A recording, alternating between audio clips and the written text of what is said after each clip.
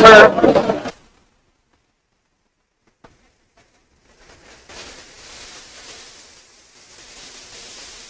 Okay. Good morning. Thank you so much. It's Tuesday, September 17th. We're here for a Pima County Board of Supervisors meeting. Can I ask for a roll call to establish quorum, please? Supervisor Christie. Here. Supervisor Hines. Supervisor Lee. Here. Supervisor Scott. Here. Chair Grijalva. Here. Let the record show Supervisor Hines is not present. All the board members are present. Thank you. So for the Pledge of Allegiance, we're going to have our birthday boy lead us in the pledge. Supervisor Christie. As we remember and proclaim today as Constitution Day, will you please join me as we together say the pledge to our flag?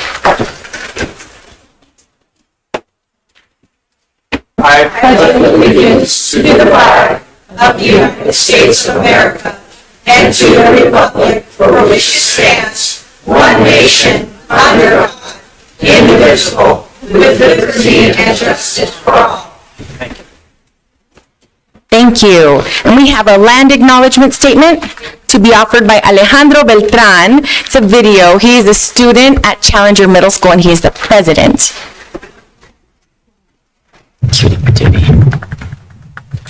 Hello, ladies and gentlemen. My name is Alejandro Beltran. I'm an 8th grade student serving at Challenger Middle School, serving as student body president and being a student advisory. It is a great honor for me to be serving to our community, who really needs people who work to do the best for our community. It is my honor to give the land acknowledgement to all of you guys. On behalf of Pima County residents, we honor the tribal nations who have served as caretakers of this land from the time immemorial and respectfully acknowledge the ancestral homelands of the Taino Oldham Nation and the multi-millennial presence of the Pascua-Yaqui tribe within Pima County.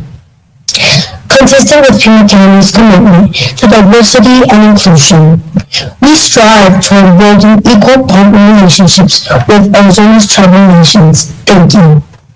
Thank you, Alejandro. And now we have pause for pause. There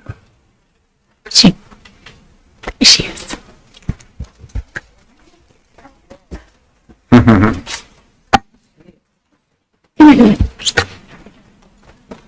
Good morning, everyone. She says there's a dog up here. My name is Carolyn Murdoch. I am the Public Information Officer at Pima Animal Care Center, and today I brought Eloise with me. Eloise is a senior husky, but as you can see, she's got a bit of pep still left in her step. She is a very sweet, very easygoing gal. Loves other dogs, as you can see, and is all around just a good girl. She's currently being treated for heartworm disease, which is absolutely treatable, and she just needs a calm place to hang out. And as you may have heard, the shelter is not currently a terribly calm place. We just took in an additional 88 dogs from one home over the weekend. So we currently have about 580 dogs in our shelter, which is full. So we are in need of fosters and adopters. The dogs that came in over the weekend are largely small dogs, which is a good thing. Lots of people want small dogs. So if you're looking for a small dog, then waiting. We have lots of them right now. We also have lots of big dogs, cats, everything you can look for. So all adoptions are currently free for dogs and puppies at the shelter, and we would love to see you there. Thank you. Thank you so much. So we have some agenda adjustments. On the regular agenda, page 3, item 10, this is the presentation from the Community Food Bank of Southern Arizona. This item will be heard at a time certain of 10:30. On page 4, item 16, this is the monthly financial update. This item will be heard at a time certain of 10:45. On page 5, item 24, it is the economic development, it's with economic development contract, Pima County Community College District. Staff requests this item be removed from the agenda. On page 9, item 44, A and B, under Development Services, it is the hearing, time extension, modification, non-substantial change of the rezoning condition for CO 98880. These items require 2 separate motions and votes. On page 10, item 48, this is under Procurement, it is the hearing for solicitation number RFP 24000243. This item will be heard at a time certain of 12 p.m. On the addendum agenda, page 1, item 1, it is the proclamation for Carolyn Campbell Appreciation Day. This item will be heard at a time certain of 11:30. And on page 2, item 6, it is the RTA Next Draft Plan presentation. This item will be heard at a time certain of 11 a.m. Thank you. Thank you so much. Sugar Holla. Yes, Supervisor Scott. Can I ask Ms. Lesher why item 24 is being removed from the agenda and if we expect to take it up again? Thank you. Supervisor Scott, Mr. DeBonis. County Administrator Lesher, Chair Grijalva, and Supervisor Scott. That item was removed because we're using ARPA dollars, and so we need to create a subrecipient agreement under that agreement as well. So we expect to take it up again? Potentially coming back or just as a subrecipient, we're getting legal counsel to make sure we handle that item correctly. But the item will be going through. Thank you. Yeah. Okay. All right. So now we're going to get on to presentation and proclamation. Item number 5 is a presentation and proclamation to get Peggy Gibson and Nellie Sprunt proclaiming the week of September 17th through 23rd to be Constitution Week. This is an item brought forward by Supervisor Christie. Move the item. Second. I have a motion, a second by Supervisor Scott. Discussion. All in favor say aye. Aye. Opposed? Item passes unanimously.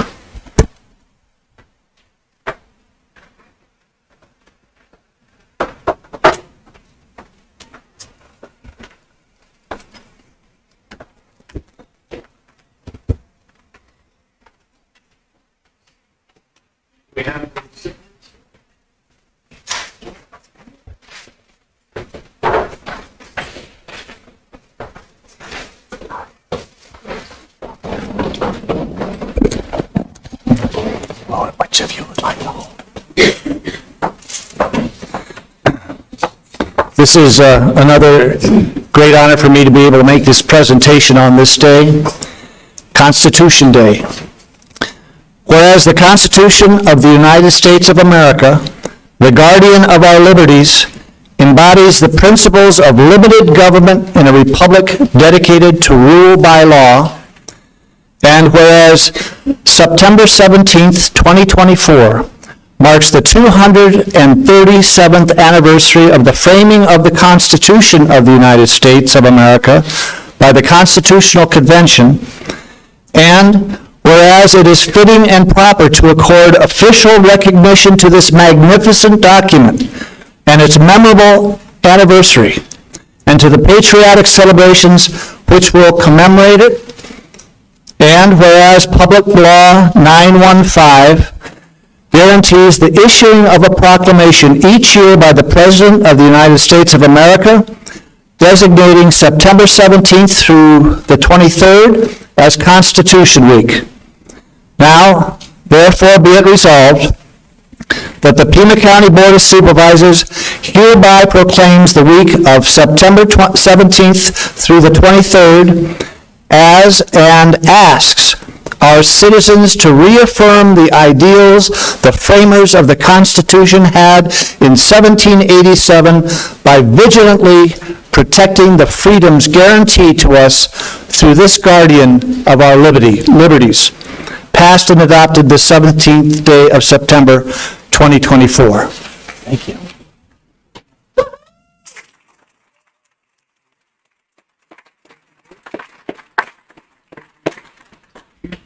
Well, I think, received this because we had a celebration on Saturday in Vail, Arizona, including the Sahuarita and Vail communities. And we had a very good crowd, and we had fifth graders who had written essays and done art posters and received cash awards for their efforts on the 5 freedoms of the First Amendment. We thought that was a good place to start with these children. We had good support from both school districts and from the communities, and it was a wonderful day, a really wonderful day, and we appreciate it. It's a free event. It's only able to be produced through the funds of donors, and so we've been fortunate to have some donors who believe in what we're doing, and we should all believe in it. We're all benefiting from this wonderful document. Thank you.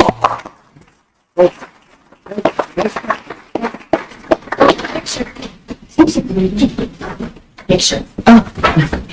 Don't sit down so.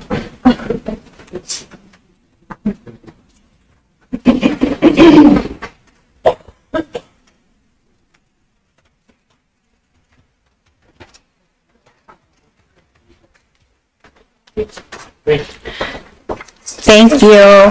Item number 6 is the presentation of proclamation to Jessica Ogaba and Ed Anderson proclaiming the month of October 2024 to be Employee Ownership Month. This is an item brought forward by Supervisor Christie. Move the item. Second. I have a motion by Supervisor Christie, a second by Supervisor Scott. Discussion? All in favor say aye. Aye. Opposed? Item passes unanimously. If you're here for the item, if you want to go ahead and come forward. Thank you.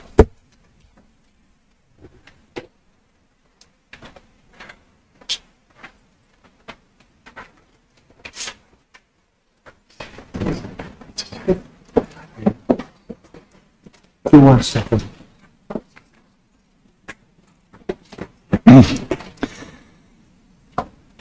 Whereas employee stock ownership plans have been established in numerous companies around the country, employing nearly 11 million working men and women, and whereas employee ownership is becoming a practice that is instrumental in helping Americans share in our nation's growth and prosperity by enabling our citizens to accumulate significant amounts of capital stock in the business at which they are employed at no cost to themselves, and whereas research has shown that employee stock ownership plans provide a strong and secure retirement that significantly supports families and retirees, and whereas employee ownership has been shown by objective research to provide several benefits, including increased productivity, improved employee retention, and increased employee engagement,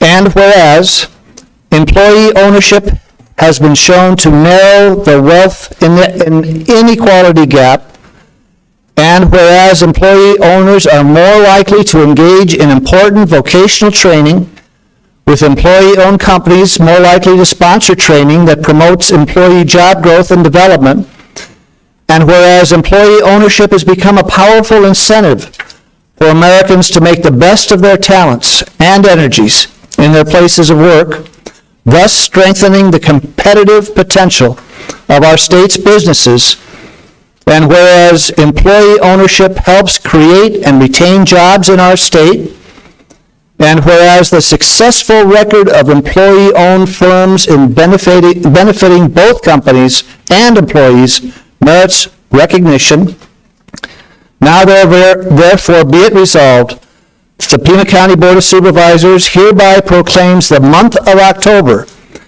as Employee Ownership Month, passed and adopted the 17th day of September, 2024. Congratulations.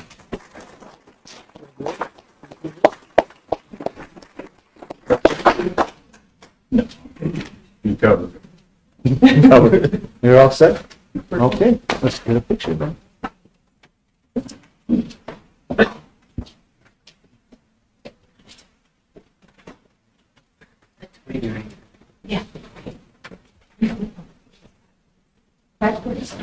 Flip it around. Turn it around. Turn it around. Yeah. Got the inside. Thank you. And then if you want to just put plus and machine front, this will be, yeah, there we go.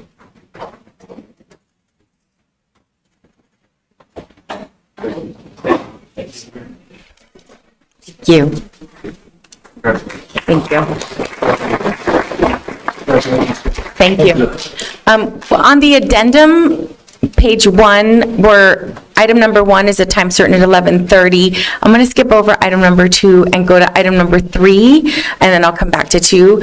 Item number 3 is a presentation of proclamation to Marjava Ramirez, Gilbert Ibarra, Ana Camarillo, Pima County Toy Drive Campaign Committee, Alejandra Baltazar, Carla Director, and Chuck Peralta, Recreation Aide, John Valenzuela Youth Center, Frank Garcia, Fernando Bonillas, Tim Rodriguez, and Ray Wilson, Officers Stylistics Car Club, proclaiming October 7th through December 6th, 2024 to be annual Toy Drive Days in Pima County. I'll go ahead and move the item. Second. I have a motion, a second by Supervisor Scott. Discussion. All in favor say aye. Aye. Opposed. Item passes unanimously, and Supervisor Lee is going to present this. So anyone here for the proclamation, if you can go ahead and come on forward, please.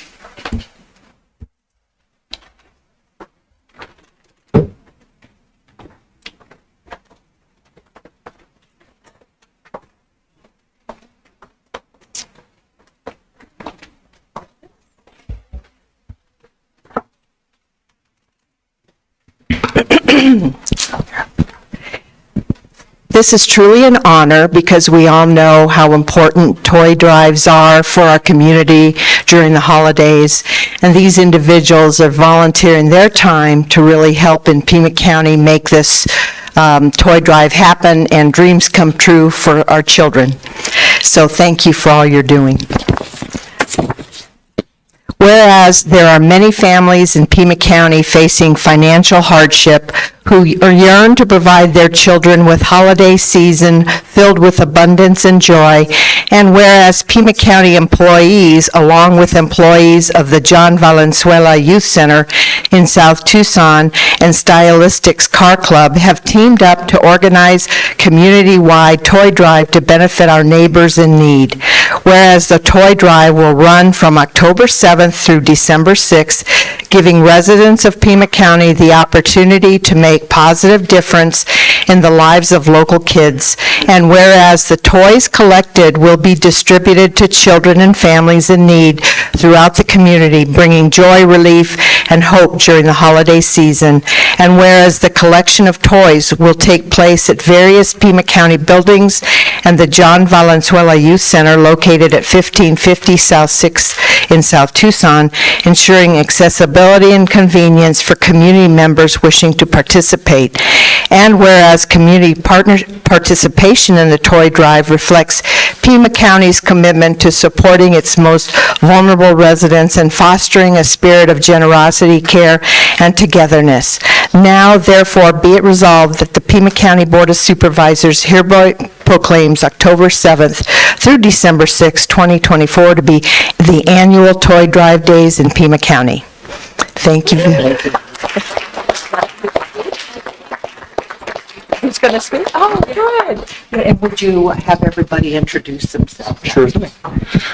All right, good morning, ladies and gentlemen. I'm Gilbert Ibarra with Pima County Department of Transportation, and I'm very, very honored and humbled to be here with such wonderful people here helping support the community with the toy drive for this year. And I mean, with wonderful staff here from Pima County, as well as for the John Valenzuela Youth Center, also Stylistics Car Club, we greatly appreciate it. And first of all, I'll do introductions first. We'll start again first here.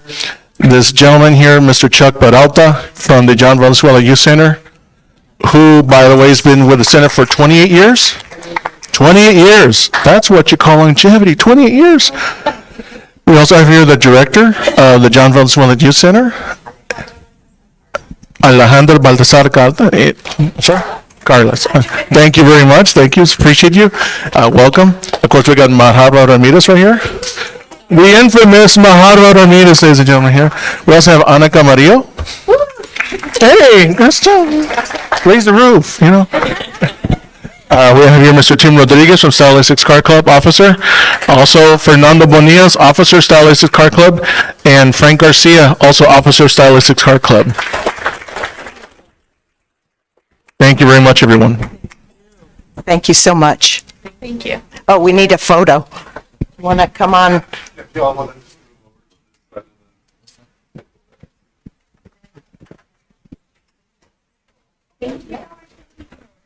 Oh, take your picture.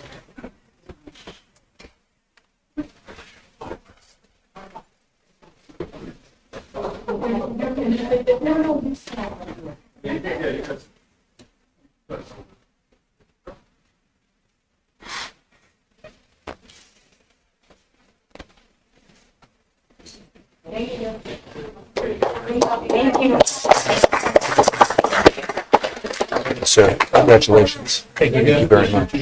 Thank you very much, Frank. Hi, Greg. Nice to see you. Thank you. Congratulations. Thank you. Thank you very much. Thank you, sir. Marhaba. Hello, my friend. Oh. Okay, and the last proclamation is a presentation of proclamation to Richard Noel and Ron Burton, Drum Up for Peace Tucson, proclaiming the day of Saturday, September 21st, 2024, Saturday, September 28th, to be International Peace Day in Pima County. I'll go ahead and move the item. Second. Have a motion and a second by Supervisor Scott. Discussion, all in favor say aye. Aye. Opposed, item passes unanimously, and I'll meet you down here.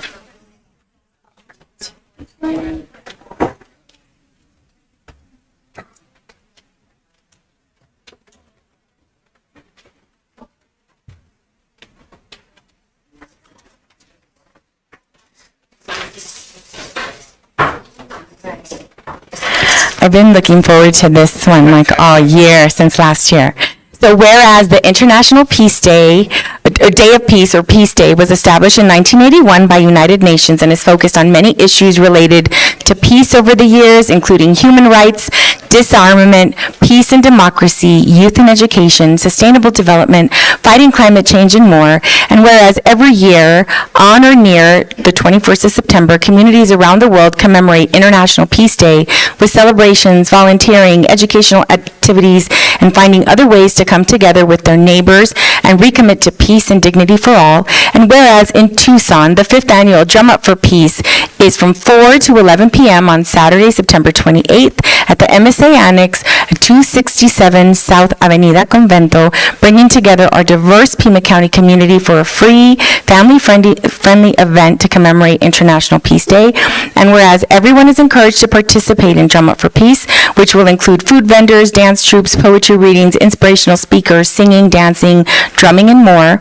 Now therefore be it resolved that the Pima County Board of Supervisors hereby proclaims Saturday, September 28th, 2024 to be International Peace Day and Pima County and urges all members of our community to recommit on that day and the days that follow in our homes, neighborhoods, schools, businesses, and places of worship to peace and dignity for all, passed and adopted this 17th day of September 2024. Thank you. Thank you. Thank you. First of all, I'd like to apologize for the interruption of the famous phone that y'all just heard. That was mine. And that might have been anybody, so I didn't want to just answer and waste any time.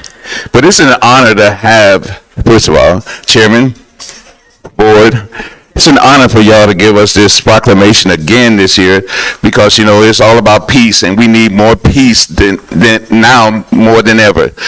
So International Day of Peace is actually, I'll get Richard to get into that, but we're going to celebrate it on the 28th at the Annex Place. And I just want to tell everybody, please come out to that because peace begins with you. All right. Thank you. So I just want to extend from what Ron and my lady have said here just now. The acronym for peace is Pursue Excellence and Cherish Everyone. We are not just doing this event to entertain people. It's about finding inner peace. So a lot of people who don't have inner peace, it's a reminder that there is agencies right here in Pima County that assist you instead of making the wrong choices.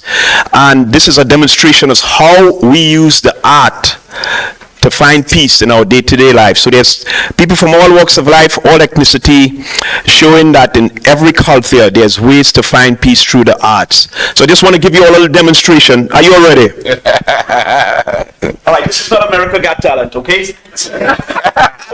Join with me. We're going to just sing a little song. All right, so the song goes like this. We are all one. I'm going to play a rhythm and I just want you all to join. Ready? 1, 2, 3. We are all one. We are not alone. Together we are strong. Let's not say. We are all one. We are not alone. Together we are strong. Let's not say. Let's start with joy. Let's start with peace. Hey, hey. Oh, hey, hey. Oh, we are all one. We are not alone. today. And let's start today. All right, see you all at the event. Thank you. Thank you, thank you.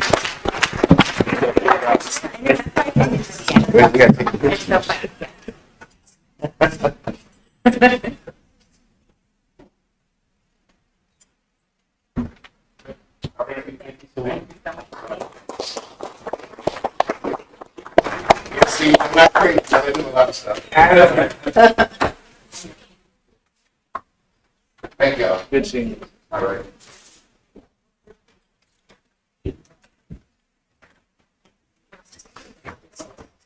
All right.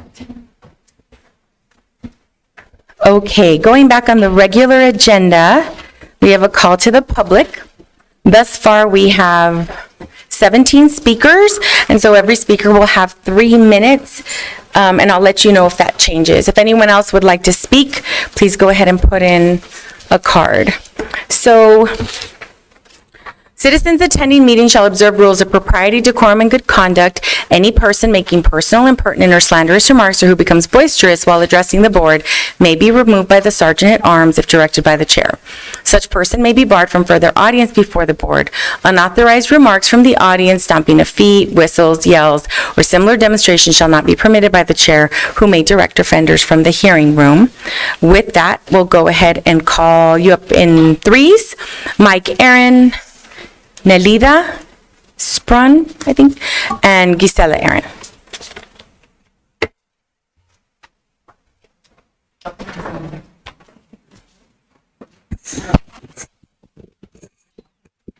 My name is Mike Aaron. I'm a Pima County resident.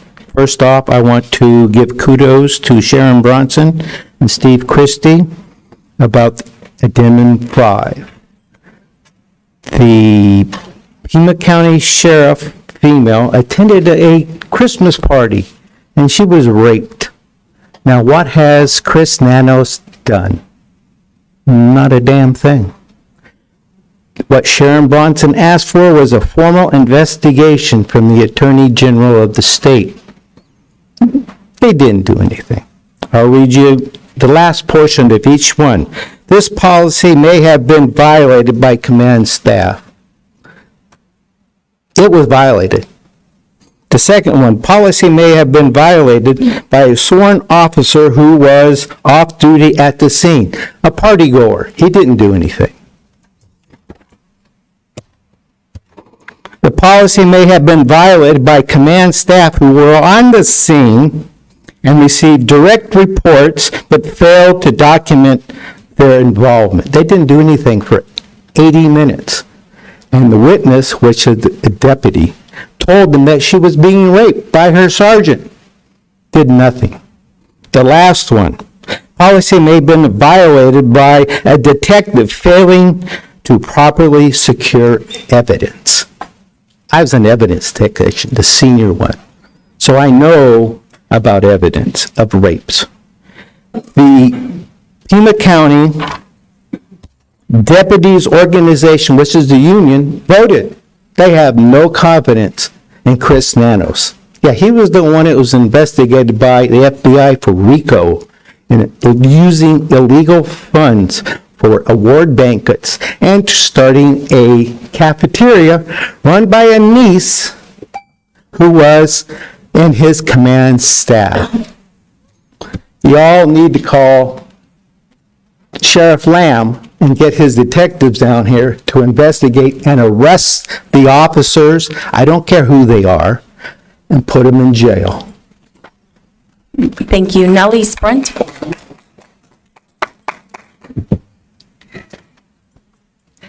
Happy Constitution Day, members of the board, and Madam Chair. Thank you for allowing me to speak today. I am an immigrant to this beautiful country, legally immigrant, and I could have jumped the wall or crossed the river, but I chose not to do. I believe in respecting the laws of every country, just as I want others to respect the laws of my native land. When I first arrived in America, I could not speak, read, or write English. I had to learn the language, adapt to new customs, navigate an unfamiliar society.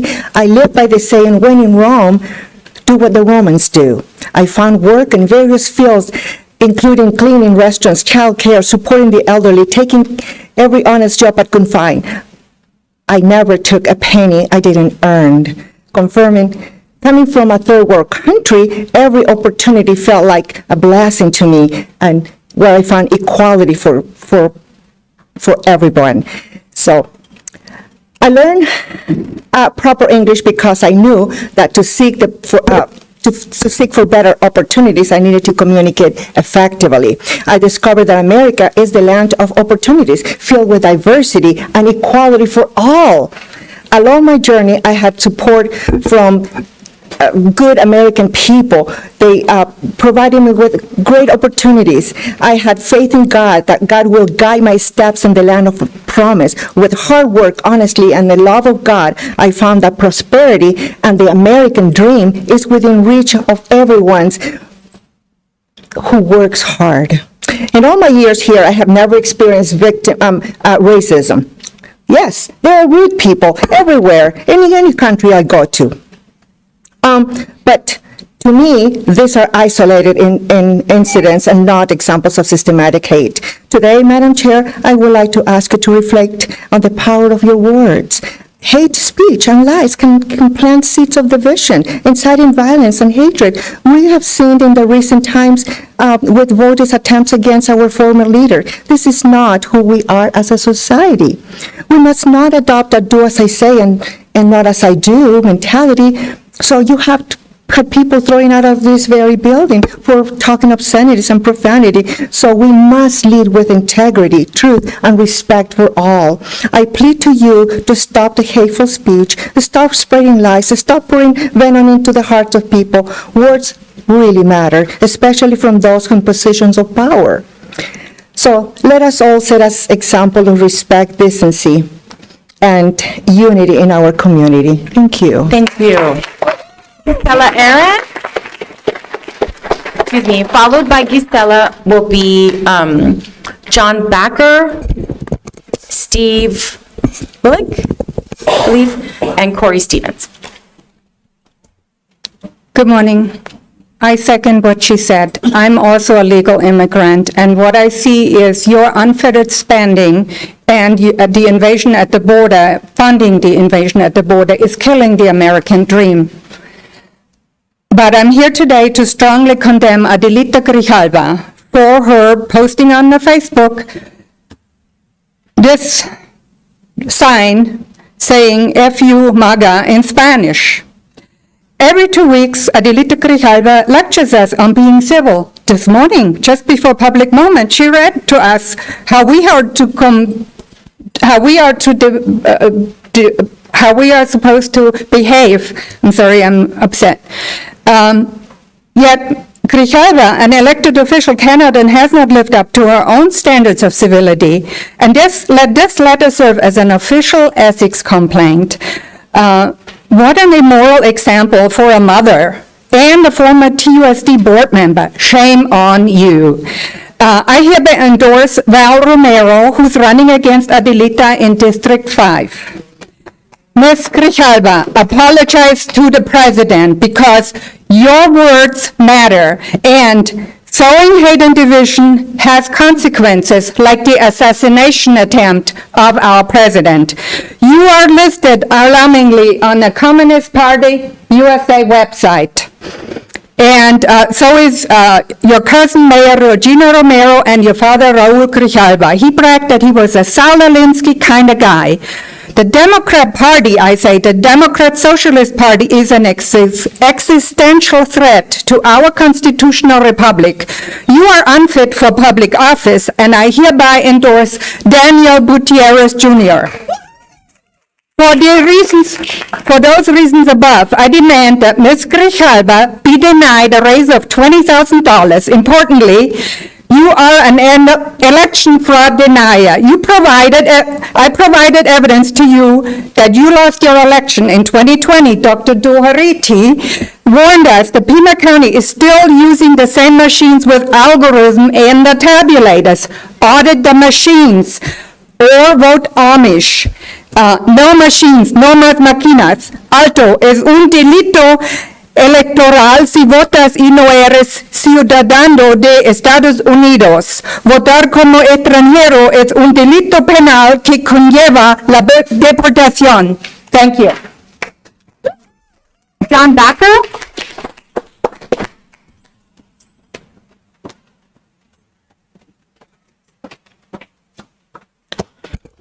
Good morning, Board. Thanks for the opportunity to come here to speak. Supervisors are always county supervisors, not just when you're sitting at the dais. Facebook posts, which include vulgarity, divisive comments, and hateful comments, have no place in our world today. There's too much hate. I really appreciated the folks today who came up and talked about peace, but this is not a way to be peaceful in our society today. Chair Grijalva posted such a vulgar comment on Facebook that I can't repeat it here today, and I feel no hate for you. I disagree with the decisions you make, but you have to get away from feeling the hate because it'll eat you from the inside. And on a personal note, I wanted to wish your father well, although we don't agree on political things by far. Cancer is a horrible thing and no one should have to face it. No family should have to face it. And I wish your father well, and we look forward to the time we'll be able to see your father again. Thank you. Thank you. Steve, is it Wilcox? Willers? Yeah. Please, can you come forward? Wait, did I have? Okay. Oh, I'm sorry. Then Corey Stevens, Anastasia Sitakis, and Christy Broderick. I will transmit some precious words kept hidden in my heart for 40 years, and possibly only I know and remember them. Long ago, some Hopi sponsored reggae concerts at the Hopi Community Center. In June 1984, they brought their first Jamaican singer, Freddie McGregor. I was more or less invited. There I was, cassette deck rolling, big Hopi Community Center, large enough to hold the entire tribe, elevation 1 mile, Indians standing around the walls. A pause in the music. Freddie calls out, dub effects on the voice. Oh yeah! Scene. Tonight, I also realize there's a lot of children in here. And I'd like all the children to say yeah when I ask you, are all the children ready tonight? Yeah. Ask me why I say I want to know how many children in here tonight. Is all you children ready? Yeah. Oh, I understand. There's small amount of children, lot of adults. Are all the adults ready? Yes! You ought to be. Because right now, there's another speaker. Thanks. Thank you. Corey Stevens?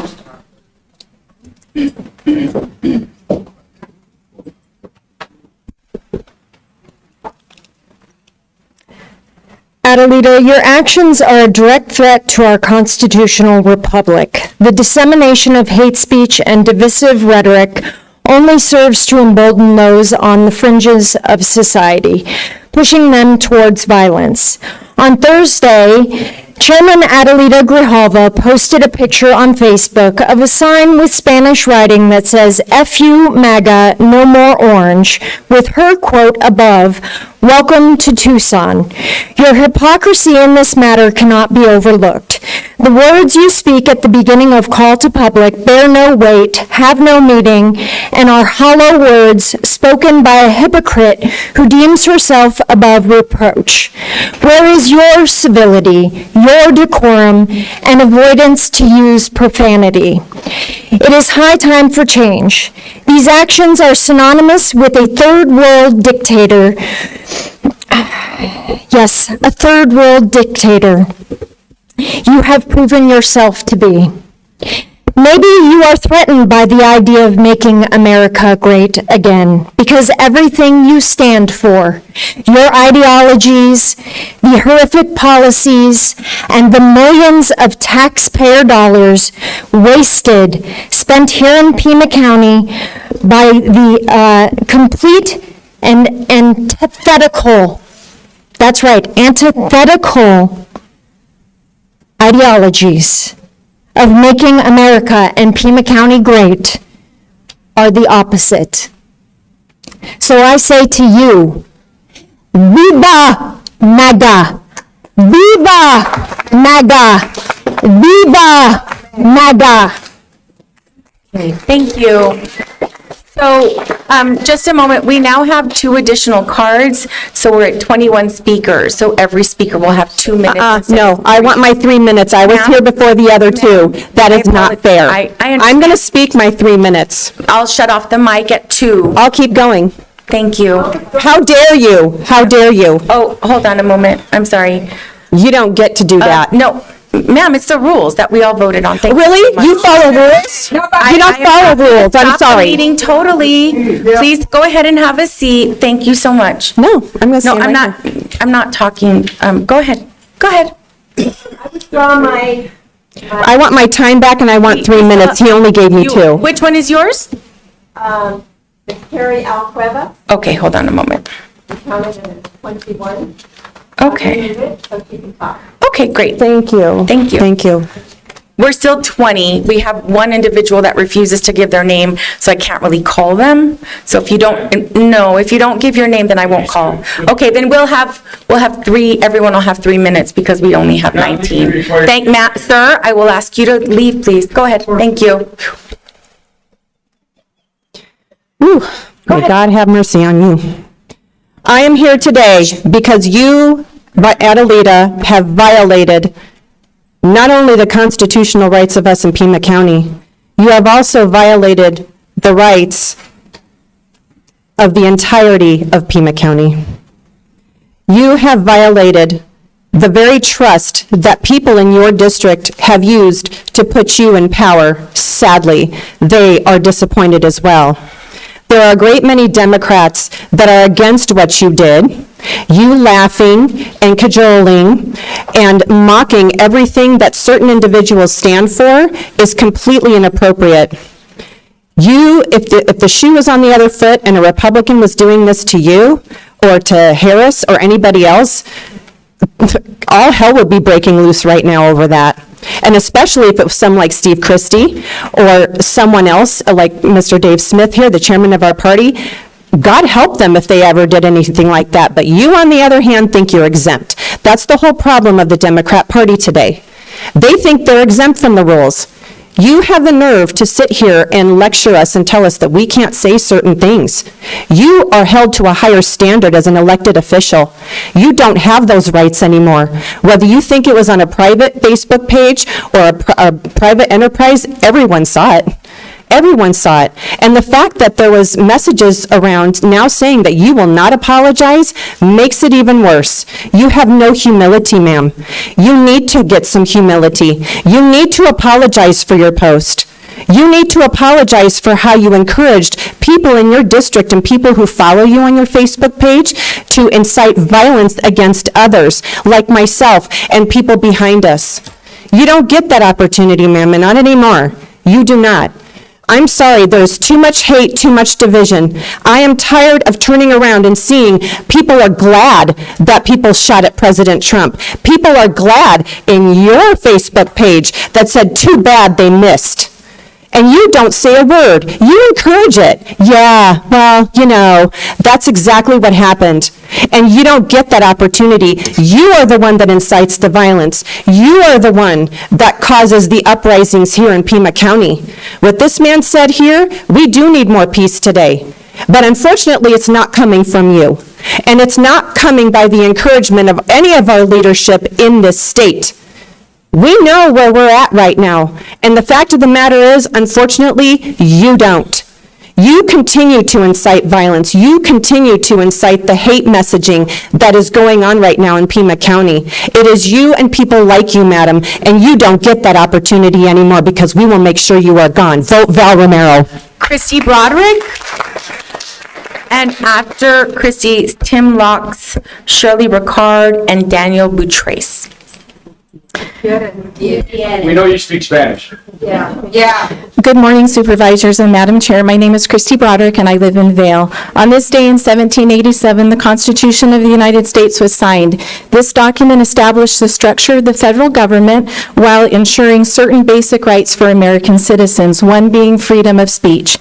Using offensive words and phrases to convey political messages is protected under the First Amendment. However, in these meetings, that right is restricted. We are held to a set of standards when addressing this board, the same standards that to which we hold you as representatives of this county in public situations. Last Thursday, Chair Grijalva posted a picture of a sign that included a profane phrase in Spanish to convey a political message, and the caption read, "Welcome to Tucson." It was directed at President Trump and his supporters as he arrived in Tucson for a rally that day. I commented on this public post and asked if it was appropriate as chair of this board to post something like this when in previous board meetings you have promoted ending hate speech. You deleted my comment and you blocked me from commenting. The post was gone the next day, so I believed that it had been deleted, but not before it had been widely shared, including by Garrett Lewis on his radio program. However, a friend of mine texted you in your business chat and told you that it was inappropriate, and although you had deleted it, you should apologize. You replied saying you had not deleted it and you would not be apologizing for it. So I believe you only changed the privacy settings, which is fine. Freedom of speech applies to you as well. However, as an elected official who represents District 5 and as chair of this board, it was completely inappropriate and unacceptable. Dwight D. Eisenhower said, quote, "The supreme quality for leadership is integrity," close quote. Your divisive posts contribute to the political violence that is happening in our country right now. And no elected official should be taking part of that. At the very least, you owe a public apology to the registered Republicans, many of whom are Trump supporters in your own district. But because of your position as chair of this board, I believe you owe a public apology to the tens of thousands of Trump supporters in Pima County. Mistakes are forgivable, but only if one has the courage to admit them. Thank you. Thank you. Tim Locke? Since you're not going to let me follow the rules, thank you, Jan Lesher. Thank you, Steve Christie. The rest of you, I'll see you in court.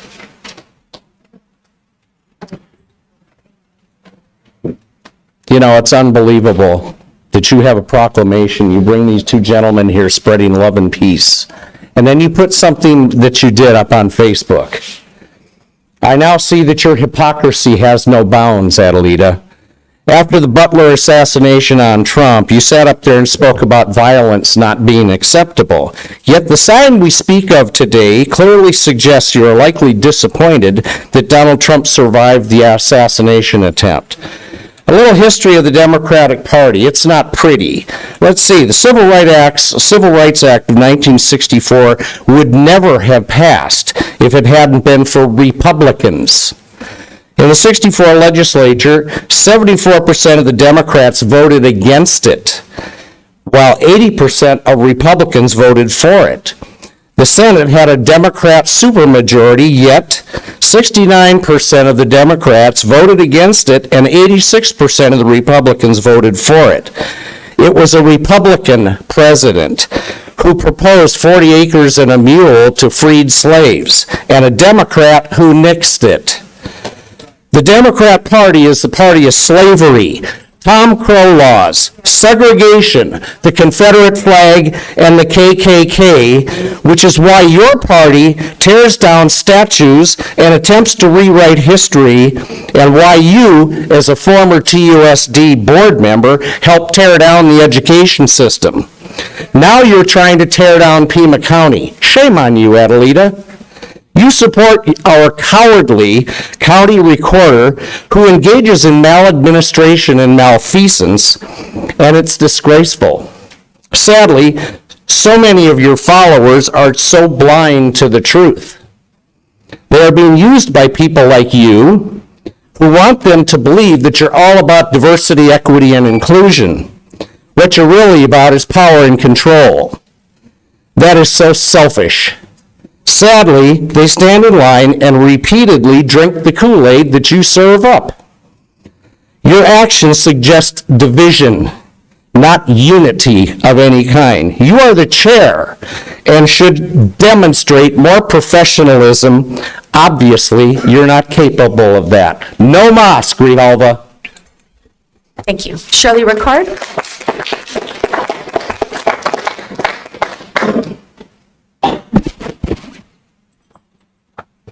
You may recall, not so very long ago, you warned me sternly not to use a certain word in this assembly.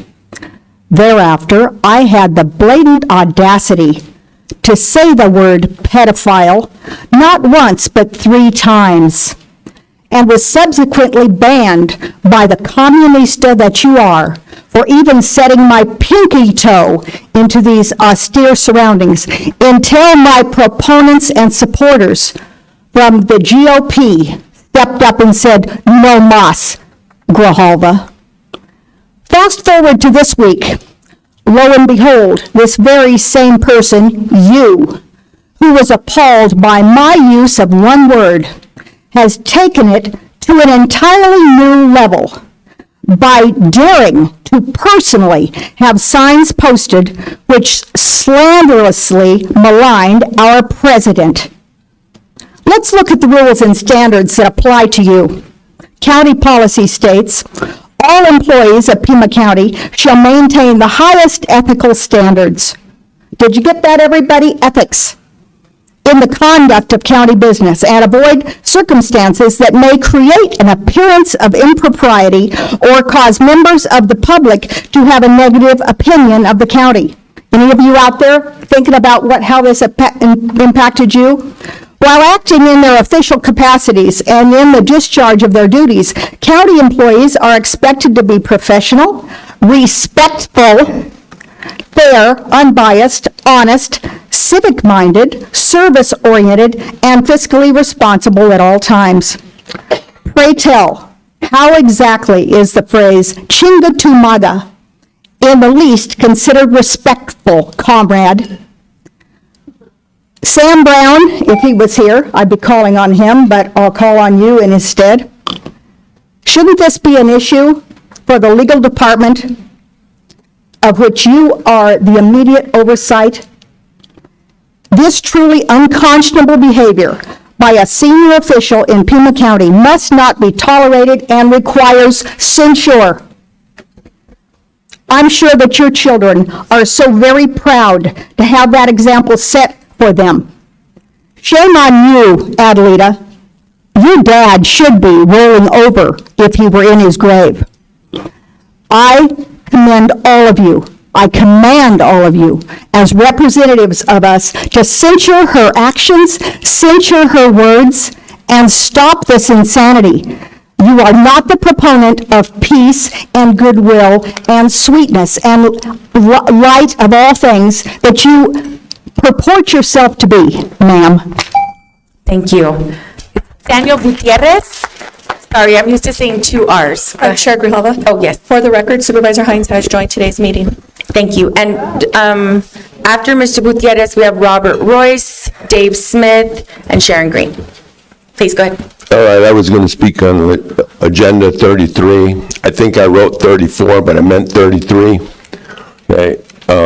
In that, we're talking about spending almost $19 million to care for a bunch of criminals. And I call them criminals because I am Daniel Buteris running for United States Congress, and I have been all up and down the border. I have been at every port of entry. These people that are coming here as asylum seekers are required to enter only through a port of entry, through a legal port of entry.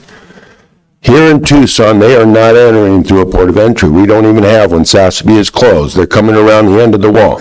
It's about 14 miles down. Border Patrol are picking them up. And while they're picking them up and transporting them, and I was just there 2 weeks ago, there's another hole in the wall. While they're picking them up, drug runners are bringing the fentanyl across Mr. Chilton's ranch. They're leaving all the empty backpacks that are in the videotapes that Mr. Chilton has. The backpacks are being left on my father's property, which he owns property on the other side of Chilton's ranch. Okay? What's happening to our community is the reason I'm running. My family's been here since the 1800s. We've never had so much divisiveness in my community as I have now. That's why I'm running. Thank you. Robert Royce?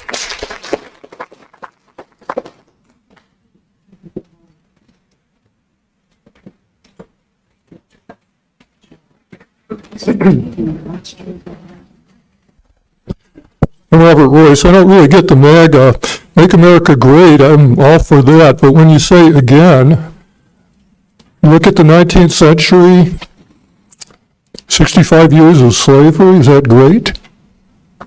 100 years after that of Jim Crow, is that great? Actually 105 years. I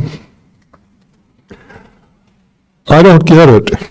Because America was never great when we had slaves, and it was never great when we had Jim Crow, and it was never great when we were lifting, dishonorably stealing land from the native peoples. We can be great, but not by copying the past. Federalism is institutional corruption, is political patronage, is political repression. Remember the Sedition Act.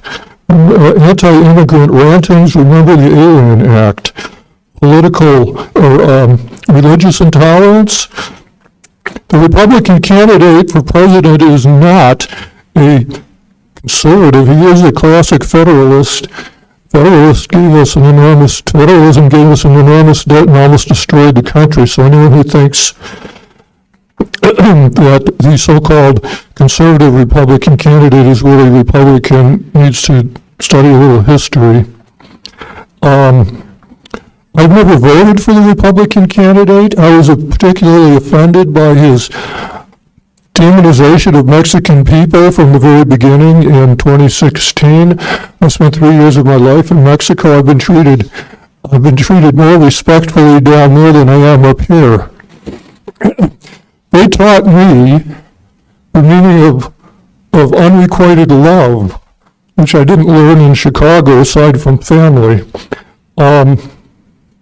So yeah, he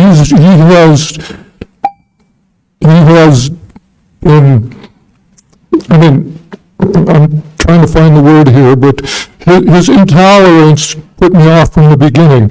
Now, $8 trillion in deficit spending in 4 years, it's certainly not conservative political thought. The Republican candidate, by ending civil service and turning our government into patronage and cutting taxes for almost everyone, people should understand we're looking at a $2.5 trillion deficit over 4 years. It's $10 trillion. The $35 trillion becomes $45 trillion in 4 years, and our recent 20% depreciation in the dollar is going to be followed by another 25%. If you're a Republican, you'll enjoy my Thank you. Okay, thank you. Smith? Okay, so we're back up to 20. Unless someone wants to withdraw their comment, we're back up to 20. Okay. So, Mr. Smith, I called you before I got the cards. I'll go ahead and honor the 3 minutes. Oh, wait, thank you, yes, because I And then we'll put go to extra the- notes down because I had an extra minute There you here, go. so Thank you. gosh, Go ahead, guys, yeah, all righty. Happy birthday first before we kick off any kind of issues this morning. As you can see, it's a very intense morning here. A lot of people are quite upset, and obviously, I have to say, growing up in Arizona, for those people that aren't aware what the issue is here, growing up in Arizona, it's a very multicultural state, and most of my friends spoke Spanish.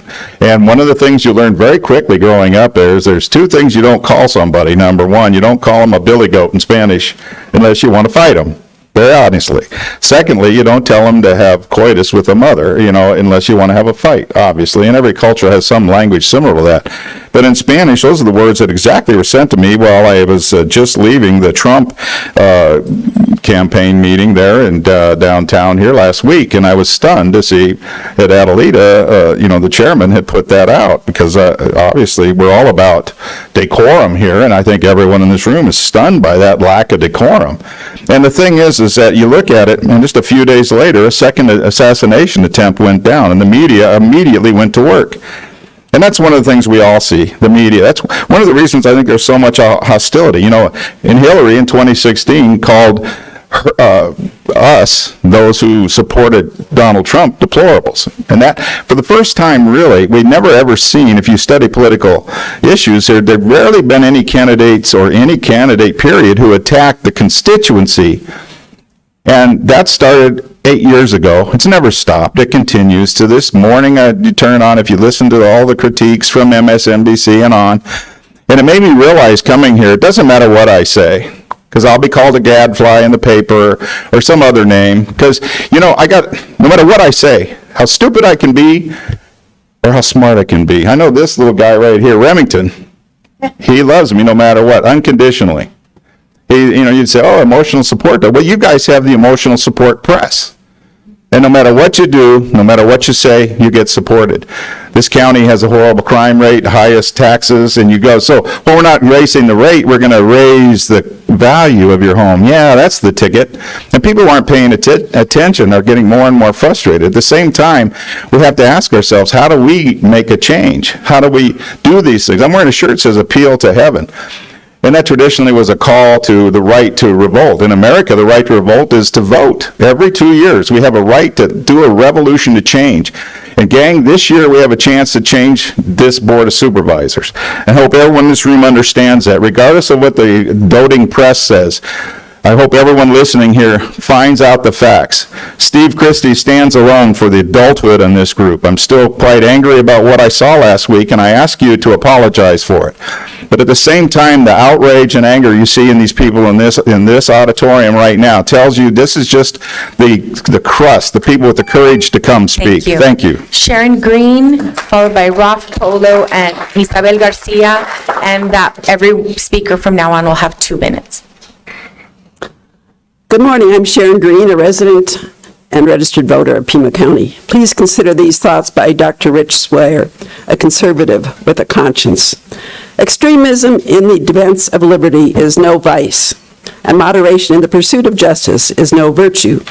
I have little interest in streamlining government or in making it more efficient, for I mean to reduce its size.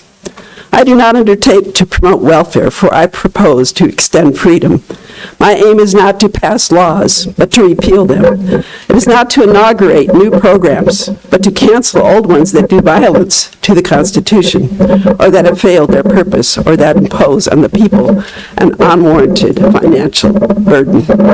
I will not attempt to discover whether legislation is needed before I have determined whether it is constitutionally permissible. And if I should later be attacked for neglecting my constituents' interests, I shall reply that I was informed that their main interest is liberty, and that is that cause I'm doing the very best I can. Our country is being led down the path of immorality and evil, which only can result in the demise of our constitutional republic without God's intervention. When we pledge our allegiance to the flag of the United States of America, we are committing ourselves to the constitutional republic for which it stands. Our founding fathers were inspired by the supreme ruler of the world, God Almighty, when they wrote our founding documents. We were to be a nation ruled under God with inalienable rights only He can give us, not the tyrannical rule by which we are ruled today.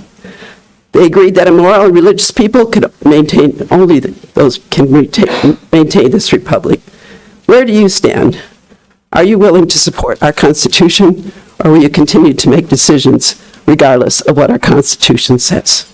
God bless you and give you wisdom to uphold our country's values and documents and bring it back to the city lit up and high on the hill. Thank you. Ralph Polo.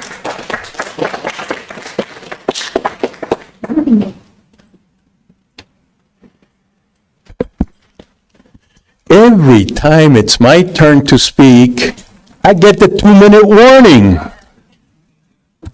And by the way, yeah, they voted for it, but it was the socialists right here, these 4 against 1, why we have these rules. I'm the 3rd legal immigrant that's speaking today. I come from Cuba, a communist country, and I was 11 years old when I came here all by myself because Castro wouldn't let my mom and dad leave. I didn't know English, I didn't know anything. So anyway, I spent 20 years in the Navy protecting you guys, you socialists. I deployed all over the world. And then I was in the intelligence community for more years protecting you, and I left the intelligence community when it went woke. Now, Adelita, what you said, where I come from in Cuba, if you said that to someone, those are fighting words. Fighting words. So, in my opinion, it's hate speech, and you prohibit us from talking about hate. So I think that as the people, It's hate speech. it's hate speech, and we should walk you right out of here. But you have protection from the corporate media, who is not going to say anything about it. In the meantime, our president, former president, President Trump, the man, has been attempted suicide twice. Why? Because the corporate media promotes it. Thank you. Isabel Garcia, followed by Christine Bausman, Melinda Shuren, and Roger Square. Good morning, and thank you for allowing me to speak today. Last year, you were great enough to pass a Stop the Hate pledge, and I commend you for that. This morning, I came to talk about and remind ourselves in this horrible political atmosphere that we decided to keep the hate speech out. And I come here and I see a movement that's been involved in nothing but hate, clutching their pearls today. I'm really shocked at the hypocrisy of what I have heard this morning. The outrage that is being expressed is the outrage we should have.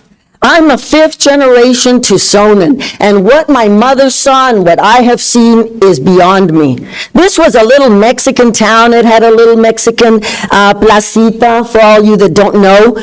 And then it became the United States. And we're still here. We are still here, and we make this country great. Immigrants are what have made this country great. I want you as the board to study very carefully everything that's coming up. The Wall Street Journal and other big conservative entities have clearly stated that our economy right now is soaring compared to economies across the world. Economies across the world who aren't doing as well as we are. And why is that? Why are your companies doing as well as they do restaurants and construction? It's because of the immigrant workforce. The Wall Street Journal said it clearly that it's the immigrant workforce that has made America prosper. Who were the 6 that died in that bridge? It was none of these relatives. It was 6 immigrants that were working at 2 in the morning. And so I urge you to please stop that. Thank you. Excuse me. When people are speaking, it's very distracting to hear all of the chatter behind, so please stop doing that. Thank you. Go ahead. I was next, Christine Bauserman. Yes, go ahead, please. Hi, my name is Christine Bauserman. I believe there does need to be a disciplinary consequence for ad leaders, simply because, as we can see here, this is an elevation of the rhetoric. You're going to have people in here with signs saying, F you, ad leader, what are you going to do? And if something happens, you may be able to pin it back to this point. So I want to say about that. But also, I believe both parties are splitting. I am MAGA, but I do believe both parties are splitting.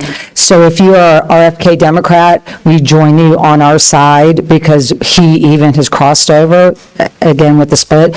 And if you're a Bernie Sanders supporter, we also have an issue in common with him, is to stop all endless wars. And that is a large percent of your constituent. And I hope they realize that, we align more with your beliefs.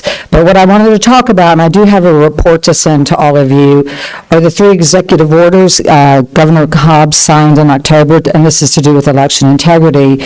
The first one, facilitating voter registration. I've been watching for your budgets to do that. The point I want to focus on is who is validating that as a U.S. citizen, because we're doing it now through housing in the medical community. They can't do it, so is it being done? And there was an oops just happened in Oregon last Friday where 300 voters, it was a data entry error. There's 2 other ones in my report, but the other thing is the processing of the federal-only ballots.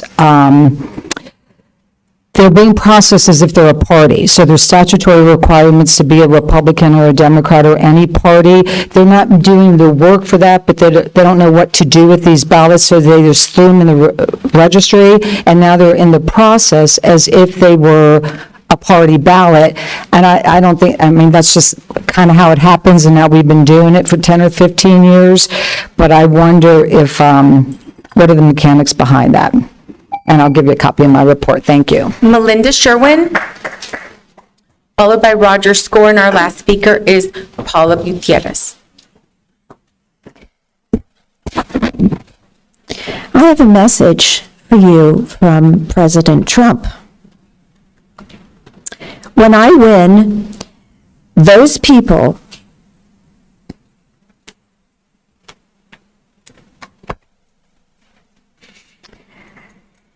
who cheated will be prosecuted to the fullest extent of the law,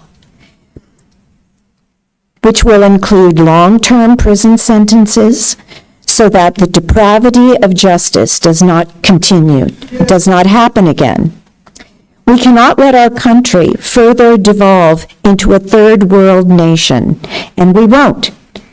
Please beware that this legal exposure extends to lawyers, political operatives, donors, illegal voters, and corrupt election officials.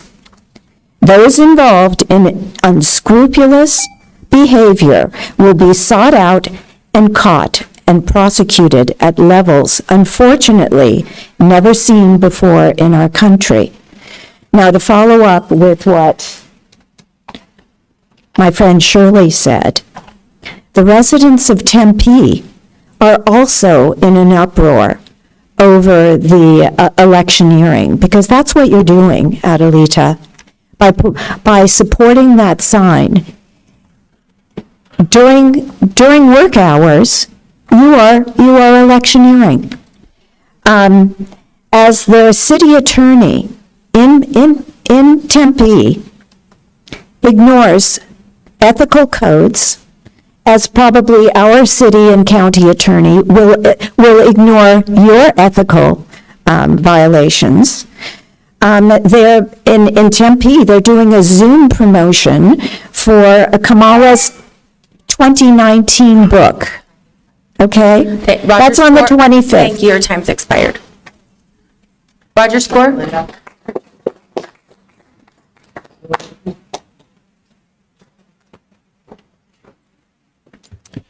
Good morning, everyone. Ms. Gralva, I'm glad you align with the ill people like Dick Cheney, the murderous Dick Cheney. Did you guys know in 2020, CNN, during a 1 week of Prime viewership, had 2.5 million viewers in a week of prime time? Today, CNN during a week of viewership has 83,000 viewers. That's because you people are nothing but puppets for the media. Even you, Steve, you're a puppet. You can't do anything that the media will be upset about, because the Chamber of Commerce and the drug cartels, they'll get a hold of the media and straighten them out. We no longer, you don't control anything. You sit up here and stare off into space, and you have no control. That's all you do. You don't make decisions. The Chamber of Commerce and your puppet masters decide for you. And another thing, my grandkids got sent home from school yesterday. All 4 of them, from high school to grade school, due to threats at school. But yet you don't allow security at the school. Oh no. Why do you have security here? I don't care about you people. I'm worried about the kids going to school during the day. We need to get some armed guards and people protecting our children. Same you get here. Paula Gutierrez. That's our last speaker. Hello, my name's Paula Gutierrez. I'm Dan Gutierrez's wife. My husband's running for Congress against your father. First of all, let me give his and our sympathy. We hope the best for him. Secondly, how dare you put a target on 50% of Pima County? Okay? Third, the media. I'm calling out the media. Your father has not run for Congress for a year, okay? I understand he's sick, but the people of Pima County deserve to see the candidate, okay? A little nervous up here. We've been campaigning for over a year. Not once has my husband got to shake your father's hand. Nobody has seen him. You've put one picture out. Not one statement, we believe, comes from his mouth, comes from spokespeople. We, the people, deserve to see the candidate who is running for office, who says if he's fit now, he should be able to come out and prove it. Thank you. All right, the call to the public is closed. Do we have any colleagues who wish to respond to a criticism, ask staff to review a matter, or ask that a matter be put on a future agenda? Okay, I will take a moment to say I have been asked by a few of you today to apologize to Trump or Republicans, depending on the speaker, for sharing a picture of a sign that was put up in Tucson last week. I find it completely hypocritical for you to demand of me what you don't of your candidate for president. I'll make you a deal. I'll acknowledge wrongdoing when Trump apologizes for the racist, misogynistic, sexist, inflammatory comments he's made about women, people of color, LGBTQ, immigrants, and frankly, anyone who disagrees with him or isn't one of his fans. The next 49 days are going to be very trying for our community, and we'll have a lot of healing to do after the election. In the future, I'll commit to pausing before sharing posts that might incite the kind of harassment and threatening comments and messages from people mostly outside of my district and outside of the state of Arizona. The other thing I would like to clarify is we were told, item number 33, I just want to clarify that that is the acceptance of a grant. Yes, it is tax dollars, but it's federal tax dollars that we're accepting of a grant. All right, thank you so much. So we do have an executive session item. We also have a time certain at 10:30. Should we do that first? How do we want to roll? Okay, are you all ready? If we move you up? Okay, great. So we will move to our time certain item 10:30, which is item number 10 on the regular agenda, the Community Food Bank of Southern Arizona presentation. This is a presentation of Malia Chavez, Chief Executive Officer of the Community Food Bank of Southern Arizona, to provide an update on Community Food Bank and overview of services it offers. Thank you so much. And do you have a presentation? Thank you. This morning, thank you. And I think it should be queued up. Thank you. All right. Please go ahead. All right, so thank you. Good morning. I think it's still morning. Thank you for the opportunity to be here today and to present again around the overview of the Community Food Bank of Southern Arizona. I have with me Greg Tipton, who's our COO today, to answer any of the questions around the data and information, and Claudio Rodriguez is here also, who is our VP for policy and our advocacy team. So we have the presentation here. Next slide, please. So we are one of 4 official Feeding America food banks in Arizona. We are the only one in Southern Arizona. And we were Food Bank of the Year for Feeding America in 2018. Next slide. So at this point, the numbers just came out this past month, and currently 1 in 8 people in Arizona are experiencing hunger and food insecurity, and we have 1 in 5 children. It's the 18th highest in the country. Next slide, please. So overall, in Arizona, we have almost 1 million people who are experiencing food insecurity, and of those 1 million people, almost 300,000 of them are children, and this is the latest number from the Department of Economic Security and the U.S. Department of Agriculture. So next slide, please. This is an overview of the work that we do in Arizona, and these are just some high-level highlights from the work that we've done this past year. So we had over 100,000 hours in volunteer time this year, which is amazing because we can't do this work without volunteers, and some of you have even come and volunteered, so thank you so much for that. We have a very generous community here in Arizona, in Tucson. We have packed over 500,000 of our emergency food assistance boxes, which is a growing number. You'll see in a moment, we have about a 25% increase just in Pima County alone. But we also serve over 23,000 square miles here in Southern Arizona. So it's Pima County, Santa Cruz, Graham, Greenlee, and Cochise. And of that, I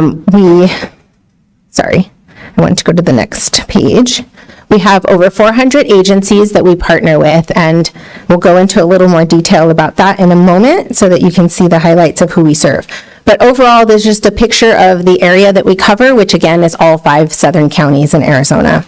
But let's zoom in the next slide and just really focus on the work that happens here in Pima County and that you all have been wonderfully supportive over the years and helping us do the work.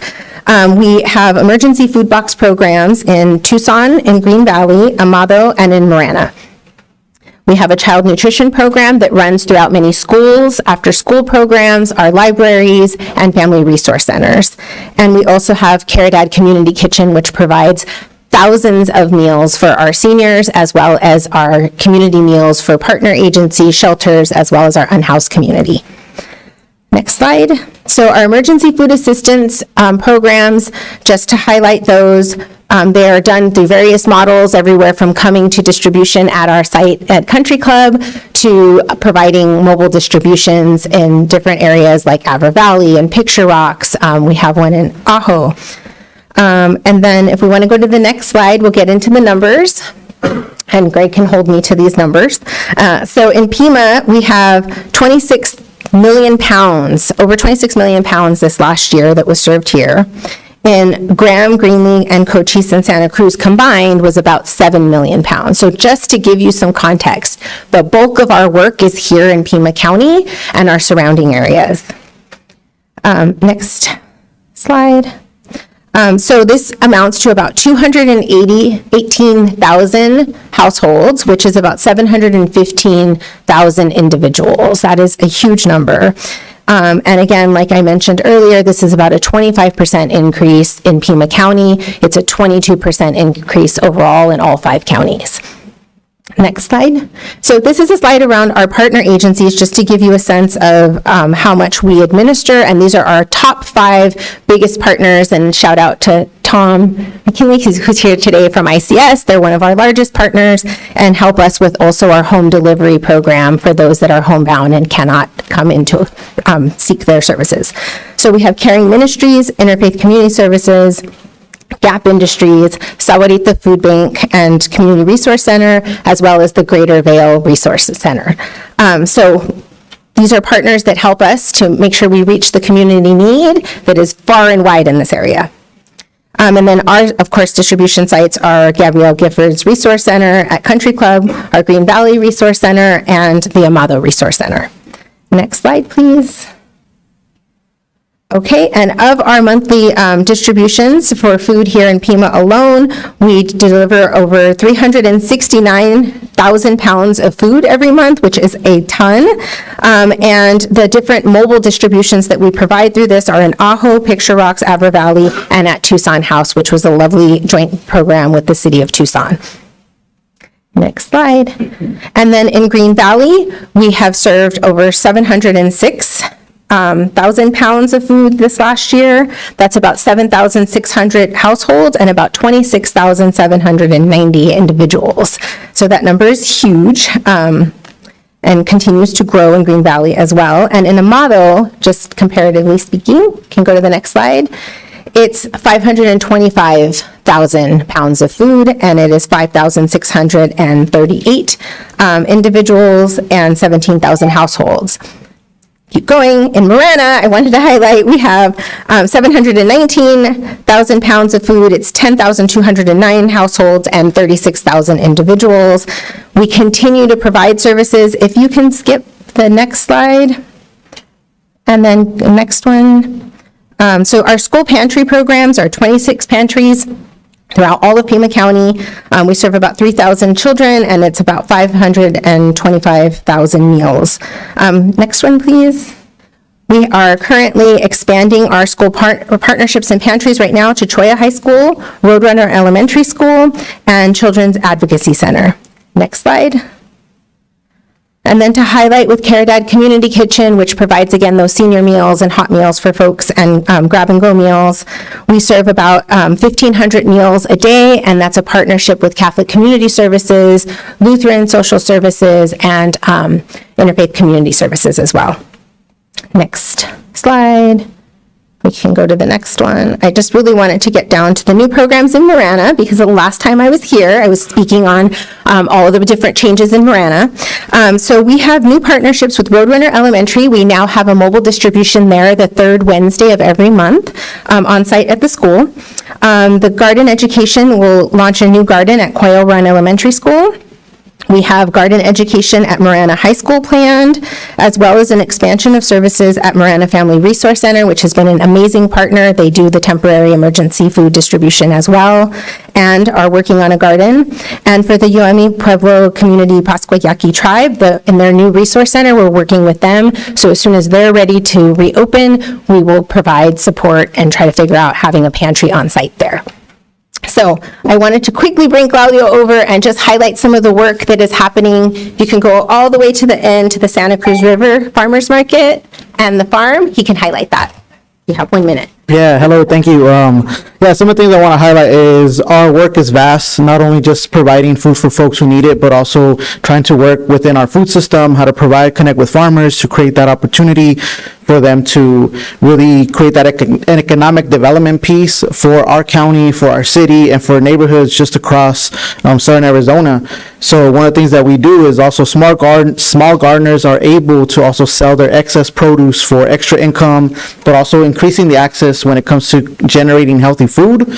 So that means that if you grow it, they eat it. Kids grow it, they eat it. I worked in school gardens pretty much since I started at the food bank, and kids, if they grow a beet, they'll eat a beet. If they grow kale, they'll eat kale. So we just got to get kids growing. And then the other piece of it too, if we go to the next slide, or the last slide, so we also have a great partnership with y'all through Las Milpitas Community Farm, where we train and develop and build capacity amongst neighborhood members within that area to learn how to grow their own food. We provide the seeds, we provide the water, and y'all have provided the land with such a great deal. And it's a 6-acre operation. It's a lot. 6 acres may not seem like a lot, but really it's quite a bit of land. And we've also have a cultivator program where folks who do want to scale up and learn how to grow and provide more food to restaurants, to hospitals, to schools, we're creating that pipeline for more of that economic development, really changing that food system. And all this thanks to y'all support, previous and past board members. And I hope that y'all continue that partnership, because it really does change people's lives, which is one of the main parts in our mission. So I just want to say thank you for your time, and I pass it back to Malia. Thank you. Thank you. Again, like Claudio said, the work that we're doing today is really empowering folks and helping us to try to make a difference in the future as well. And a big part of that is education. So if you have any questions, I'm happy to answer them. I did just want to say thank you again for your time. I know. I added a couple minutes because I know you had a lot of stuff to cover. Thank you. I Yes. appreciate that. Board members, questions? Chair Gerhol. Supervisor Scott and Supervisor Lee. Ms. Chavez, I want to thank you and your colleagues for being with us today and for all the important work that you're doing in our community. What do you see as the greatest needs for the organization moving forward? What's the plan to address them, and how can the county help? Yes. Our largest need right now is just resources for purchasing food. I think that's the biggest one. We've been doing advocacy at the state level as well to try to make more of an investment in the true cost of purchasing food, not just funding the emergency commodities programs through the USDA, but locally, we end up needing to cover gaps oftentimes when there isn't enough to serve everyone who's coming to see us. So those increased needs are really what we're focused on in this next year. We've built a really strong procurement and sourcing team to help us bring in more donations and to secure more grants for that very purpose. Could you let us know what some of the key pieces of legislation you're looking at moving into the next session? Because it's possible we could follow up with our lobbying team, given the important role that the Community Food Bank plays throughout the county. Yes, I will actually have an updated list of those items tomorrow. We have a meeting with the Arizona Food Bank network as a whole, and we are meeting as a whole group with all of the food banks across the state to really agree on what those initiatives will be that we will support that have to do with the work that we're doing here locally. So I will have a better answer for you in a few days, and I'm happy to follow up, and I can send that out to the whole board to let Please. folks know. Yeah, You can send it to the clerk of the board, then their staff will make sure all our offices get it. Absolutely. Unless, Claudio, do you want to highlight anything? Maybe just quickly highlight some of the work that we have done. So we've done a lot of great work with the state, working with Grijalva, your pops, and then Cisco Money, which has been really great partnership of bringing them out to tour, getting to understand what the food system looks like, which Cisco Money has been very supportive of, supporting our work, voting for changes and not restricting access for people to get food, especially within its district when it comes to seniors and veterans. We've also done a lot of work out with our local representatives for them to also advocate and on the farm bill, even though it's been pushed back a couple years.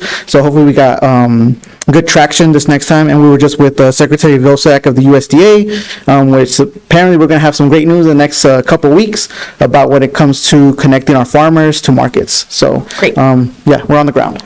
More to come. Thank you. Supervisor Lee. Thank you, Chair Grijalva. I just want to thank you all for all the work you're doing in the rurals, especially in District 3, Ajo, Amado, let's see, Arivaca, and 3 Points, Robles Ranch, and Marana. I know that there had been a difficult split with Marana a year ago or so, but what I'm real pleased about is serving the communities, especially the mobile service, and also continuing to give those areas the food boxes. Yes. So, thank you. Yeah, thank you. Thank you for your support too. Any other questions? Thank you so much for Thank being you. here and for Appreciate giving it. us an update. We appreciate it. Thank you. Okay. So we have a couple times certain items, and I'm trying to, we have some guests that are waiting for items. So I'm going to try to, if it's okay, we'll bounce around a little bit so we can accommodate some of these. We have item number 31. If we can jump to that, it is Southwest Gas Corporation to provide a non-exclusive franchise agreement to operate natural gas facilities within the public right-of-ways. No cost for 25-year term. I'll go ahead and move the item. Second. Have a motion, a second by Supervisor Scott. Any discussion? All in favor say aye. Aye. Opposed? Item passes unanimously. We also have item number 17. These are, this is the Single Mortgage Revenue Bond Program, Resolution Number 2024-54, the Board of Supervisors approving the IDA Authority of Pima County for a single-family mortgage review bond program. I'll go ahead and move the item. Second. A motion and a second. Any discussion? Madam Chair, Supervisor Christie. do we have a representative here today? Yes, we do. Good. Oh, hi. I just want to bounce some things off because I'm hearing a lot of different points of view on subsidizing public housing and subsidizing rent and rent controls and things about the housing industry in general. And I just want to get your response, and maybe you can shed some light on some of the confusion or the noises out there. But it would be helpful if you could respond to the fact that I've heard from housing authorities and housing individuals that are involved in the industry that by providing funds for down payments for mortgages to buy homes, that what we're doing is actually giving more people the opportunity to buy homes that there is no inventory for, and then when that inventory is of such a small nature and more people have the ability to buy that small inventory, that it actually raises the cost or the retail prices of those homes. Have you heard that type of scenario as well? Madam Chair, Supervisor Christie, no, we have not. We have definitely, on behalf of the Industrial Development Authority, we've been aware of the inventory issue, and that's what it is. We do not have a sufficient number of affordable homes in Pima County. The number and the demand on them has been increasing over the last couple of years. But when you give people the opportunity to help for down payment purposes that they wouldn't ordinarily have, doesn't that make those buyers that field larger on a shrinking or non-existent inventory? There has not been a differential in the cost of the homes that people are participating, that first-time home buyers. This is a first-time home buyer program. And so it does not change the rate when a program is available versus when it is not. Typically, we do this in $25 million tranches, so that of the total amount that's available, we'll do it only in $25 million. That's 100 homes. So there's no differential for when those homes or when the loans are available versus when, and we'll have the next 3 months after this program is completed, there won't be any differential for down payment assistance. There are other down payment assistance programs. There are federal and state programs as well. There are some lenders have their own programs as well. So, Madam Chair, the availability of the funds to help first-time buyers with a down payment or folks for a down payment, the amount that is given to do that is commensurate with the available inventory? No, there's no relationship to the inventory. There are federally tax requirements on the income and the purchase price for the first-time home buyers. But the number of homes are out there. If people can find the homes, qualify for the homes, then that will make that available to them. The lender works with them whether they qualify for all of the down payment assistance or none of the down payment assistance. We don't know that. We only know what the lenders are telling us is available and out there. And what we have seen, as I said, we've put out $150 million in the last year and a half. But it's, at the same time, we've also seen housing appreciation rather substantially. So I would not say that it's any relation to what we're doing. It's overall, because it's actually countrywide that we're seeing housing appreciation. So, Madam Chair, the appreciation you've been seeing has nothing to do with more people being able to buy those homes that are appreciating. I'm not sure I'm following. I'm sorry. When prices go up or appreciate, it means usually there is less inventory and more demand. So what you're saying is we can provide the down payment monies, but it has no impact on the appreciation of the homes? Madam Chair, Supervisor Christie, we have never seen a study or indicated that the down payment assistance has an impact on overall the housing prices. Thank you, Madam Chair. Thank you. Any other questions? Okay, we have a motion and a second. All those in favor say aye. Aye. Opposed? Item passes unanimously. Thank you for being here. Now we are on time certain item of, item number 16. The monthly financial update, discussion, direction, action regarding monthly financial update on Pima County's financial performance. Administrator Lesher. Chair Grijalva, and before I turn it over to Director Moulton, we have been transitioning through our computer system, so you'll notice today our financial update is providing some information, but we do not have all of the normal financials we would have at the second meeting of the month. So what we are going to do is add to the first meeting in October, where we do not normally have a financial update at that time, because the new system will be able to have made the transition. So you'll get an update at the first meeting in October, and then in the second meeting in October, we'll be back on the normal tick-tock of the reports. But we do have some information that Director Moulton can provide today. Good morning, Chair Grijalva, Supervisors. The financial update that I have for you this morning focuses on 3 areas. Next slide, please. The first is the Economic Decision Guide and Memo, then an update on vacant positions and where we stand with that policy, and then finally an overarching budget timeline. On the Economic Decision Guide, we review 6 indicators that we monitor. Those are on the slide in front of you. 3 of these indicators remain unchanged from the last quarter.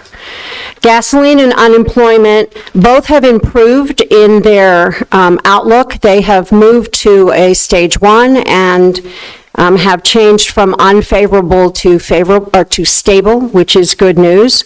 Overall, we believe the economy remains at a stage 1 trigger, and there have been some slight improvements over the last quarter. Next slide, please.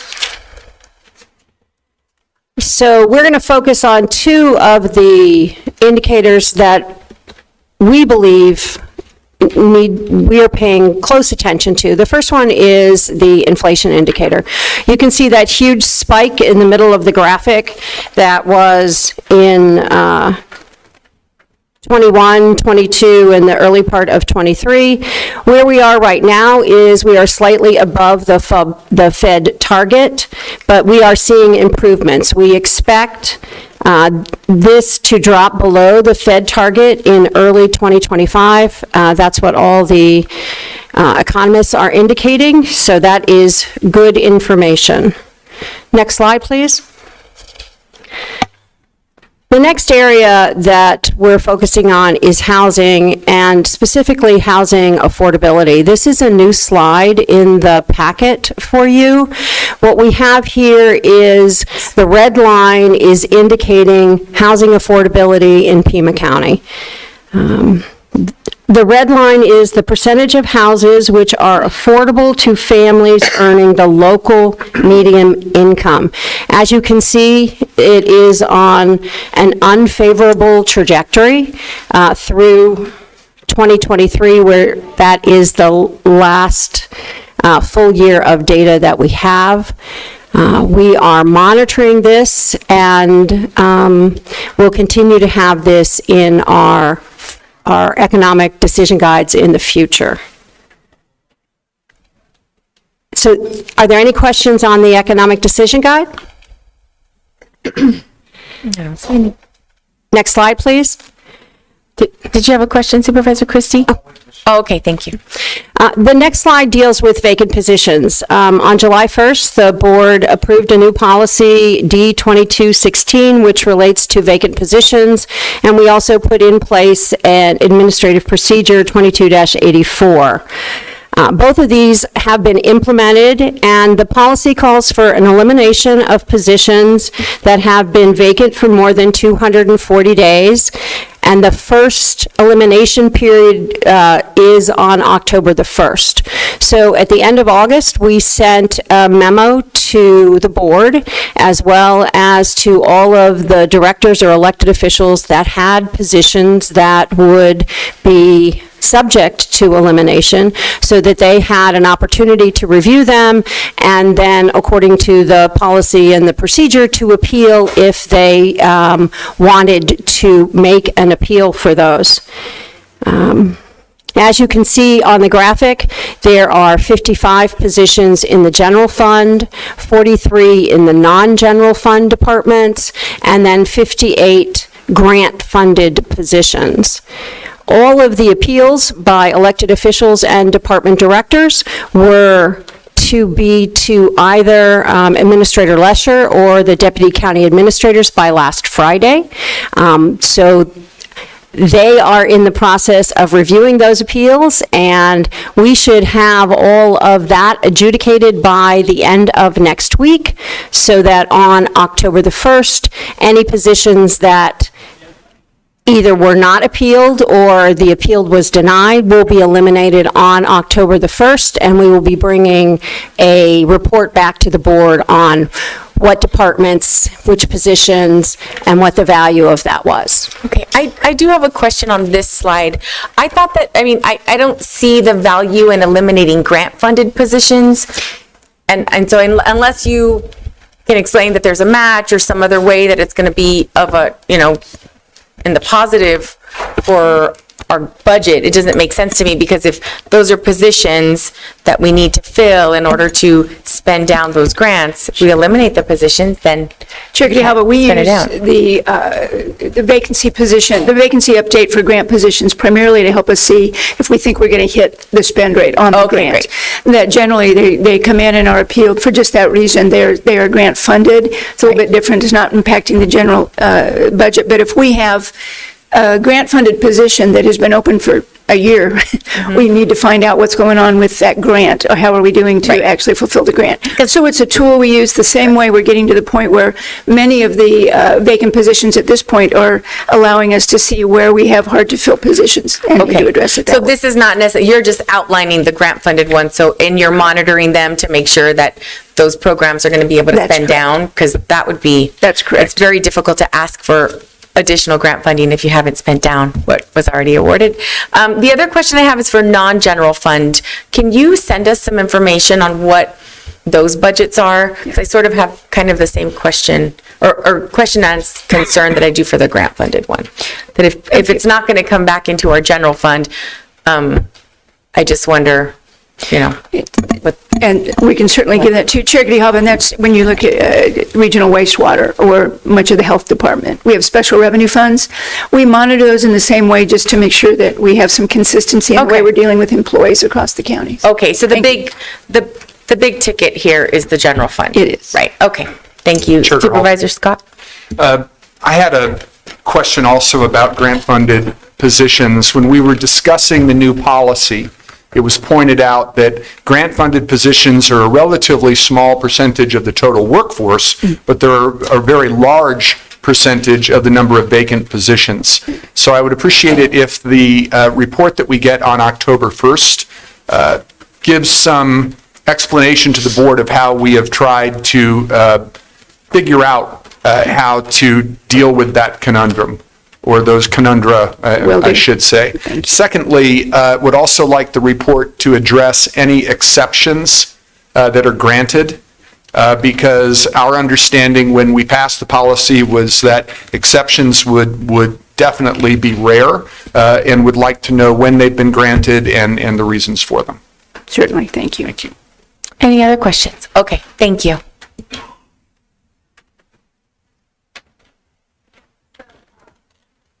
Next slide, please.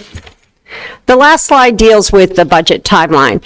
As you are aware, and Administrator Lesher just mentioned, we are implementing a new financial ERP system. As part of that implementation, we also implemented or installed a new budgeting system. The system's name is Adaptive, and it is where all of the forecasting and the budget creation will occur. And we are a couple of weeks behind in our implementation, hence the reason you are not getting a financial numbers report today, but we are catching up, and as Administrator Lesher mentioned, you will be getting a report on October the 1st. And on the appropriate cadence from there.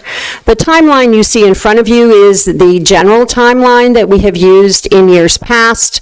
We will be putting out a detailed timeline for department directors in the coming weeks, but basically November through January, the departments create their budget and then they submit their requested budget to county administration. February and March, county administration reviews the budget, reviews any supplemental requests, reviews the capital program, puts together the recommended budget, which goes to you in April, and then the tentative budget in May, and the adopted budget shortly thereafter. So this is the general timeline that we'll be using again this year. And if you had any questions related to that, or if you wanted any changes to this timeline, I'd be happy to answer any questions. Chair Grijalva. Supervisor Scott. Thank you. We were told that there was going to be a memorandum to the board on the implementation, the initial implementation steps for the Prosperity Initiative sometime this month. Wondering if that is still the timeline for getting that memorandum to the board, and if it can address how the Prosperity Initiative policy framework will impact this budgetary cycle. Thank you. Madam Chair?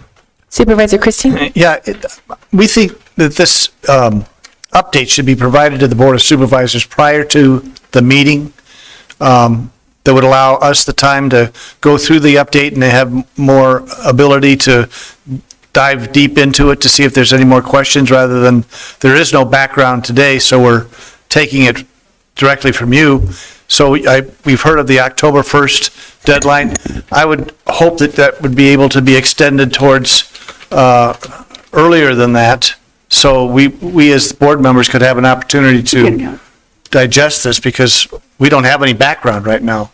And I know you mentioned something about data not being able to be compiled right now because there's some kind of an issue. Thank you. Chair Grijalva and Supervisor Christie, what I and Director Moulton said is a reminder that we're moving through the transition in the ERP system. And so as we're entering that data crossing into the new system, that's where we have it a little bit slower, which is why you don't have it today, and I've said you will have it for October, and I hear you would like the information prior to the meeting. Thank you, Madam Thank you. Chair. Thank you. Any Supervisor, where am I back? Hines. I was going to say Dr. Just sort of pausing. That's all right. Supervisor Hines. Just what is the, I guess, isn't inflation improving? I think you said stable, right? Like, what would be a favorable inflation? Because, I mean, it keeps kind of going down, which we like, right? Chair Grijalva, Supervisor Hines, yes, inflation is continuing to tick down, so it is leveling off. It is not on an upward trend, which would be unfavorable, so the continued downward trend is what we would consider stable and a good thing. So the options are stable or unfavorable, but not there's no favorable. At this point, those are the criteria that we're using, stable or unfavorable, yes, sir. Okay. Any other questions? Okay. Is that the end of your presentation? All right. Thank you so much. Okay. All right, we're going to move on to addendum item number 6. It's time certain at 11.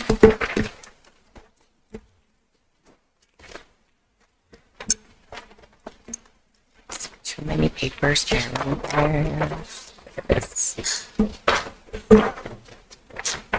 Oh, how are you? Let me introduce it. Sorry, I have too many papers flying around here. Thank you. So this is the Regional Transportation Authority, RTA, next draft plan presentation. Thank you, General Ted Maxwell, for being here.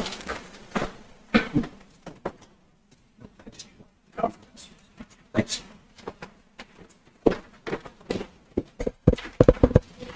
Chairwoman Grijalva, members of the Board of Supervisors, thank you for asking me to come talk on RTA. We're passing down the latest version, and that includes updates that were decided at the last board meeting. I know I've got 7 minutes, so I'm going to hit my timer, and I hope to get through it, but Carolyn Campbell's already laughed at me and said there's no way you're getting through in 7 minutes. She knows how I can talk. First off, I want to open the invitation to each and every one of you. I'm more than happy to come meet with you individually to talk about through both the importance of the RTA Next as well as what's in it. And it's great because then I don't have to worry about the open meeting laws. So that's a big one for me. So what is this plan that's in front of you today? What this plan in front of you today isn't, I'll start with that, is what's going to the ballot. Whenever it's forwarded to you to then forward to the ballot. What it is it's, in my opinion, as close as we can come right now as the RTA board without going out to the public and the community and getting their input for what they see in it. Is it a plan that I could see going to the citizens for a vote and keep RTA Next going forward? Yes. Are there parts that I like about it? There's parts I love. Are there parts I can't stand about it? Yeah, that's true too. But in a community like Pima County, you're not going to have a plan of such significance that's not going to have parts in it that some people like and some people don't. The question I've asked everybody to think about is if you take a look at RTA 1, and yes, we've got issues with finishing RTA 1, but has the RTA had a positive impact on our infrastructure, our transit, and our total environment of our transportation system? And my answer to that is yes, but it's time now to push something forward.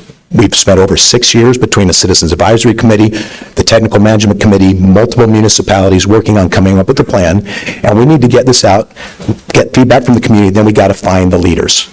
Much like RTA 1, it wasn't until significant community leaders, such as Supervisor Christie and State Senator Farley, both got behind it, two totally different sides of the spectrum, and said there is enough in this plan that I think is good for the region, we'll go forward with it. So that is what I'm asking the board to do, not this board, but the RTA board, is to push the process forward, because if we keep delaying trying to make the perfect instead of the good, we're going to find a position where this region will lose 2/3 of its regional infrastructure funding. And that's significant. And as my role in the State Transportation Board, I can tell you the state and the federal government will not come to save infrastructure, regional infrastructure in Pima County. So we need to consider that when we go forward. What I'm going to talk you through real quick on this plan is what the changes that have occurred from the last one that was discussed and kind of put forward at the board. As of now, the RTA board has said this is the plan we will build off of before we consider moving it forward to the community. Not much has changed in the roadway elements. The biggest thing, and that's the front page, that's the one that's got the biggest number on it. It's about $1.4 billion or $1.1 billion over 20 years. The biggest change there has been the addition of the Marianne Cleveland Way widening project. Other than that, these projects have been the projects that have been on the plan for months. We also list now the deferred projects in there, so people remember that we've moved 4 projects out of RTA 1 into RTA Next. On the back side of the page, you're going to see the other elements. And it's very important when we get to this phase that we talk about something. The RTA board voted unanimously to consider the pessimistic economic forecast. 80% of the time, the revenues should come in above that pessimistic view that came from the University of Arizona to us. 80% of the time, it should be above that. But because of the problems we ran into with 2008, the economic downturn, and the funding shortfall, bluntly, of RTA 1, combined with increasing prices, they want to take that pessimistic view. But this plan builds out all the way through the baseline surplus. So we're going to talk about the money above pessimistic, below baseline surplus when we look at this plan. You just have to realize that anything in the baseline will only be funded if the regional sales tax proceeds come in above the pessimistic view. On these, the safety, ADA, and active transportation element, one of the additions on this plan from the last is it added ADA up there. It gives the communities the opportunity to add ADA projects if they need to in some of the funds that are allotted to them. The environmental element is going to be one of controversy because the board moved $25 million out of that at the last meeting to put $25 million of contingency fund back in. Moved it out of the pessimistic view, did not move it out of the baseline view. It is now below the line in the box down there.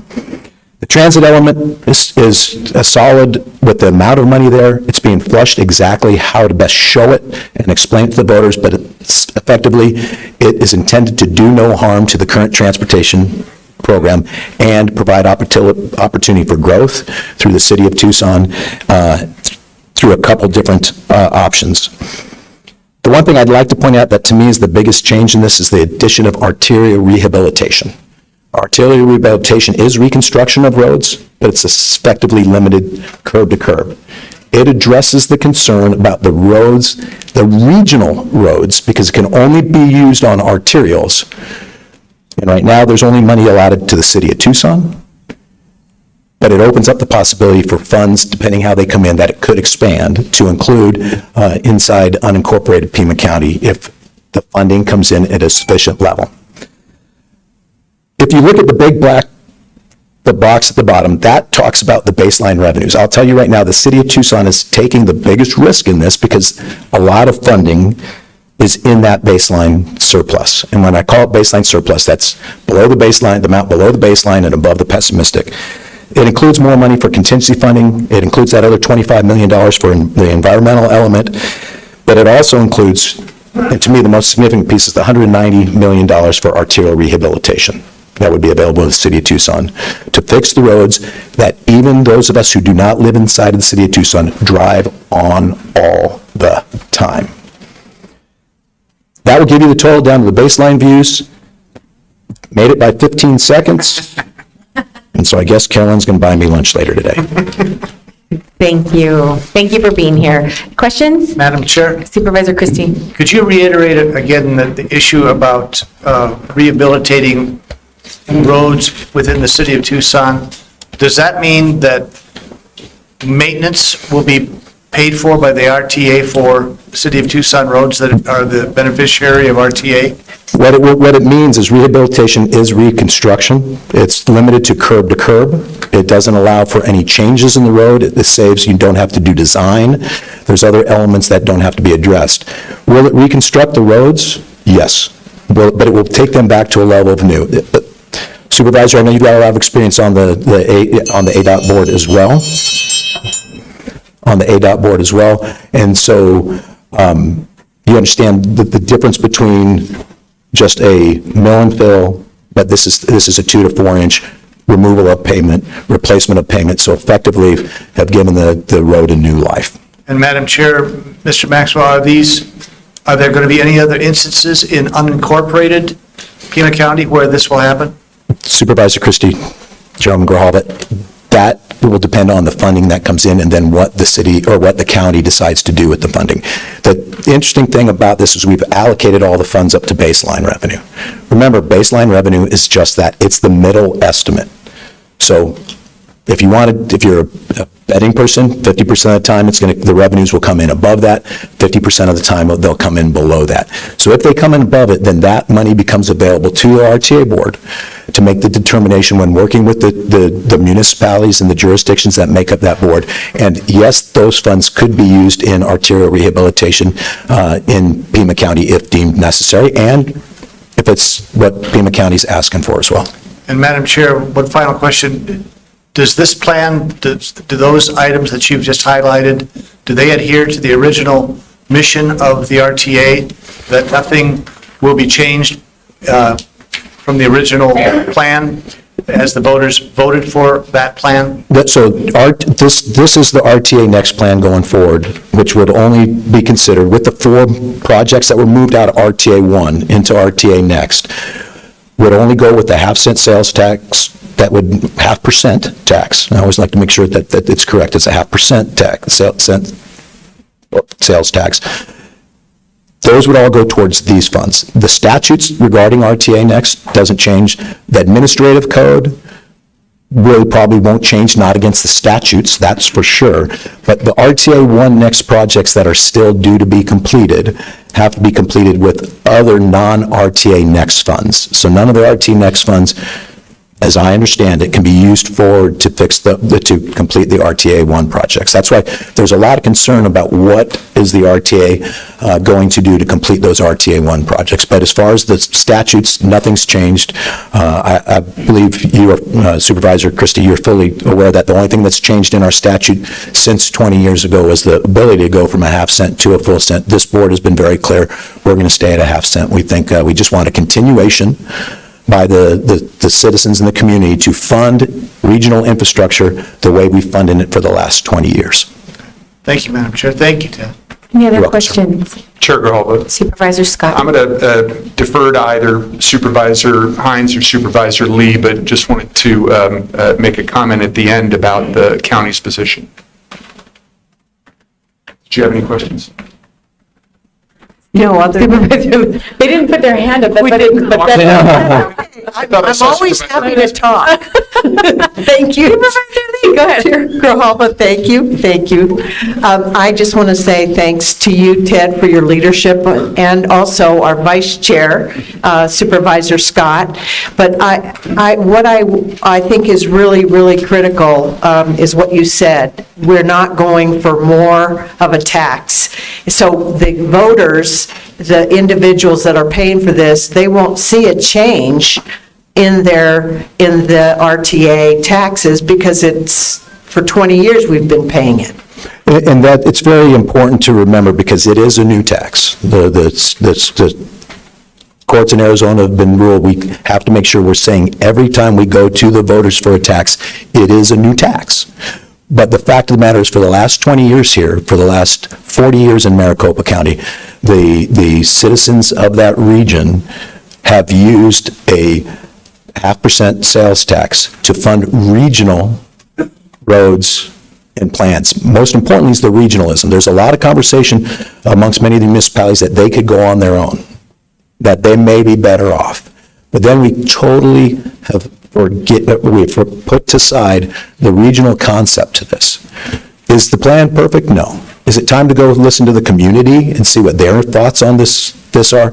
Absolutely. But from a perspective of a current sitting member of the Arizona State Transportation Board, and from my perspective of working in a public policy organization, this reduction in regional funding for roads would have a significant impact. There's a lot of funding, and you'll see it in the light gray, that goes to some of these projects that then won't necessarily not be there for the region, but won't be there for a regionally based project and program. And if you look at, especially for unincorporated Pima County, if you look at the projects that are on this list, the ones that are going to be in the future, whether they're Cotero Interchange, whether they're Tangerine, whether they're Thornydale, those are going to impact the residents of unincorporated Pima County and Pima County to an incredible extent if they aren't built out.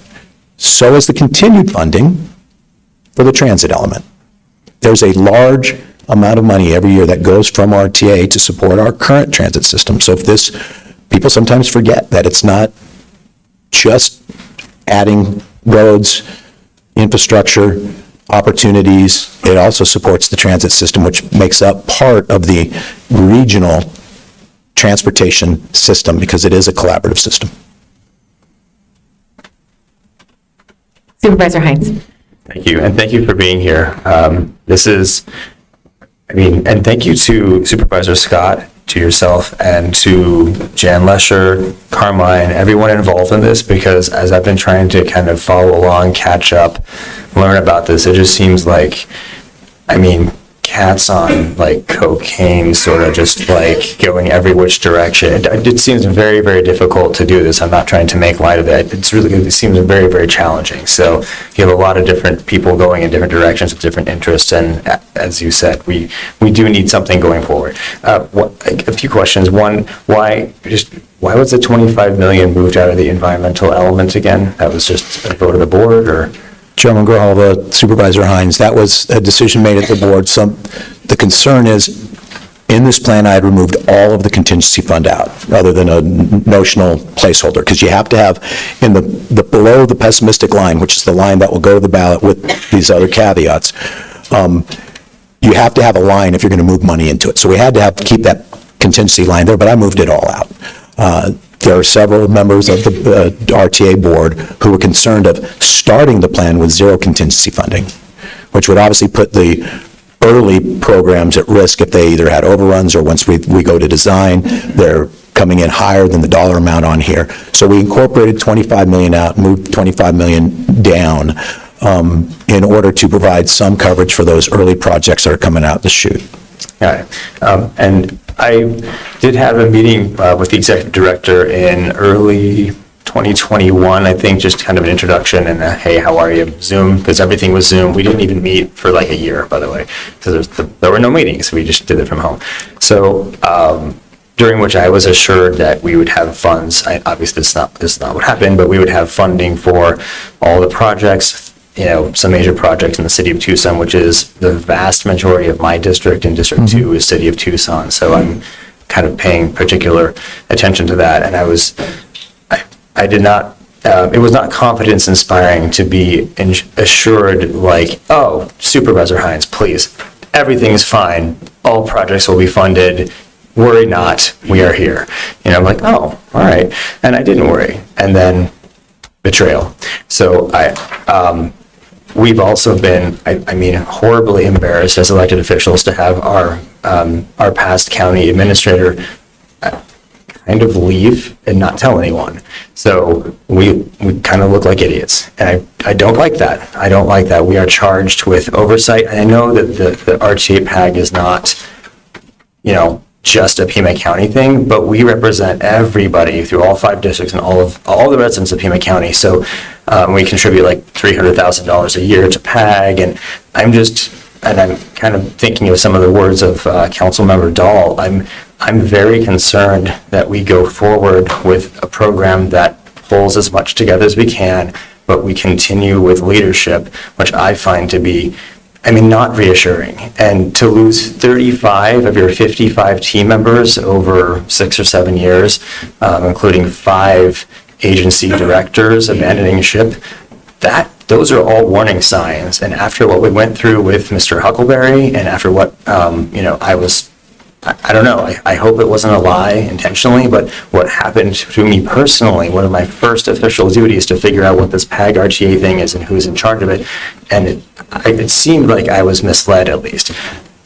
I just, from your perspective, does it make sense to continue with that? This is not your role. I want to know, should we not be looking at different leadership? However this moves forward, we're kind of ministerial. If it comes to us, we kind of have to put it on the ballot, right? But I want a plan that makes sense, but it seems like it's been so very difficult. Transparency has been difficult. Like, how much money does PAG RTA have? Where does it go? I don't know. Maybe I'm just not paying attention. I have a staff member who is dedicated to this, and she keeps me pretty up to date on things. I want this to work. I want to be able to vote for it, but I just do not feel confident in the leadership of our executive director for all of the reasons I stated, and I would love to hear your thoughts. Chairman Grijalva, Supervisor Hines, thank you for that question. I'm going to give you probably a longer answer than you're going to want, but it's going to cover most everything. And we'll come back to the executive director then. First off, RTA 1 and RTA Next are 2 different issues. There's a lot of people that want to say, well, if we can't complete RTA 1, then let's not do RTA Next. Really? My answer to that is, did RTA 1 benefit this region? And even some other members of the RTA board, when I've asked that question, their answer is absolutely. Well, then why aren't we moving this forward? Well, I'm not sure if we're ready to go there. Okay, I believe, remember, we get 2 times as much funding from the RTA than we get from the state and federal combined. Do we have regional needs and requirements on roads and infrastructure and our transportation system? Absolutely. So I like to separate those conversations, because come June of 2026, if we haven't passed a RTA Next, that funding will go away. And guess what? We're still going to have the issues with RTA 1. We still have to finish those. From 2021 to today, I'll address that. There has been a significant change since 21 in the cost of projects. Now, what we faced early in RTA 1 was the recession, 2008, that we dropped us well behind revenue projections. We are now up to where we're really close. For a couple of years, we were exceeding the forecast revenue coming in for the last several years. And now, I think the latest report, we were slightly under, but we're basically on the baseline of what we expected. But the costs since 2021 have skyrocketed. On the State Transportation Board, we were approving contracts that were 40 and 50% above the state transportation, state ADOT's projections.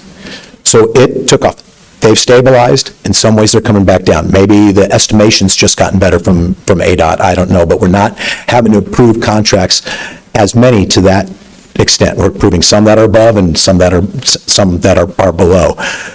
But the costs, which did skyrocket in the next couple of years, so now the revenues that are coming in are on forecast. The costs are higher. We have to address the RTA one, and it's going to be a lengthy, long discussion on where we get those funds, because PAG serves many purposes. And for a lot of these projects, we've used PAG money to complete the projects. That's probably not the way we want to go in the future, because there's a lot of other responsibilities PAG has. And you remember, if this RTA next doesn't get approved, the RTA authority is still there because it's in statute, it just doesn't have any money. PAG still is going to have all their responsibilities, and a lot of their responsibilities will be towards now the roads and infrastructure that we don't have any money for.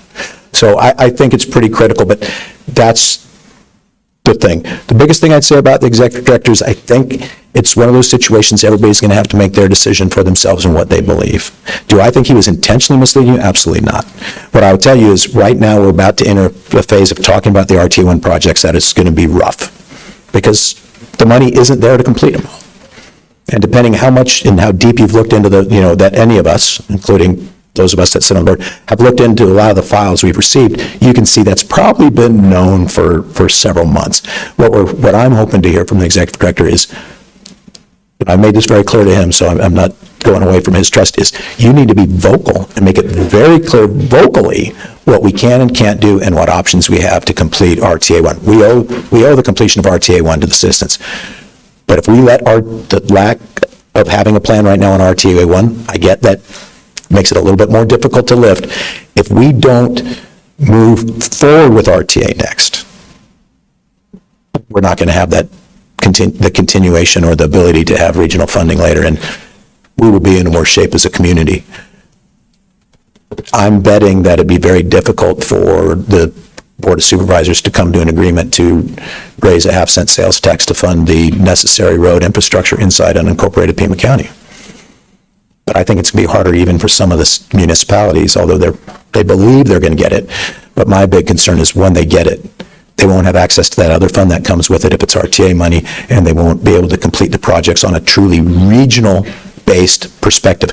Well, Mayor Joe Winfield was very clear. 13,000 citizens, and I live in Oro Valley, for full disclosure, 13,000 citizens leave Oro Valley every day to go work in the city of Tucson, and 10,000 citizens come from outside of Oro Valley to work in Oro Valley. We all use these roads. We all benefit from them, and we all know the parts of the roads that we just can't. We get frustrated. Roads don't score real high on polling until somebody's mad about something, and then it all of a sudden becomes a priority. The only issue that I wanted to touch base on is something that Supervisor Hines already brought up, is the preserving the connectivity for the wildlife corridors and the linkage funding. I'm concerned about the cut there, and so I hope that minimally we're going to be able to see a way to transition some of that back, because I think that that's critically important. And as a district that is almost predominantly City of Tucson, I'm a big fan of ensuring that there's equity across funding for that. And so that was one of the things that I know Supervisor Scott and I talked about, and I know Supervisor Hines jumped in, because I think D2 and 5 are the ones that really, I think the time that I've been on the board for the last 4 years, we've approved less than a mile in District 5. So, all of the other funding, and especially through RTA Next, is anything that benefits the city really does directly benefit our district. Absolutely. Chairman Grijalva, appreciate that comment. And I think that there's some things to remember about the city's position and what they are doing on this. One, the city was the only one that said, this is what we need. Great. Well, this plan's there. It meets what they're looking for in the pessimistic view.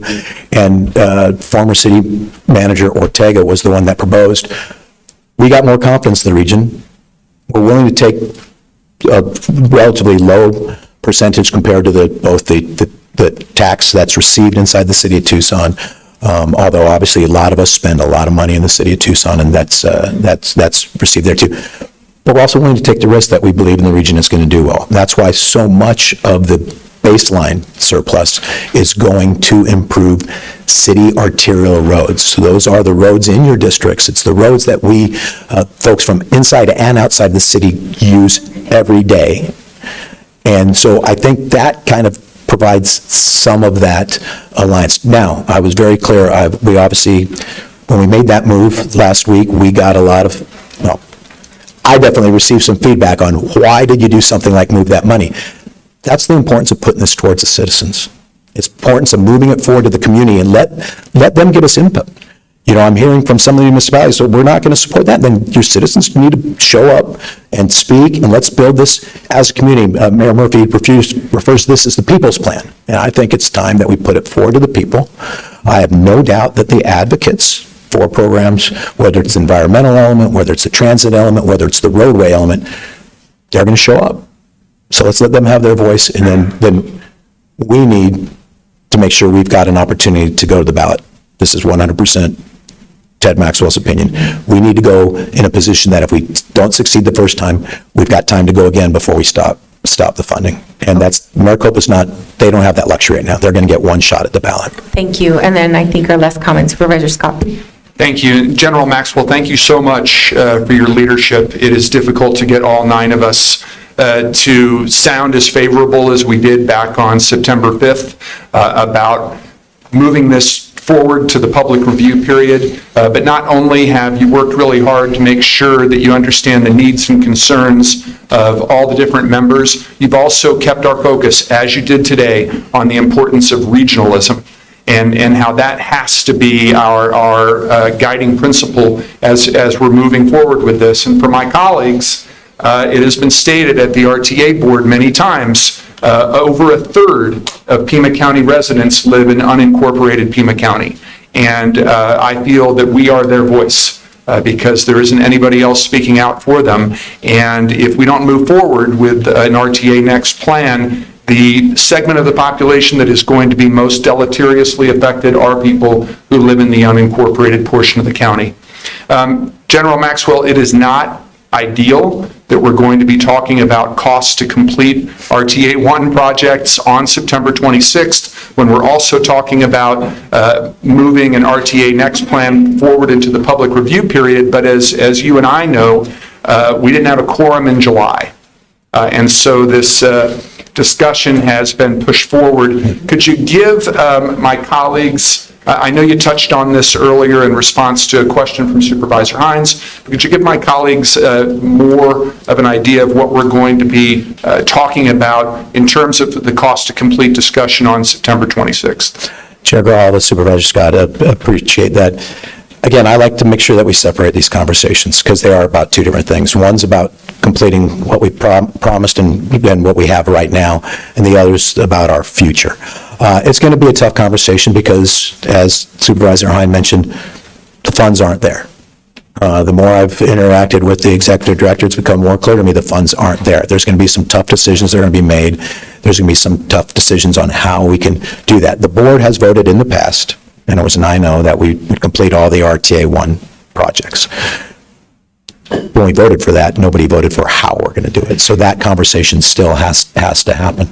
So it's going to be tough. It's going to be an honest, tough concept. I'm hoping it doesn't muddy the waters for getting something to the community on RTA Next. I truly believe this plan is as close as we're going to get to something that everybody, when I say everybody, I've targeted from the beginning a 9-0 vote. I've also said from the beginning that whatever plan goes forward, there's going to be parts of it everyone is going to not like and parts that they're going to like. We're a diverse community. We're a large community, second largest county in the state of Arizona, over 1 million citizens, and with grossly different needs depending where you live in our community.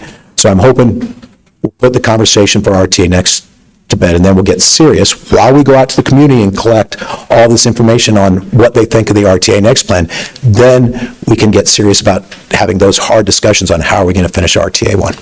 Chair Grijalva, just wanted to share with my colleagues that the county has questions about cost to complete. I meet with Ms. Lesher, Mr. DeBonis, Ms. Skinner from the Transportation Department, and Ms. Hiller from my office before every one of our meetings. We have questions about cost to complete that we were ready to pose in July, and we will pose them in September. But I also want you to know that we feel comfortable and confident about moving an RTA Next plan forward to the public review period, and we will be voting to do that.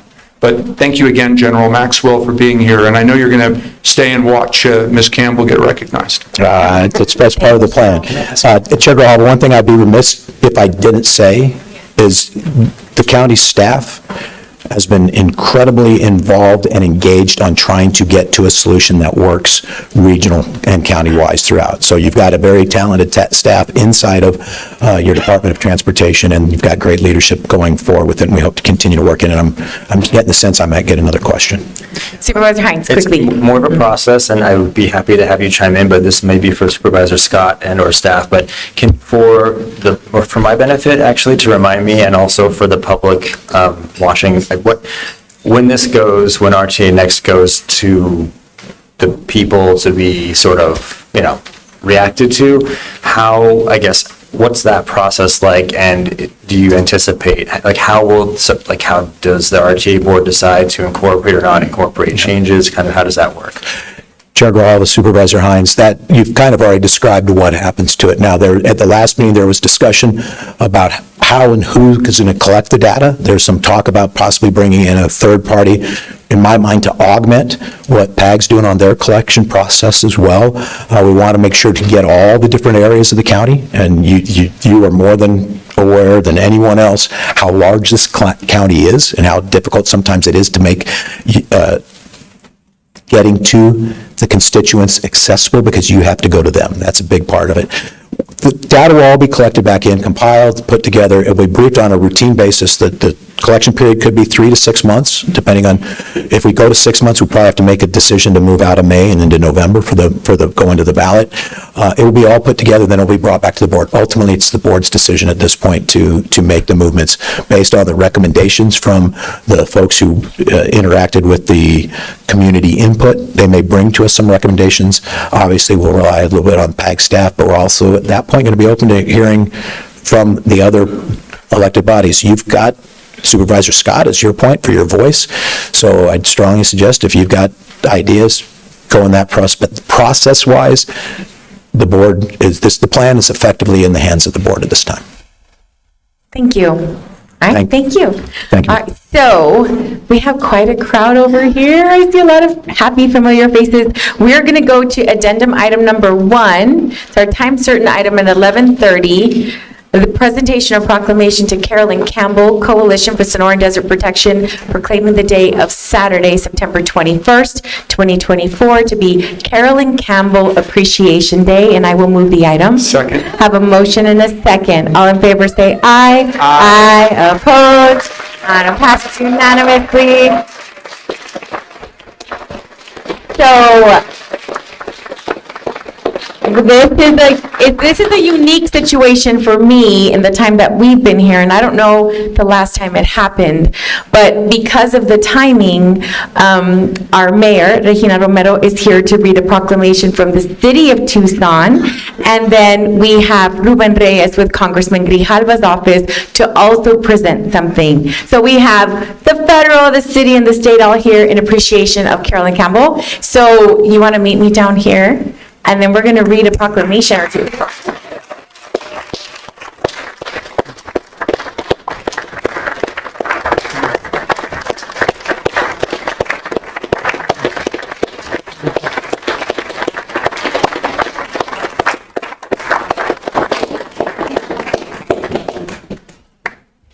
Look at the party that's here for you.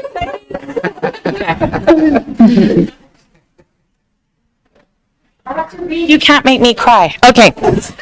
So this is yours. Anyone want to come up and help Carolyn hold some proclamations, because she has a couple of them. Okay. All right.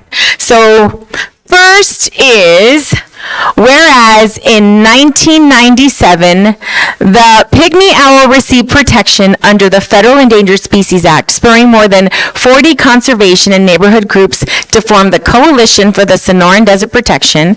And whereas the coalition's primary goal was to bring sound science and planning into the equation as Pima County developed, adopted, and began its implementation of the groundbreaking Sonoran Desert Conservation Plan. And whereas Carolyn Campbell served as executive director for the coalition for 26 years, leading it to become one of the most successful advocacy organizations in history of Pima County. And whereas her exemplary work earned tremendous respect among not only conservation community but also the development community.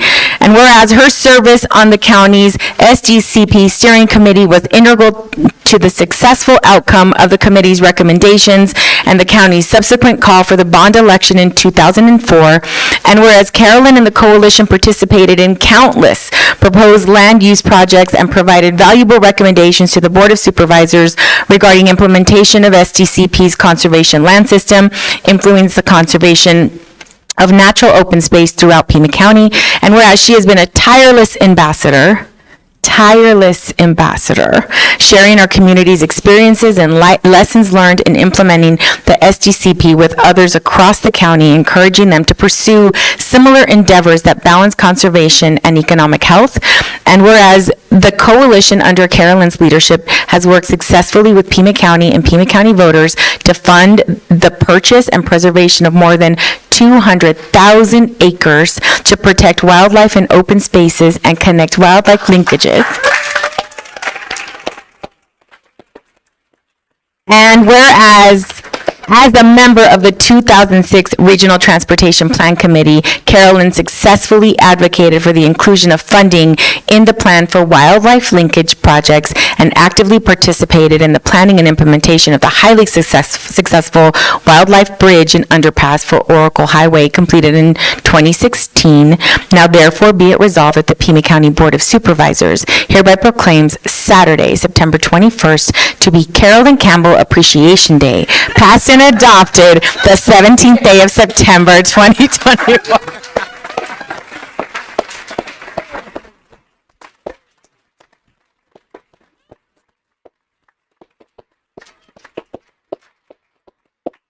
The proclamation we're due at my mayor and council meeting, the 25th, so you better be there, Carolyn. But today we have a certificate of appreciation and recognition, and before I read it, because it's a little short, but the proclamation from Pima County really says it all. Everything I know about open space and biodiversity and wildlife, I learned from Carolyn Campbell. I've known Carolyn for at least 25 years. We were little bitty kids.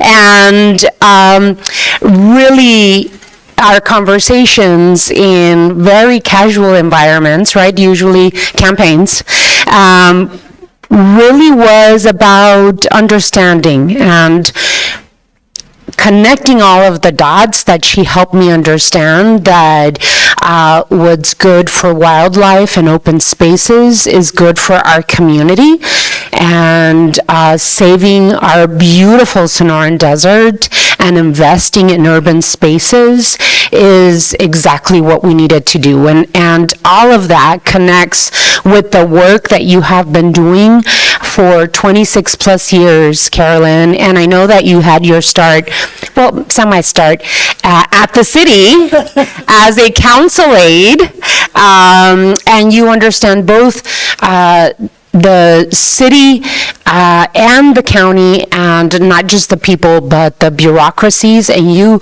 know how to get things done, Carolyn. And I admire you very, very much for what you have done for decades now. So we're going to let you retire and rest for about, 3 months?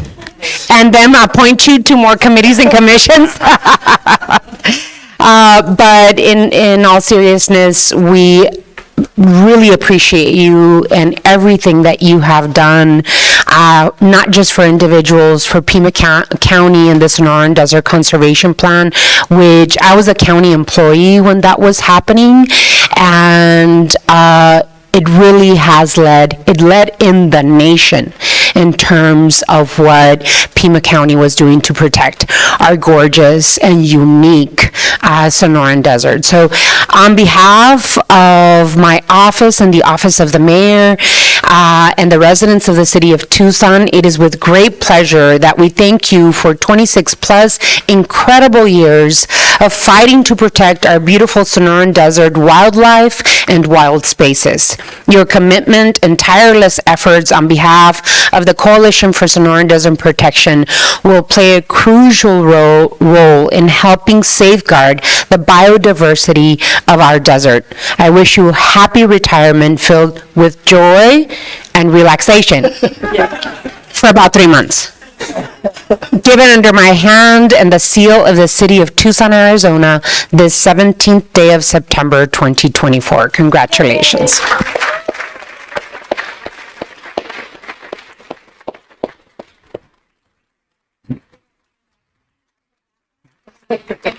And Carolyn, I don't know if it would have been wise for us to put your name on a vote for this particular Congress. But obviously from our office, we want to also recognize you, give you the special certificate of special congressional recognition presented to Carolyn Campbell. You have been a true champion for the Sonoran Desert and our environment. Thank you for your leadership and your advocacy, and we are in a better place thanks to you. Raul told me this morning to let you know and let the audience know that any conversation on conservation in southern Arizona must include the name of Carolyn Campbell. That is a must. And on a personal note, you know, I know that there's a Carolyn Campbell Day and Carolyn Campbell Day in Pima County, but I don't need a special day to remember you, because all I have to do is drive home and enjoy and observe the wonderful painted hills and other communities like that have been saved and preserved because of your efforts. Without people like you, Carolyn, there is no Sonoran Desert Conservation Plan. Without people like you, people from all over the world will not be coming to our community to enjoy our great outdoors. That is the type of impact that you've had in our community. But I also want to stress one last final thing. I don't just see you as an environmental champion, because even though you are the true leader of such a coalition, you understand true coalition building, because I have seen you in fights for public education, and I have seen you year in and year out on the Cesar Chavez March for labor rights. So thank you for everything you've done, not just for the environment, but for our entire community. Thank you. You will be missed in that leadership position, but you're the type of person that you're bigger than your position. I have a feeling that you're not really going to retire. So, congratulations.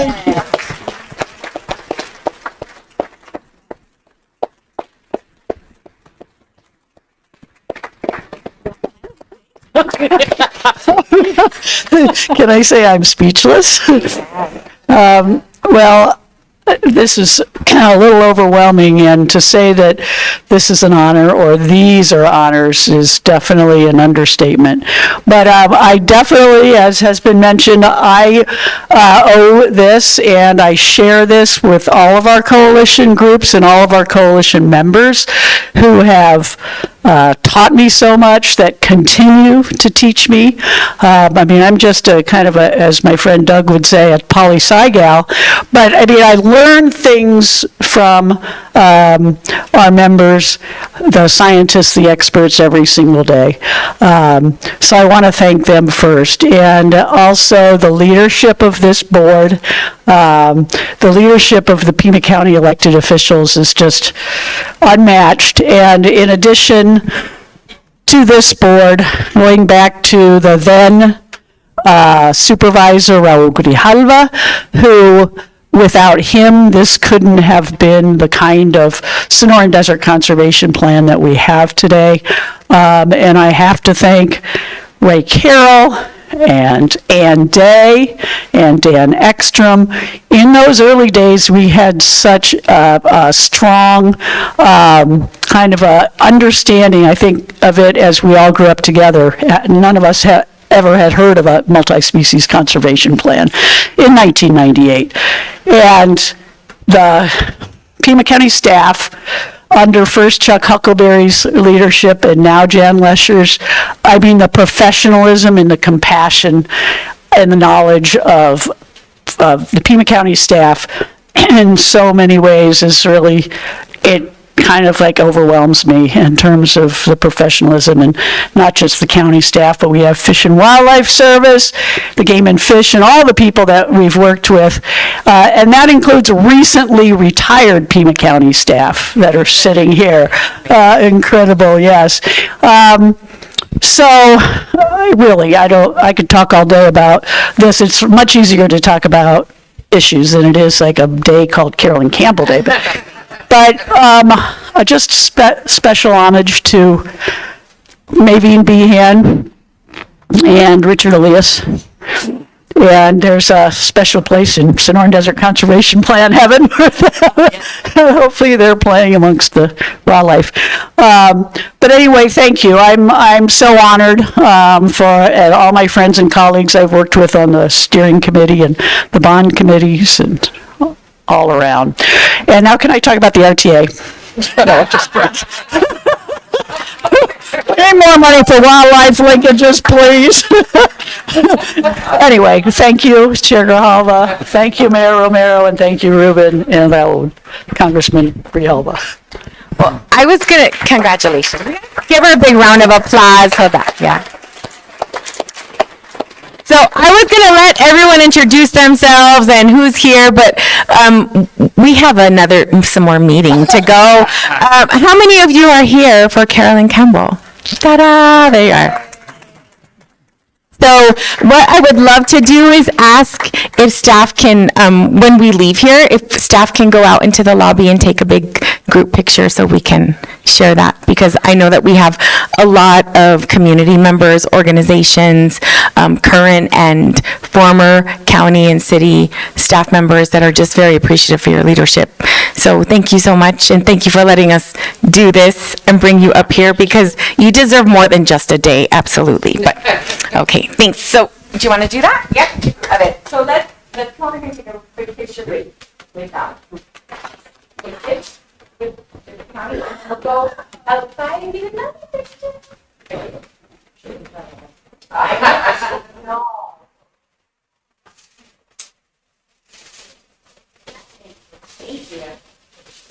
Okay, if y'all want to go into the lobby, let's take a big group picture and a group hug, shall we? Take a quick 5 minutes? Of course. Great, thank you. And whoever wants to come. Absolutely.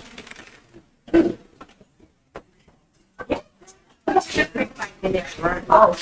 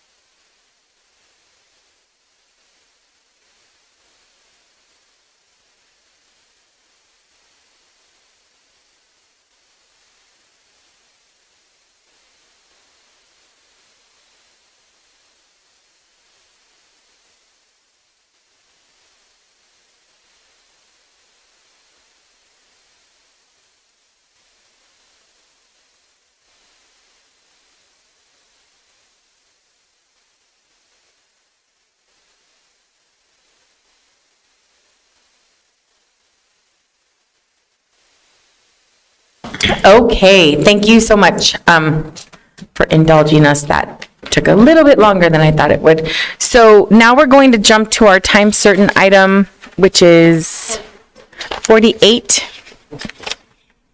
And my colleagues, County Administrator Lesher just informed us that we do have administration here. If we'd like to have a review before we discuss item number 48. And as a reminder, item A is an appeal of Procurement Director's decision, and item B is the award. So 48 on the agenda. And it's in procurement under hearing. So do we want to go ahead and hear, we have a couple people here that want to speak, or do we want to have a little presentation? Madam Chair? Yes, Supervisor Christie. I'd just like to have an understanding of what's going on and what's transpired. Okay, so I think, Thank you. Yeah, we'll turn it over to Administrator Lesher. Thank you, Chair Grijalva, and Terry Spencer is here, our Procurement Director, and I think just she can provide just an overview of what these items mean, what the process is, and in what order things should be considered today at the pleasure of the board. Thank you. Thank you.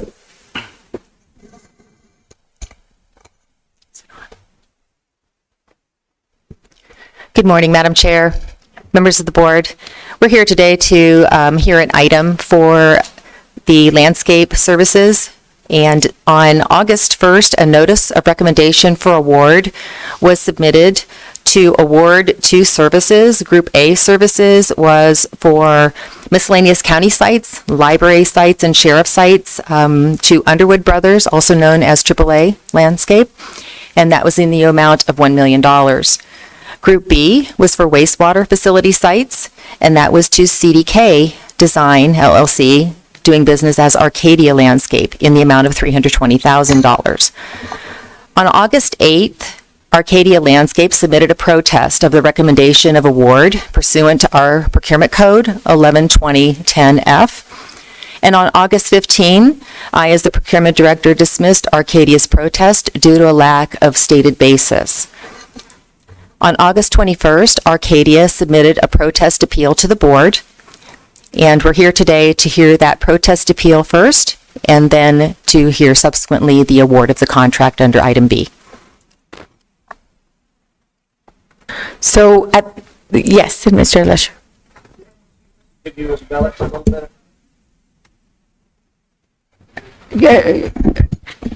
Ms. Spencer, can you provide a little more information about perhaps what is the nature of the protest and why you made the rulings you did? Yes, to whatever extent you can to the board. Thank you. Yes, Ms. Lesher, Madam Chair, members of the board.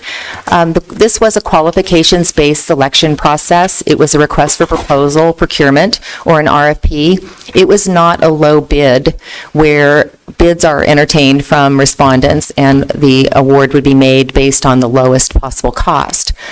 This procurement was a qualifications-based process with evaluation criteria.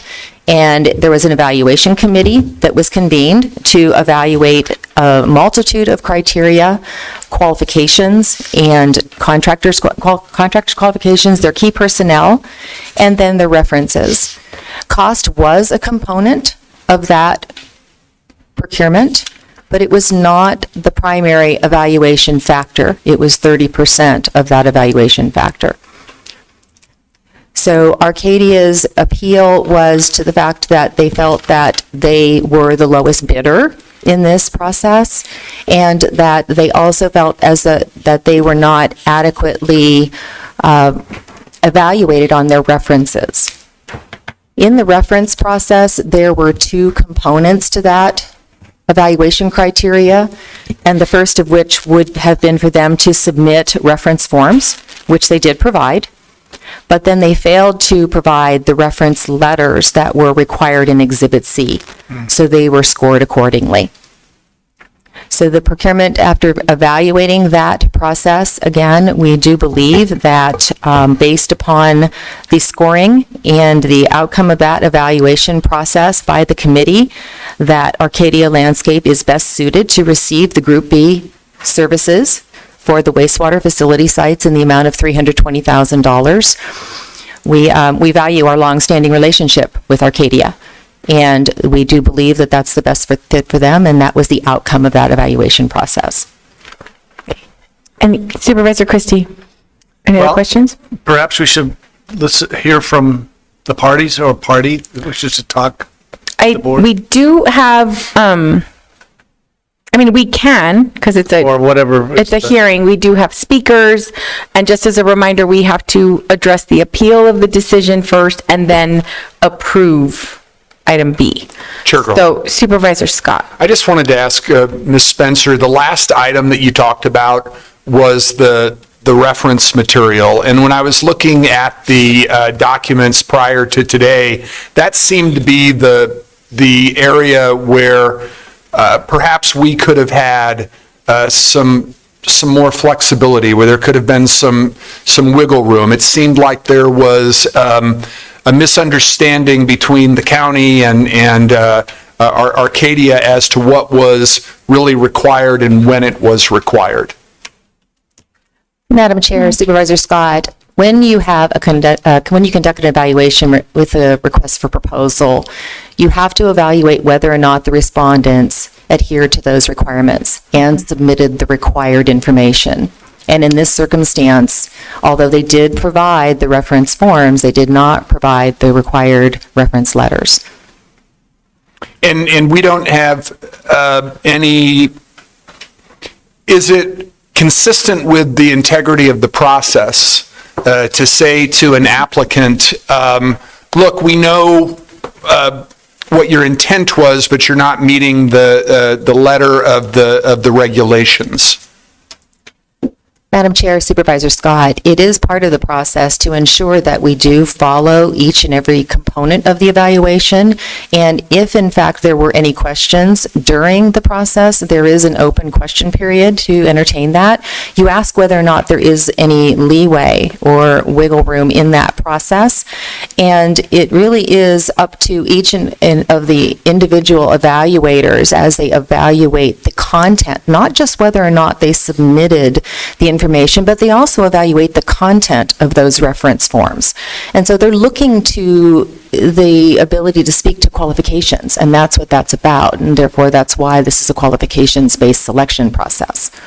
All right. Thank you very much. You're welcome. Any other questions? Okay. So help me up.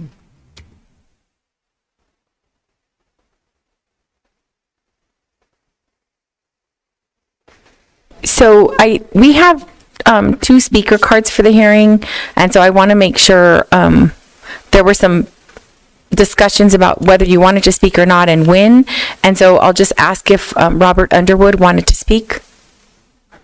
Okay, please go ahead and come forward. You have 3 minutes, and then after that I have, oh, you just wrote on it. Okay, thank you so much. Okay, great. No, it was just 2, and I was trying to read them. Please go ahead. And you can pull the mic back over. Thank you. First, let me say thank you, Chairman Gavalda, and all of the Board of Supervisors for what you do. You guys doing a great job, and I don't think you get enough credit. So I appreciate all your hard work, and you guys make a difference in our community and the county, so I want you to know that we appreciate you. Let me talk a little bit about the bid. It was a request for proposal, and it was based on a scorecard.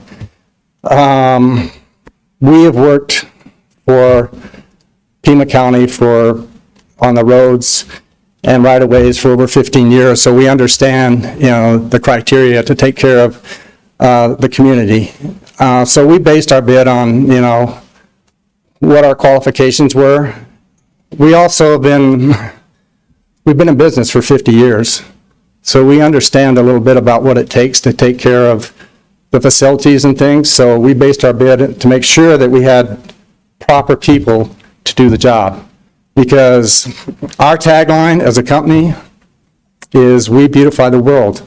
We want to make sure that we take care of every obligation that we have, not only for the county, but for anybody that we work for. So we based that bid on, what it took and the manpower that it took to do it. We believe we have a solid bid, and we believe we can do a good job for you. We think based on the criteria, we scored the highest as far as our qualifications, and we believe that we're the ones that should be awarded the contract. So I thank you for your consideration, I'm not going to go long because you guys have already had a long day. But again, I appreciate you guys. Thank you. Okay,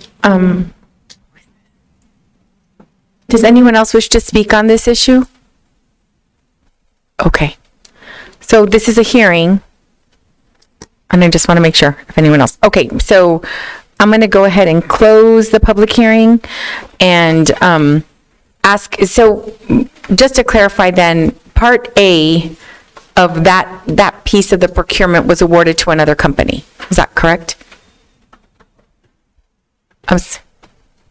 Madam Chair, Supervisors, Group A is for the miscellaneous county sites, the library sites, and the sheriff's sites, and that is to be awarded to AAA Landscape in the amount of $1 million. Okay. And Group B is for the wastewater facility sites, and that is to be awarded to Arcadia Landscape in the amount of $320,000. Okay, all right. Any other questions? Okay, I don't want to, I feel uncomfortable being put in a decision. I know that we have all of these other people that did the evaluations that are experts in this area. I'm going to rely on staff's recommendation and go ahead and move the appeal of procurement's decision and deny the appeal for item A. Second. So I have a motion and a second by Supervisor Scott. Discussion? All in favor say aye. Aye. Opposed? Item passes unanimously. And then item B is the award of the multiple supplier contracts to provide maintenance and repair services. And these are the two different pieces that you were speaking about. So one is that one area, and then the other would be the wastewater award. Okay, I'll go ahead and move that item. Second. I have a motion and a second by Supervisor Scott. Discussion. All in favor say aye. Aye. Opposed? Item passes unanimously. Thank you. We do have an attorney waiting for executive session, so I'd like to go ahead and move that we go into executive session. Second. Have a motion, a second by Supervisor Scott. Discussion. All in favor say aye. Aye. Opposed? Item passes unanimously, and we will return once executive is over. Thank you. I'm shocked that Arcadia didn't speak.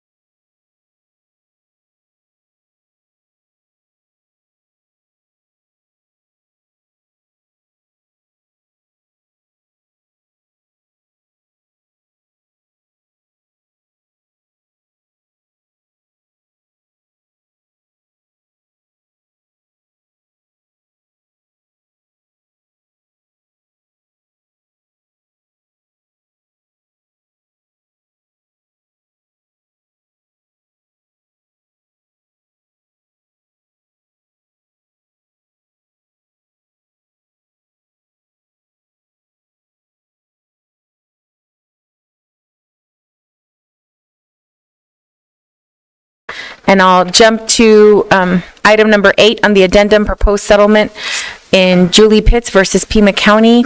I'll go ahead and move approval as discussed in executive session. Second. I have a motion, a second by Supervisor Scott. Discussion. All in favor say aye. Aye. Opposed. Item passes unanimously. We have some people here for item number 52, so if it's okay, we'll jump to that. This is a hearing, concurrent plan amendment rezoning, and this is for an item, a parcel in District 3. Do you want to? 42, I'm sorry. 42? You know, we're on the wrong item, I'm sorry. Okay, I'll go ahead, if there isn't anyone here to speak in opposition of the item, I'll go ahead and move approval. Second. Have a motion, a second by Supervisor Scott. Discuss, close the public hearing. All those in favor say aye. Aye. Opposed, item passes unanimously. All right, now we'll try to get back to the agenda. We are on the approval of the consent calendar. All right, I'll go ahead and move approval. Second. Any discussion? On the item, I just want to thank Liz Soltero for her service to District 5 on the Library Advisory Board, and welcome Ana Sanchez, who will be appointed. Okay, all in favor say aye. Aye. Opposed, item passes unanimously. Item number 9, anyone like to give an update on boards, committees, and commissions? You go ahead. Supervisor Christie. Madam Chair, I just want to let everybody know, we've been instrumental in our office of devising a method where our constituents in the southeast region of Pima County and in District 4 have a vehicle where they can come together as a community and discuss issues with county officials and administrators, as well as state and federal officials as well, on a regular basis, and that the county can, or the residents and the community can come together to put these issues and to address them out into a forum, and to have an ability to interface with those directly responsible in the appropriate agency. They've gone through a couple of iterations since its initial founding back in 2017. They were known as the Southeast Regional Council, or CIRC. They've changed their name now to the Southeast Area Council, and they have just completed their Articles of Incorporation.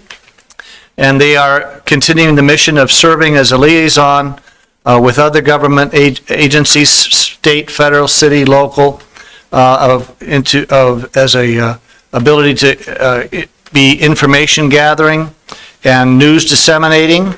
And it's a body to keep the southeast area residents informed and engaged, much like the Green Valley Council down in Green Valley. So I just want to let everybody know that this is a new iteration, but the mission is the same.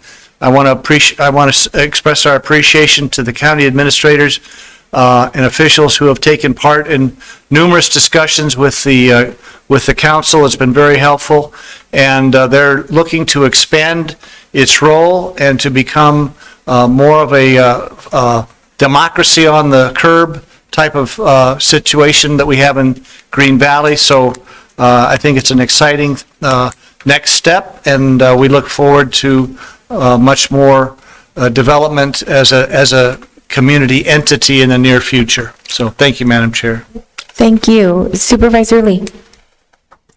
Thank you, Madam Chair. I just want to mention that last week we had an in-person meeting with the Arizona Border Counties Coalition, and that's made up of Pima County, Yuma County, Santa Cruz County, and Cochise County, and representatives from their supervisors that serve. And two of the supervisors we said goodbye to. One is Ann English, who is not seeking another term, and we thanked her for her longevity and all that she's done for the Border Counties Coalition. In addition, Bruce Backer, it was surprising that he's not been, he lost his primary. So he is not going to be on the ballot, but another big advocate for the border communities. And we all talked about, there is Luis Ramirez, who did a presentation to our board regarding, he's a consultant for the ports, and he does a lot with economic development. We're going to take a trip down to Santa Cruz, Cochise, and Yuma to see the changes that are presented and some of the construction started on the actual ports.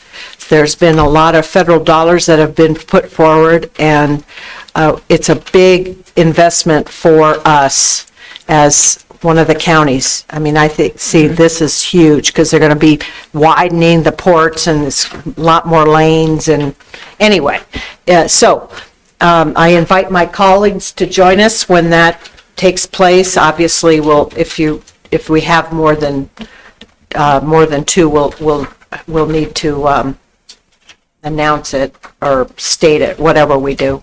But anyway, just letting you know that we said goodbye to two very good colleagues. Thank you. Any other updates? Chair Geraldo. Supervisor Scott. Just want to hearken back to General Maxwell's presentation because the next meeting of the RTA board is before the next meeting of this board. So if there's any input that you have for me on the RTA next plan that you were briefed on by General Maxwell, please let me know before September 26th, which is the date of that meeting. Thank you. We have a couple more guests that are waiting on a specific item. And so if we can jump to item number 18, it's the Southwest Nonprofit Housing Corporation, Rio Azul Apartments. It's a general fund contract amount of $1 million. I'll go ahead and move the item. Second. I have a motion, a second by Supervisor Scott. Discussion. All in favor say aye. Aye. Opposed? No. Item passes 4-1 with Supervisor Christie voting no. Item number 44 on the regular agenda. I'm sorry. Okay. Item number 44 is the hearing for a time extension modification, no substantial change of a rezoning condition. This is a parcel located in District 1. If there is no one here in objection to the extension, I'll go ahead and close the public hearing and move to approve. I'll second. I had a question. Sure. I have a motion, a second by Supervisor Scott. Go ahead with your question. This has been, it was initially approved in 1989.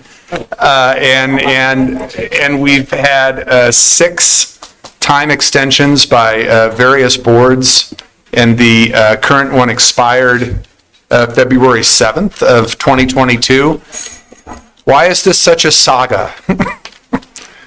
Madam Chair, Supervisor Scott, sometimes projects take a long time to come to fruition. I was in high school when this was originally approved. And if the board approves it, I believe this would be our longest extended rezoning in the history of Pima County. Wow. Does Mr. DeBonis go out and present some kind of commendation to the applicant? Okay, does that answer? Yeah, it does. Okay, I know. So I have a motion and a second. All in favor say aye. Aye. Opposed? Item passes unanimously. 89 was a good year. That's fine. Oh, 44A, I apologize. And now we're doing 44B. This is a hearing modification of rezoning, no substantial changes. Also parcel in District 1. If there's no one here to speak in opposition, I'll go ahead and move approval of the modification of rezoning conditions subject to original modified standard and special conditions and close the public hearing. Second. I have a motion, a second by Supervisor Scott. Discussion. All in favor say aye. Aye. Opposed? Item passes unanimously. Okay.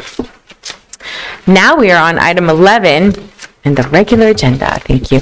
This is the Pima County Housing Trust Fund funding options. Administrator Lesher. Chair Grijalva, at a meeting in July, we were asked to come back with some options and pros and cons. Should the board wish to expand the amount of money provided for affordable housing from the $5 million you're currently allocating, out of PAYGO to $10 million, that's what you have before you today is simply the document that explains 3 options. And excuse me, and what is possible with each, whether we look at a increase in the primary property tax rate as general sales tax, or look at general obligation bonds. And then we've tried to provide, as I say, some pros and cons to each of those, including what it would cost and how we might move forward. So this is simply the background that we have provided. Should the board wish to have provide staff any direction to expand those dollars, or please let us know how you'd like us to proceed. Thank you. Who would like to, does anyone want to speak on the issue? Supervisor Hines. Thank you, and thank you to the staff for doing this review. I generally don't like sales taxes, kind of regressive. Of course, bonding doesn't really provide for ongoing funding. That kind of leaves us with primary property tax and or possibly adjustment to the PAYGO formula. And I think that, you know, it's good to see that it's, 85 cents per average homeowner to get to that level a month, to get to another $5 million for affordable housing. I think it's important enough to do that. But I don't think anybody's interested in increasing taxes at this moment, or probably at all. I do think, though, that we could direct staff, and should, to come back with the exact adjustment to the algorithm or to the formula for PAYGO that will be necessary to implement this, increase that funding to 10 million, an additional 5 million, without taking any money from capital projects. And I think that's something that we could have happen in a couple months or so. But I'd love to hear the thoughts of my colleagues as well. Chair Grijalva. Supervisor Scott. My thoughts really come from not the memorandum that is attached to this item, but one that we got the day after. The day after the memo attached to this item, we got one from Ms. Lesher entitled Pima County Regional Affordable Housing Commission and Related Activities. And if you go to page 2 of that document under strategic planning, it is pointed out that the Regional Affordable Housing Commission appointed a work group that is made up of 4 of their members, and the commission discussed goals and expected outcomes for the work group. These included the following, and the first one speaks to this item: identify diverse and sustainable affordable housing funding strategies. So I would hope that the work group is not only looking at the options that were laid out by staff in this memo, but that they're also taking into consideration other factors. I appreciate, by the way, what a broad cross-section of our community is made up by this work group, because you have Mr. Clark from the Pima Council on Aging, you have Mr. Litwicki from Old Pueblo Services, you have Mr. Godlewski from Southern Arizona Home Builders Association, and Ms. Headings from the Land Trust. So I think that's a terrific work group, and I'd like to see what they recommend first to administration, and then what administration brings to the board, because I'm gathering they make the recommendation to you, Ms. Lesher, and then you bring something to the board, or do they make it to the board? Chair Grijalva, I'm sorry, Supervisor Scott, I think they would be recommended to the board. Okay. They are your commission. Okay, I didn't know, because sometimes things come to you first and then to us. I wasn't sure how this work group was configured. What we might do is do a little bit of both. Have it coming to the board for your comments and to adjudicate the issue, but provide staff input on the commission's recommendation as well. Well, and I did see in that same section that the directors from CWD and from OHOHS are going to be working with the work group, so. Supervisor Lee. Thank you, Chair Grijalva.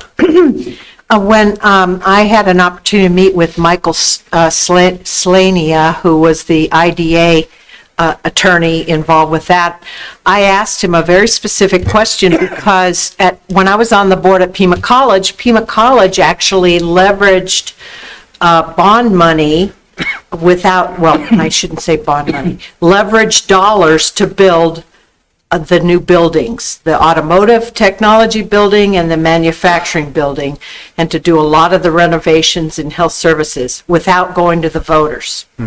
And so I asked Mr. Slaney about it, and he had to do some digging, but he said, in 1992, Pima County, Arizona Municipal Property Corp. issued its revenue bonds based on a lease with Pima County, the payments of which secured the bonds. The Pima County, Arizona Municipal Property Corp.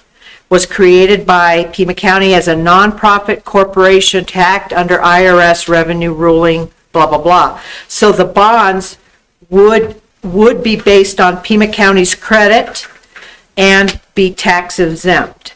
So, and he did attach some excerpts from some attorneys. So I think it's worth us looking at this alternative because, like I said, and this may not be what Pima College used for their capital, but I know for a fact we approved it but we never went out to the voters. And this was millions of dollars to build those buildings. I think there's another way. Chair Grijalva. Supervisor Scott. Can we ask, and maybe you've already done this, Supervisor Lee, can we ask that the 4-member work group get that information either from Supervisor Lee's office or from Mr. Slania? Thank you. Yeah, I'm happy to do that. Any other questions? Okay, so what's the pleasure of the board? Do we want to ask staff to continue to explore some of the ideas related to PAYGO, discuss more in detail about any of the other funding options? I'd like staff to I'd like staff to continue the work that's outlined in this memo from September 5th with the work group. You know, you've got 2 department directors who are working with this work group. They certainly can take into account the options that were laid out in the September 4th memo. They can take into account what Supervisor Lee and Mr. Slaney have brought to the table. They might have other ideas based on what other communities around the country are doing. I just think it's already where the work is going to be happening. I'd like it to continue. Okay. Madam Chair. Supervisor Christie. I would just request that if there's an analysis done of utilizing PAYGO for this end result, that it also include an impact statement or an impact analysis of what it would do to the road repair plan.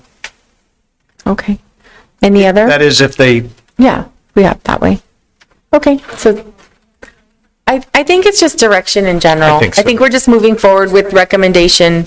Yeah, I agree. was just going to say, I don't get the impression that it's a vote. Okay. No, it's all laid out here. All right, thank you. Okay, so can we go ahead and move 12 through 14? Thank you, and I'll second. Supervisor Christie moved. All those in favor say aye. Aye. Opposed? Items pass unanimously. That was 12 through 14. Now we're on item number 15, Election Integrity Commission, EIC recommendation to support AVID funding. I'll go ahead and move the item. Second. Have a motion and a second by Supervisor Scott. Discussion. Madam Chair. Supervisor Christie, then Supervisor Scott. Yep, thank you, Madam Chair. I don't have any problem having the state fund AVID and all of the involvement that they would have in this project, but I do have a question. Does Thelios, out of the recorder's office, does Thelios have access to AVID?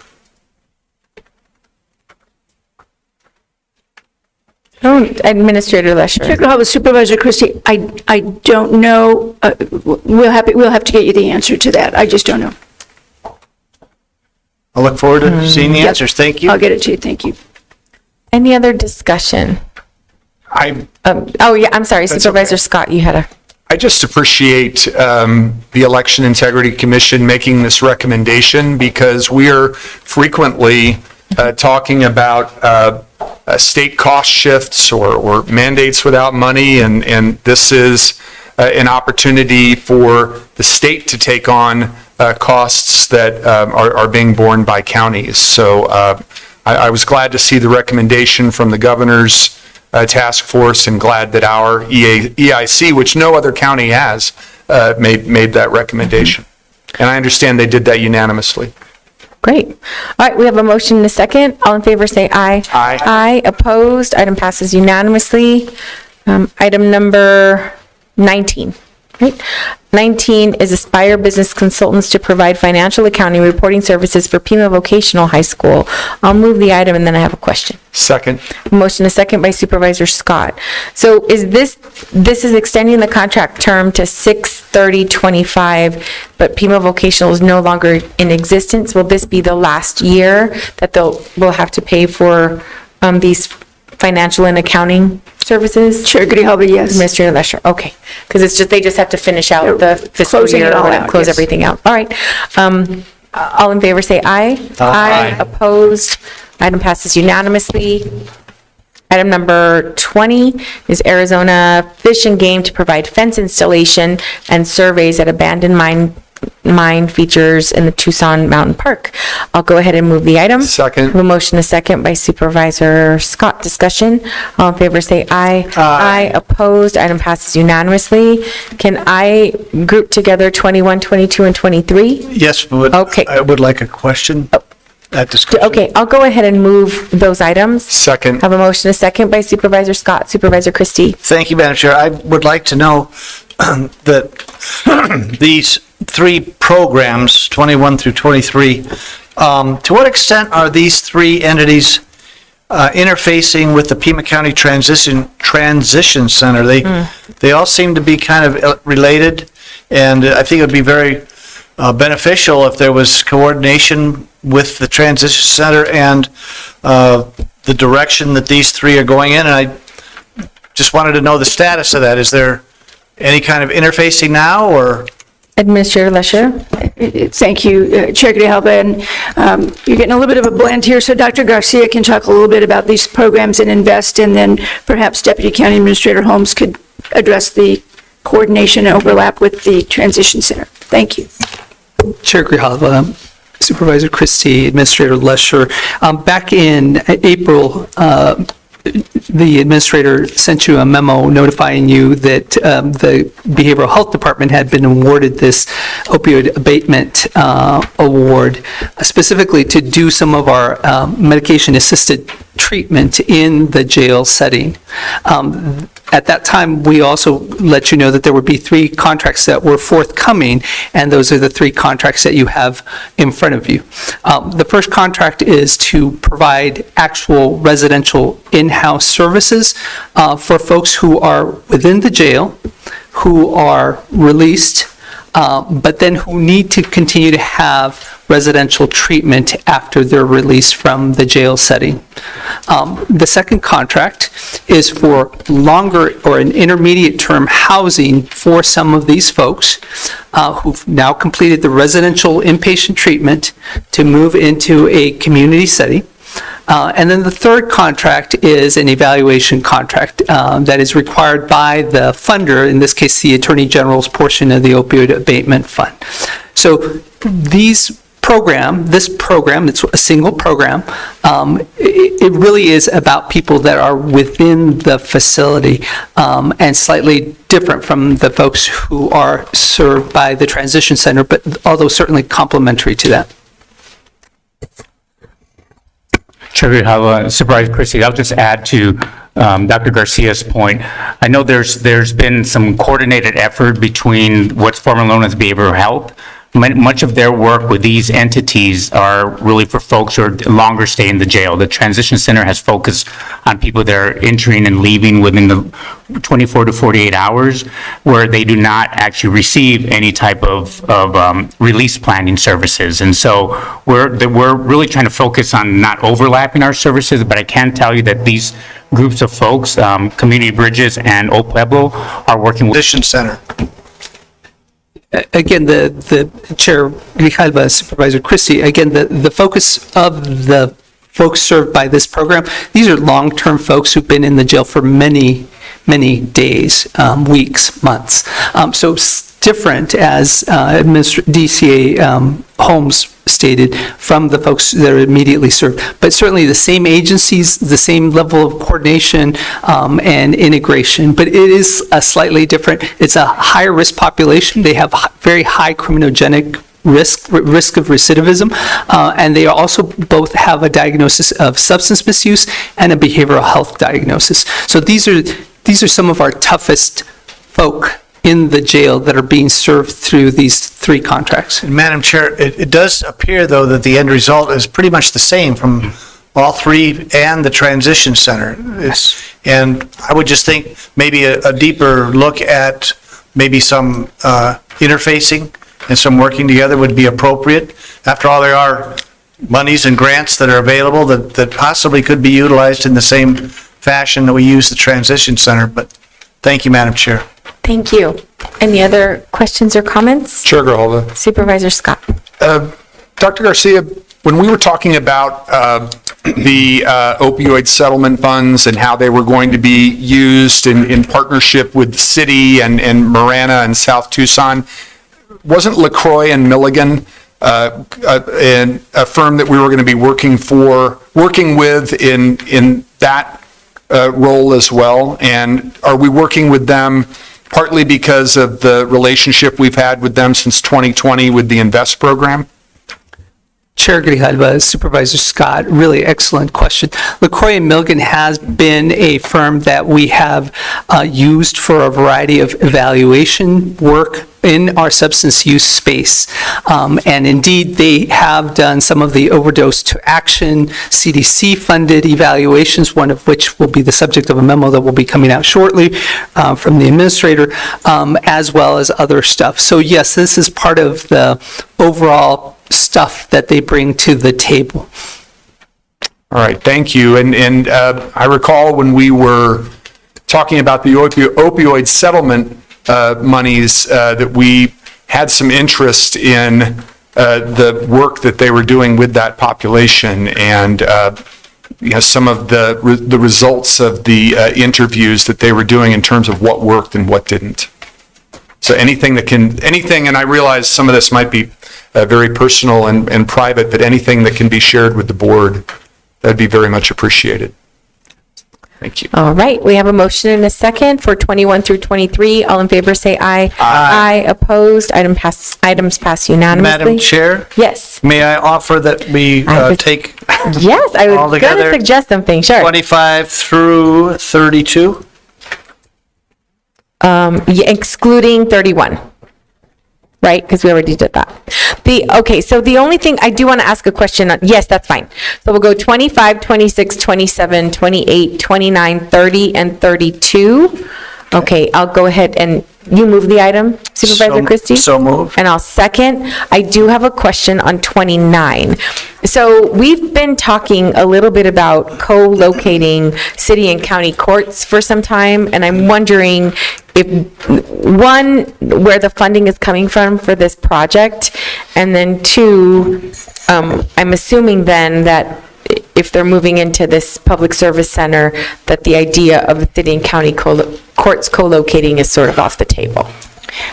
Chair Grijalva, the courts and all that it brings, both Superior Court, Justice Courts, constables, are all an interesting phenomenon in that while they may be directed by the state's total contribution is part of the salaries. And so our county taxpayers pay for all of construction and services and buildings and things of that nature, other than just part of the salaries. So it is coming from general fund as our other capital projects. What we have been looking at and the court has been looking at is, the main Superior Court building is going through some reconstruction and renovation. What we had been hoping for is that we would have some construction in the Public Works building, allow the courts to move over temporarily and potentially move back and be able to rotate through. So we can always look at other opportunities in the building to co-locate with the city if that becomes possible. So this is $266 plus $1,000 over a 5-year term, or is it that amount every year for 5 years? And now I'm going to ask Mr. DeBonis to help with this one. So, Madam Chair, this is being done as a construction manager at risk project, so it's a little different than a design then bid, then build. So this is the initial services contract. There will be other contracts that come forward that include the subsequent pieces of construction costs that go along with this. So this is the initial, even the dollar amount is the initial service expense, even though the term of the contract will be 5 years. There'll be guaranteed maximum price components that come forward as part of this project. So it says not to exceed 18 million? That's correct, right. Madam Chair. And should the board not be in favor of moving forward with this, what does that mean? Madam Chair, then the project would not proceed.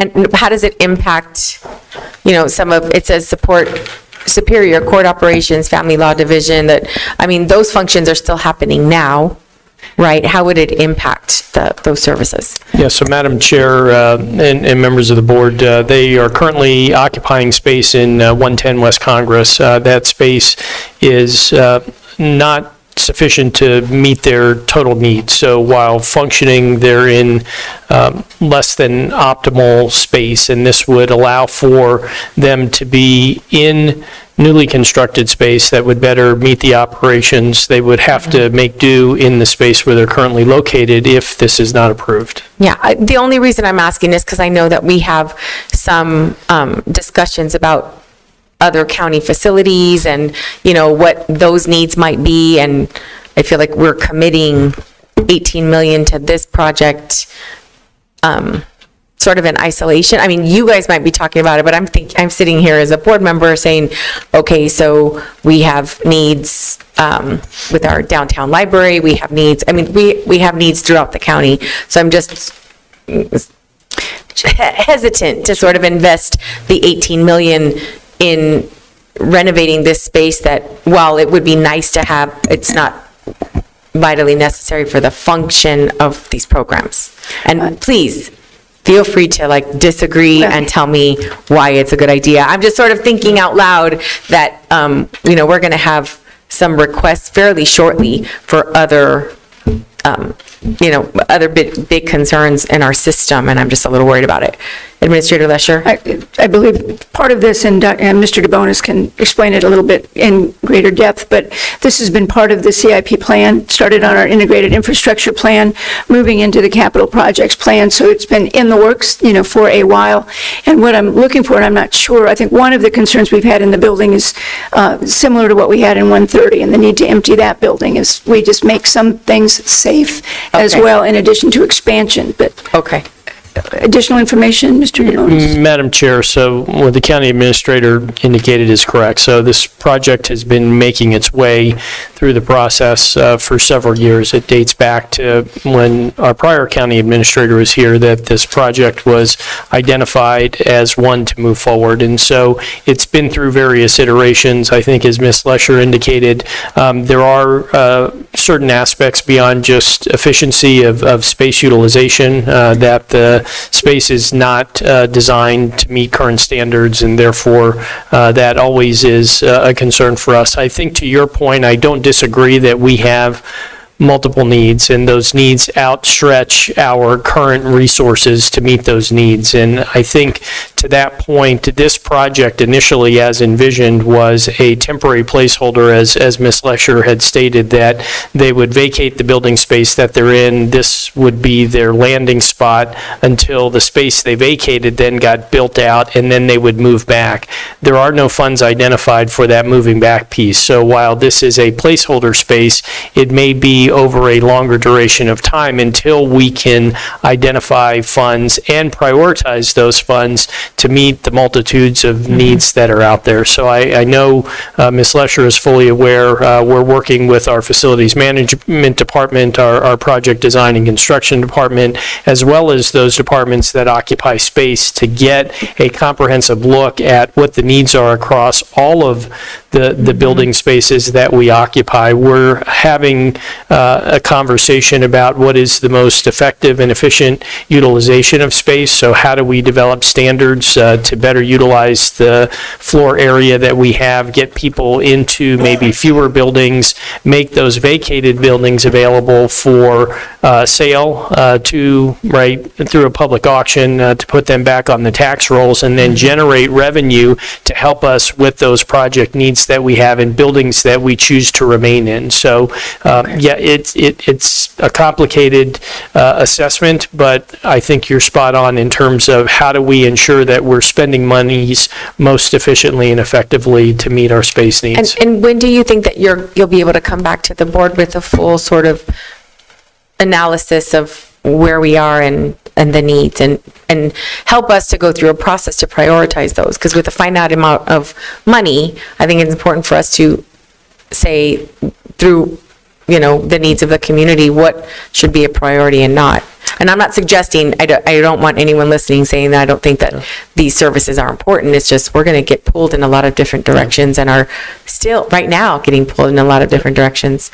Madam Chair, we have a meeting with the county administrator and many of those departments I mentioned later this week. And what we are working on is a template that would present the needs assessment and give a sense of where the greatest return on our investment of dollars in our building space is. And so once we get through that meeting, I think we'll have a fairly well fleshed out format or template that we can utilize then to run other buildings through and then be able to provide that information back to the board. So I think as we continue, certainly by the end of this calendar year or before the end of this calendar year, we should be able to share information with the board that shows how this assessment looks, and then even allow for a conversation and feedback to us to refine it on our way to getting to something that really starts to make recommendations on prioritization of where we invest our limited dollars into buildings that are going to best meet our needs, that they are going to allow for the safe operations and occupancy by our departments, and help to meet some of the other goals that the county has set and this board has set, like energy efficiency and reduction in energy consumption, carbon footprint, water usage, all of those things. So I think by the end of the calendar year, we should have a pretty good summary report to provide to the board. Okay, and this is just approving the project design and construction. The actual, when we start to do some other projects, those will still come back to the board. The other projects that are going to equal up to the not to exceed $18 million amount. So, Madam Chair, I'm pausing momentarily because I think that with this, and I'm trying to look on that, typically what we do on these CMAR projects is that we ask the board to grant approval for the not-to-exceed amount, and then the procurement director is authorized to approve those items as they are submitted by the construction manager at risk. So they don't come back each time.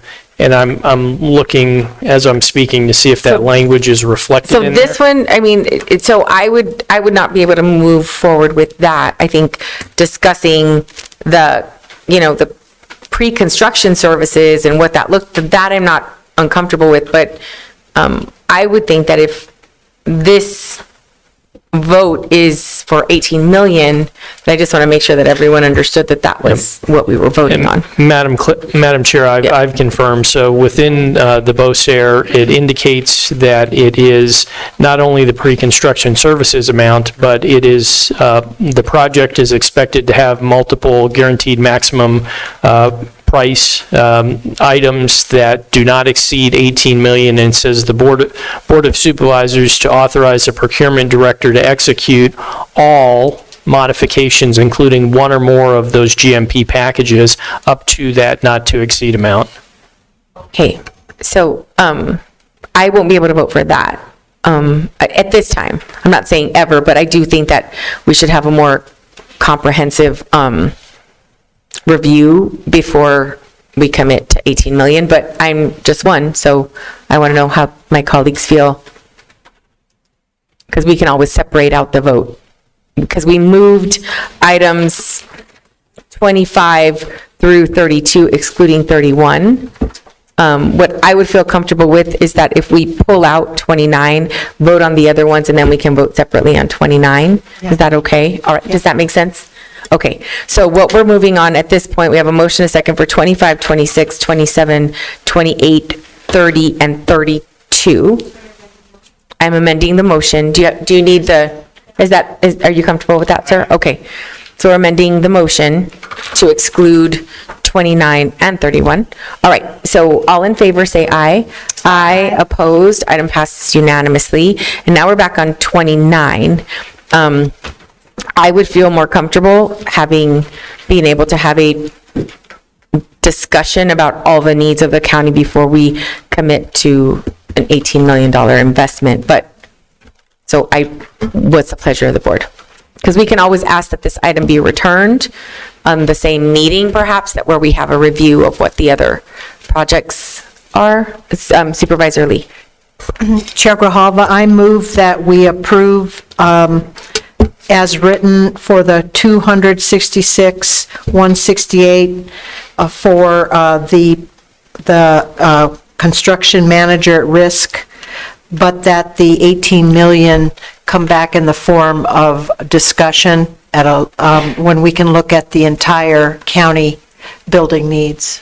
So just a pause really quickly. Would you rather have this entire item the way it is come back at a future meeting, or would you like us to vote just for the project design and that piece of it? Yep, Madam Chair, thank you for that question. And because of the construction manager at risk approach to this, approving the pre-construction services really doesn't accomplish much. And what I would ask is that we have this item continued at least until the next board meeting, when we can bring back a report to the board about this project specifically and how it fits into the overall set of project needs. Even though we don't have a complete template to give you a full analysis of all of the building needs, I think we can give you at least high level a fairly good picture of what is out there as potential need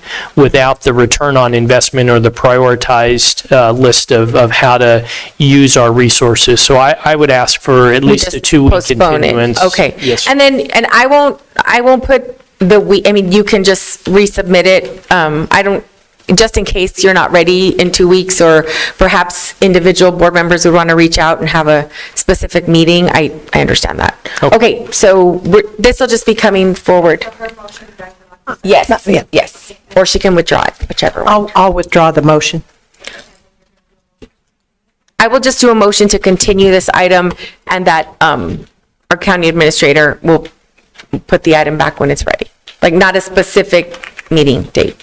Fair? Is everyone comfortable with that? Yes. Second. Okay, I have a motion, a second by Supervisor Lee. Discussion? Chair Grijalva. Yes, Supervisor Scott. Could we get, given the nature of the item and everything that is engaged with it, to prepare for the October 1st meeting, could we get a memorandum to the board that sets the stage for the discussion that we're going to have on October 1st? Well, you continued it to October 1st, right? No, I just left it, no, that's okay, I just left it open. Oh, I apologize. They'd suggested 2 weeks, and what I was asking for is a comprehensive sort of review of the needs of our county. And again, it doesn't have to be down to the minutia of and here's the sense. I just want to understand a little better. We've had individual, I'm sure every office has had conversations about what the needs are. We had, the library draft plan come out, and there's discussions of different buildings that need different attention. And so for me to feel comfortable before I vote for an $18 million investment, I want to understand how it fits in to the grand plan of what the other needs are, is all I'm asking for. And so it doesn't have to be, I don't need sketches and schematics and stuff, but that's sort of just for me to feel comfortable. And I don't know, perhaps every supervisor can reach out directly to Administrator Lesher to talk about what it is that you'd like to see in an upcoming presentation that would help you feel comfortable about voting on the item. And I think, and Chair Administrator Grijalva, we may bring this one back separately, in that it has been noted, the work on this began about 5 years ago. Okay. And so I want to make sure, I want to see how much has gone into it thus far, rather than completely wrap it into the entire discussion of all of our future plans. Yeah, But what I also hear is that when we bring it back, you need a report before. That's a full understanding of the project, what's involved, why we're going after it, et cetera. Well, and I think that, when this project was being discussed 5 years ago, only one of us was on the board when even it was just sort of in concept, and I think the needs of the county continue to evolve, and so I think it's good to be able to pivot if we need to. And if it's not possible to pivot, then you can let us know that too, okay? All right, so this will just come back, and Administrator Lesher will put it on. Make sense? Yes, Supervisor Lee.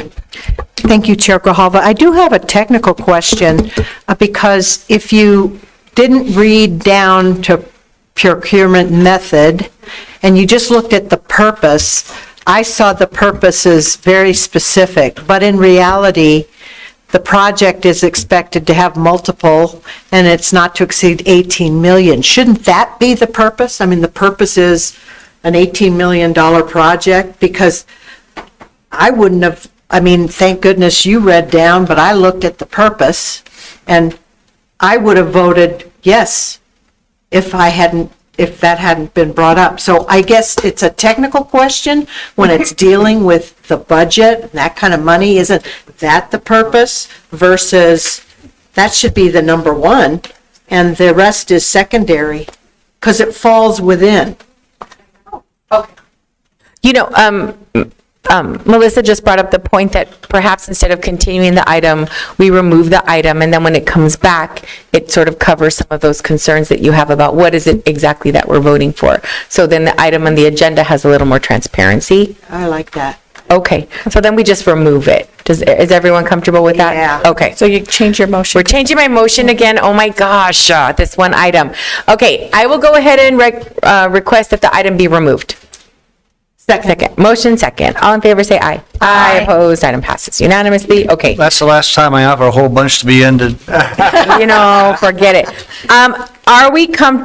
Can we move 33, 34, and 35 together? No, ma'am. No? You want us to vote on them separately? Yes. Okay, all right. So 33 is the U.S. Department of Homeland Security, Federal Emergency Management Agency to provide for the Shelter and Services Program. This is competitive for the term through 9/30/26, and the amount of $18.7 million for a 2-year term. I'll go ahead and move the item. Second. A motion is second by Supervisor Scott. Discussion? Madam Chair? Supervisor Christie. A couple things. One, we received this chart that has all of the grants. This chart only goes back to January of 21. It may have had different sources of funding prior to that, but they're not listed.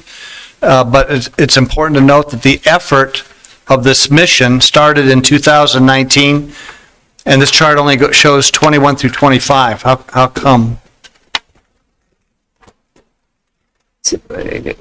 Chair Grijalva and Supervisor Christie, we are this chart shows you what we received through the FEMA EFSP money that came from one specific So what I'm asking source. for is, What are the other sources that may have, going back to the initial, happy to get that for you. These two all the funding way back to sources that are 2019. designated here are not part of that, so we will get that for you. So you could put them all together for a grand total.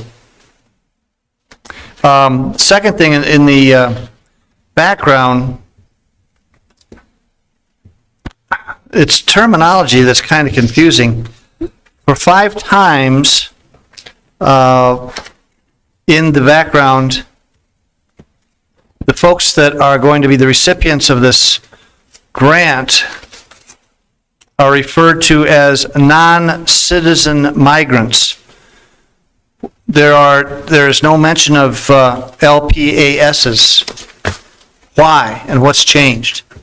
From non-citizen migrants, from LPASs to now non-citizen migrants.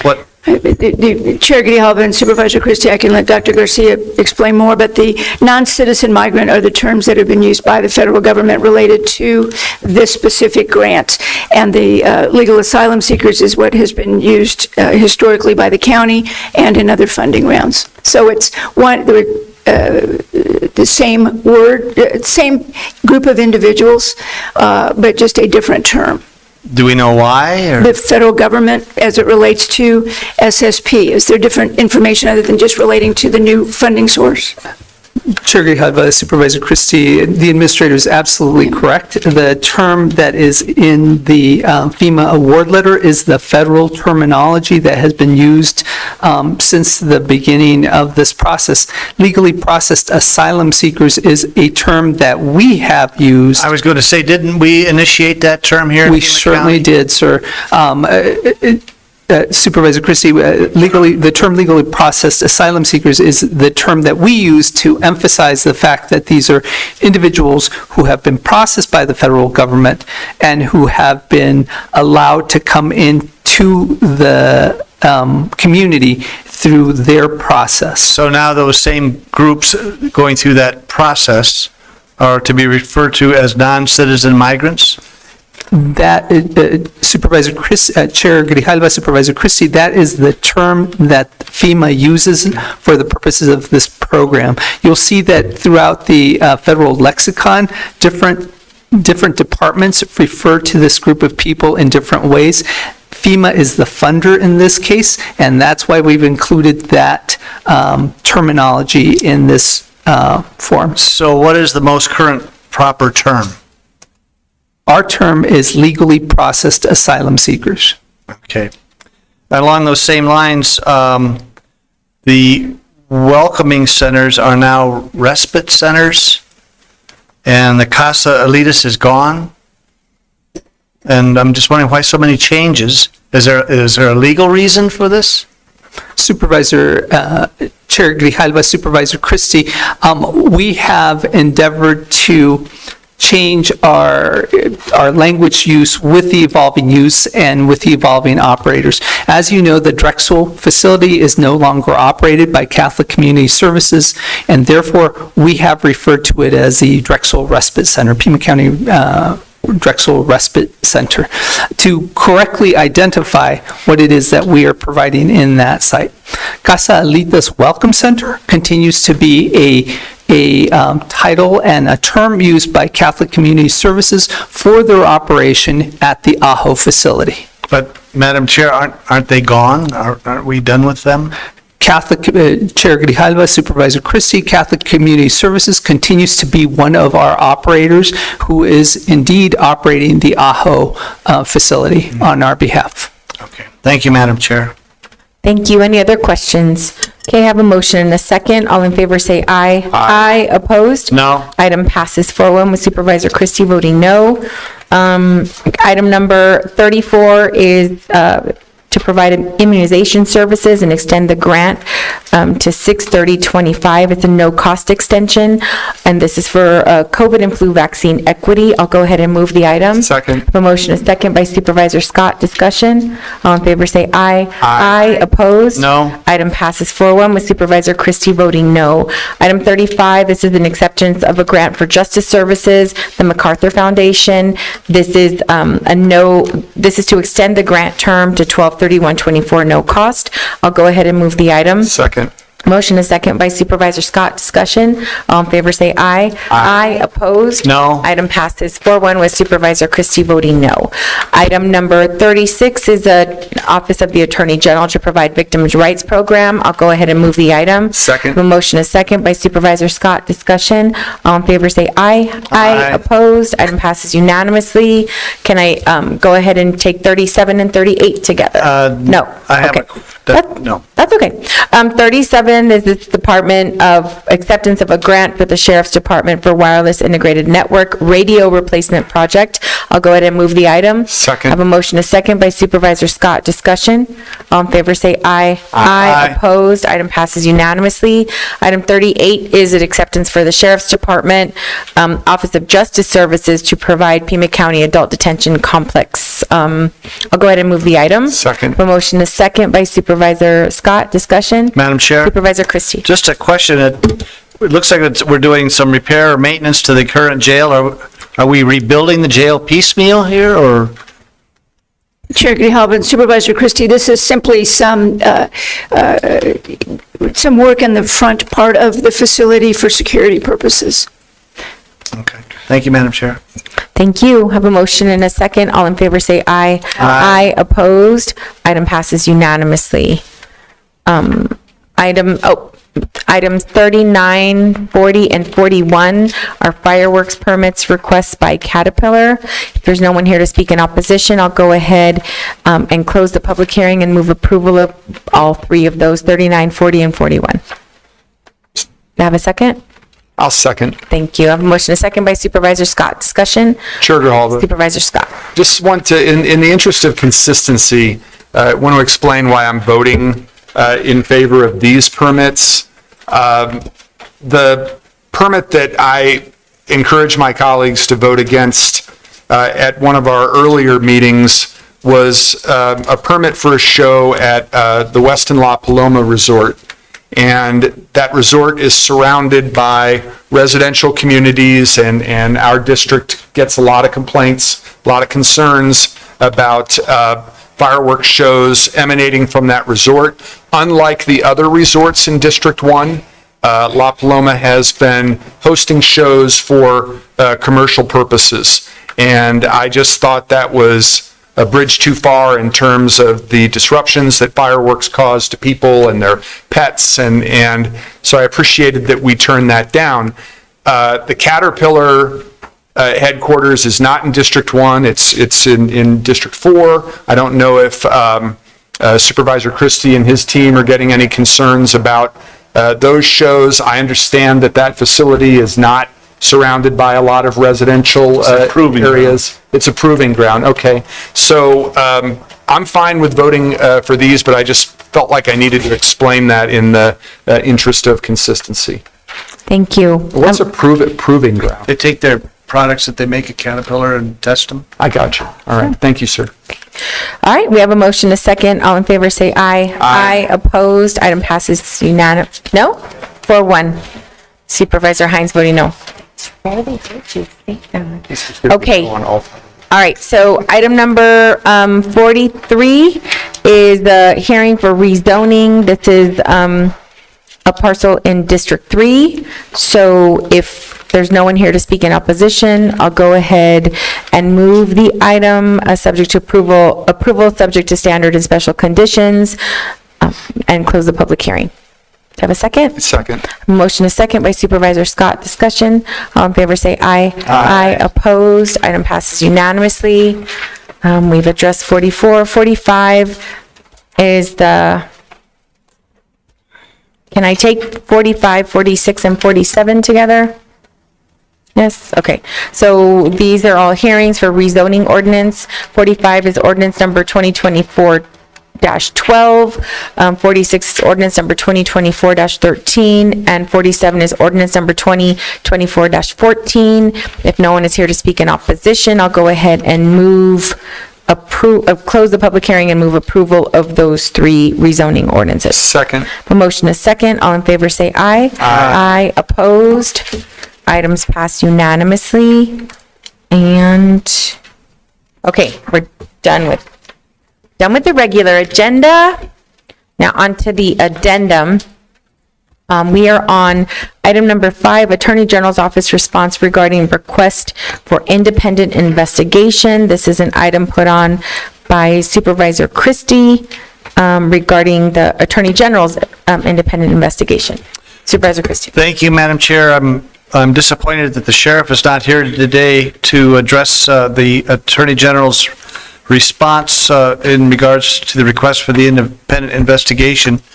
the Attorney General did note that there were 4 issues that were contrary to the policies of the Sheriff's Department that the Sheriff's Department was in violation of, and I was hoping that he could be here today to address them and to discuss them and to give some clarity as to why the Attorney General would make those allegations.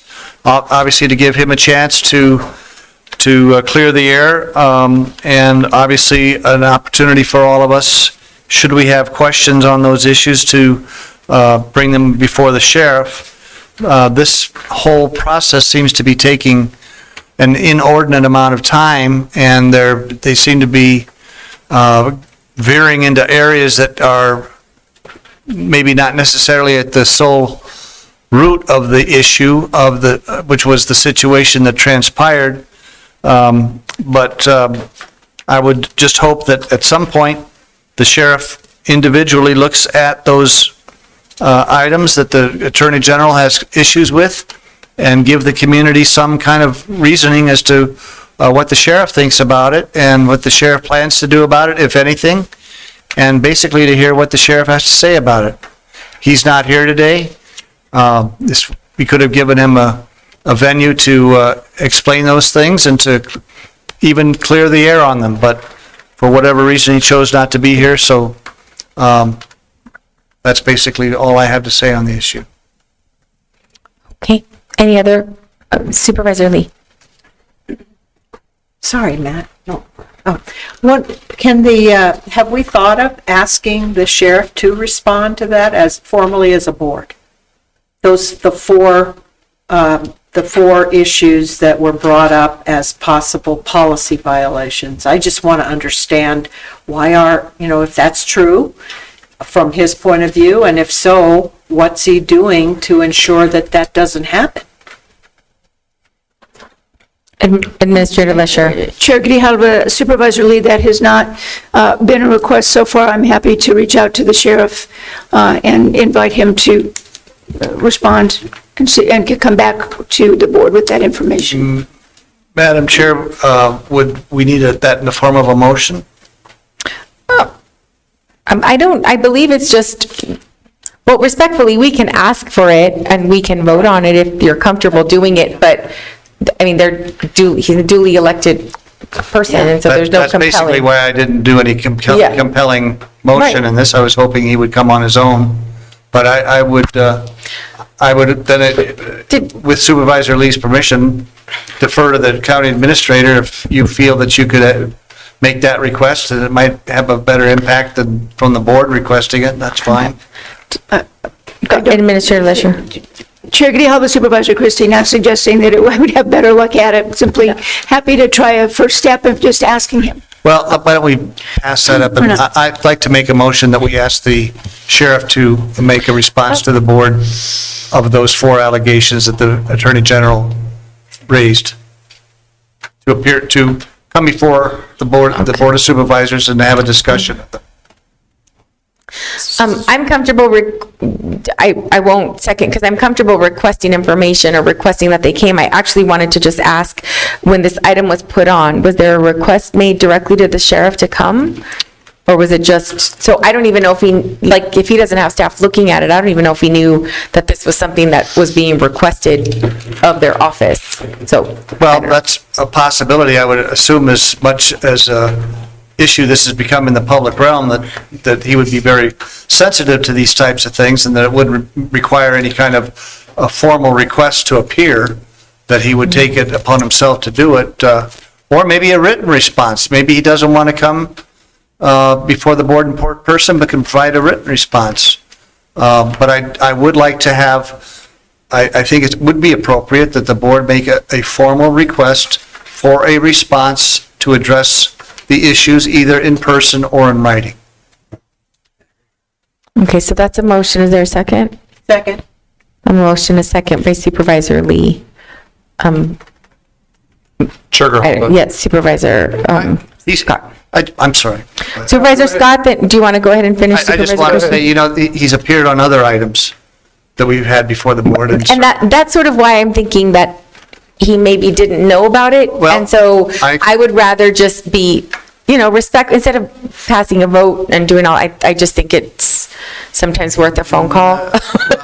Just an effort, but I thought we were being very respectful by just putting it on the agenda, and apparently he didn't see it for whatever reason. This might codify it for a formal motion. Okay. Supervisor Scott and then Supervisor Hines. So my understanding was that the Attorney General's investigation said that there might have been violations of 4 internal departmental policies of the Sheriff's Department. So my question would be, since the Attorney General is saying there might be violations of departmental policies, what is the board's role in terms of asking the sheriff to respond to a report about policies within his department? I don't see what our role is in this context. Supervisor, did you want to respond? I mean, I'm just sort of. My response would that be he's the number 1 law enforcement official in the county, and these allegations have been made by the Attorney General's investigation. I think it would be compelling on his part to come before the board and, as requested or in a motion, to address them and lend some clarity. He could very easily take the motion, the formal motion, and say, I ain't coming. That's his prerogative. I'd like to give him the opportunity to come before the board and explain it.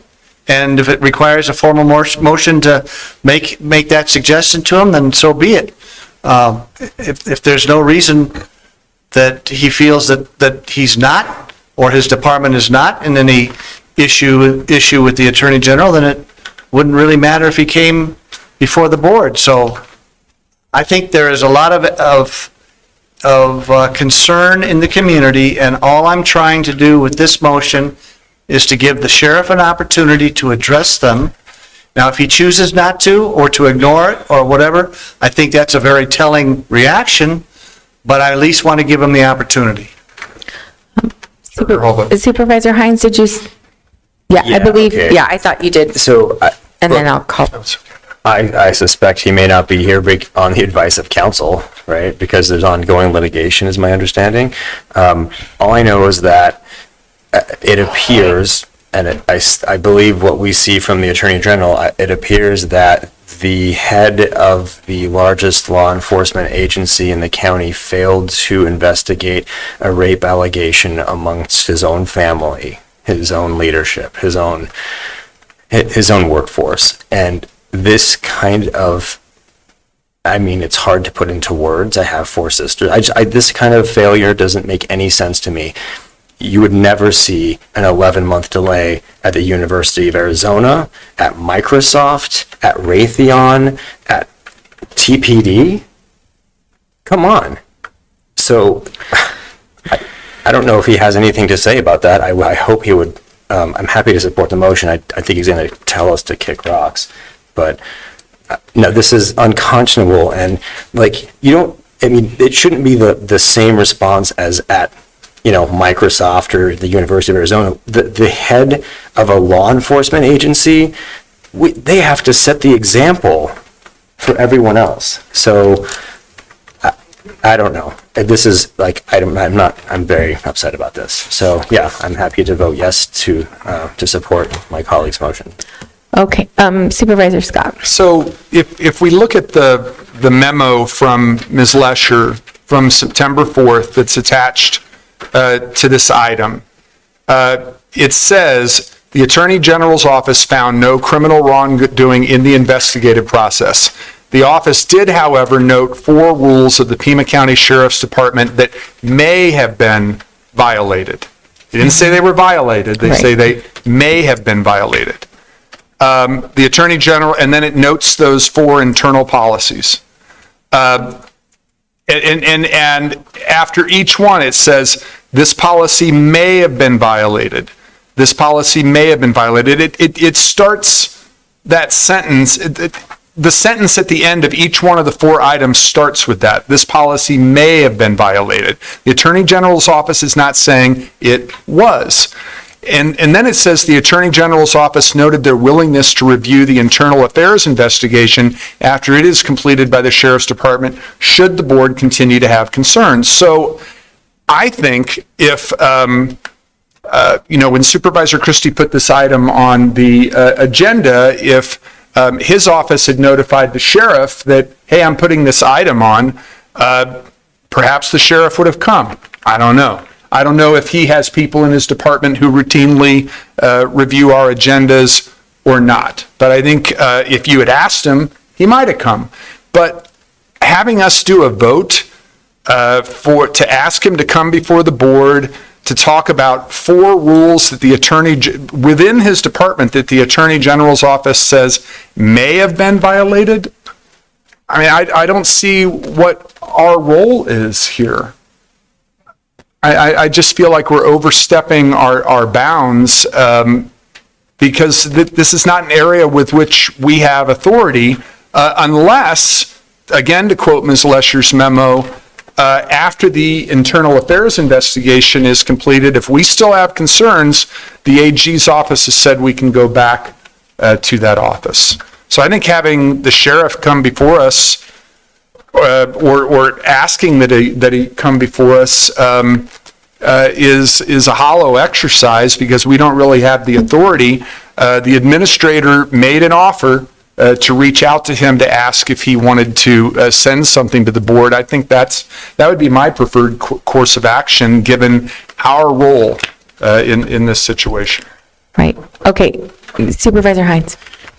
So I was curious that when this was approved by the board to refer to the Attorney General, that the word criminal showed up when she sent the letter back saying, hey, yeah, we'll take a look to see if there's any criminal wrongdoing here, because we didn't put that was not part of then Supervisor Bronson's motion in any way that we voted on. So, and investigating that a little bit, the Attorney General is only looking for like criminal conspiracy to cover something up or something, right? They're not really doing an assessment of the various civil things or internal. So I think that made some sense to me as to why that word showed up. But anytime you see this kind of what appears to be a pretty colossal failure on the part of leadership for this kind of issue, that is absolutely, it needs to become, we need to have a role in that. We need to be, because people expect us to. We're the leaders of the county. And I know he is separately duly elected, but he has to answer for this somehow. But I don't think that we're the body that he answers to. I mean, that's sort of where I am. I mean, there's no one. Supervisor Christie, go ahead. Thank you. There's no one asking to answer to anything. We're not here compelling him to do anything other than to give clarity to the situation and give him an opportunity to address them. I think Supervisor Hines' point is very well taken. I'm constantly getting questions and letters from constituents and from residents of Pima County. What's going on with the sheriffs? We haven't heard anything. We haven't seen anything. He's not addressing those issues. They need to be addressed. We look to him for protecting our property and our lives and our well-being in the county. Why can't he come before your Board of Supervisors and give some explanation?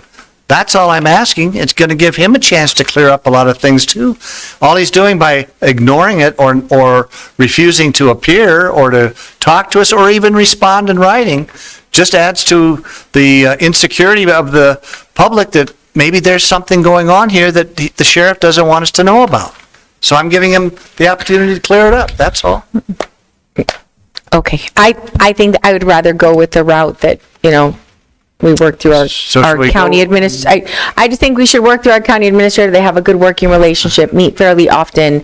And so in case this wasn't put on his radar, that it's something that he has the opportunity to come back or send us some information if he wants to respond. Should we address my motion? No, I was just going to. So Okay. we have a motion and a second. Chair Grijalva? Yes. Just to clarify, the motion I have is to make a formal request to the sheriff to either respond in person or a written response on the 4 rules that the sheriff's department may have violated, correct? Correct. Okay. We have a motion and a second. All those in favor say aye. Aye. Opposed? No. No. Item passes 3-2 with Supervisor Scott and I voting no. Okay. Now we are on item 7. This is Aber Valley Irrigation Drainage District Annual Election Cancellation. I'll go ahead and move the item. Second. A motion, a second by Supervisor Scott. Discussion. All in favor say aye. Aye. Opposed? Item passes unanimously. Item number 9, because we've addressed 8. 9 is Southern Arizona Arts and Cultural Alliance to provide public art. I'll go ahead and move the item. Second. I have a motion and a second by Supervisor Scott. Discussion. All in favor say aye. Aye. Opposed? Item passes unanimously. Item number 10, Corrections Officer Retirement Board. And item number 11, Public Safety Personnel Retirement Board, the reappointment of Leo Duffner for both. I'll go ahead and move the items. Second. Have a motion and a second by Supervisor Scott. Discussion. All in favor say aye. Aye. Opposed? Item passes unanimously. It is 1:56. I'm fairly certain that's one of the longer ones. But thank you for the good discussion, and this meeting's adjourned. Thank you.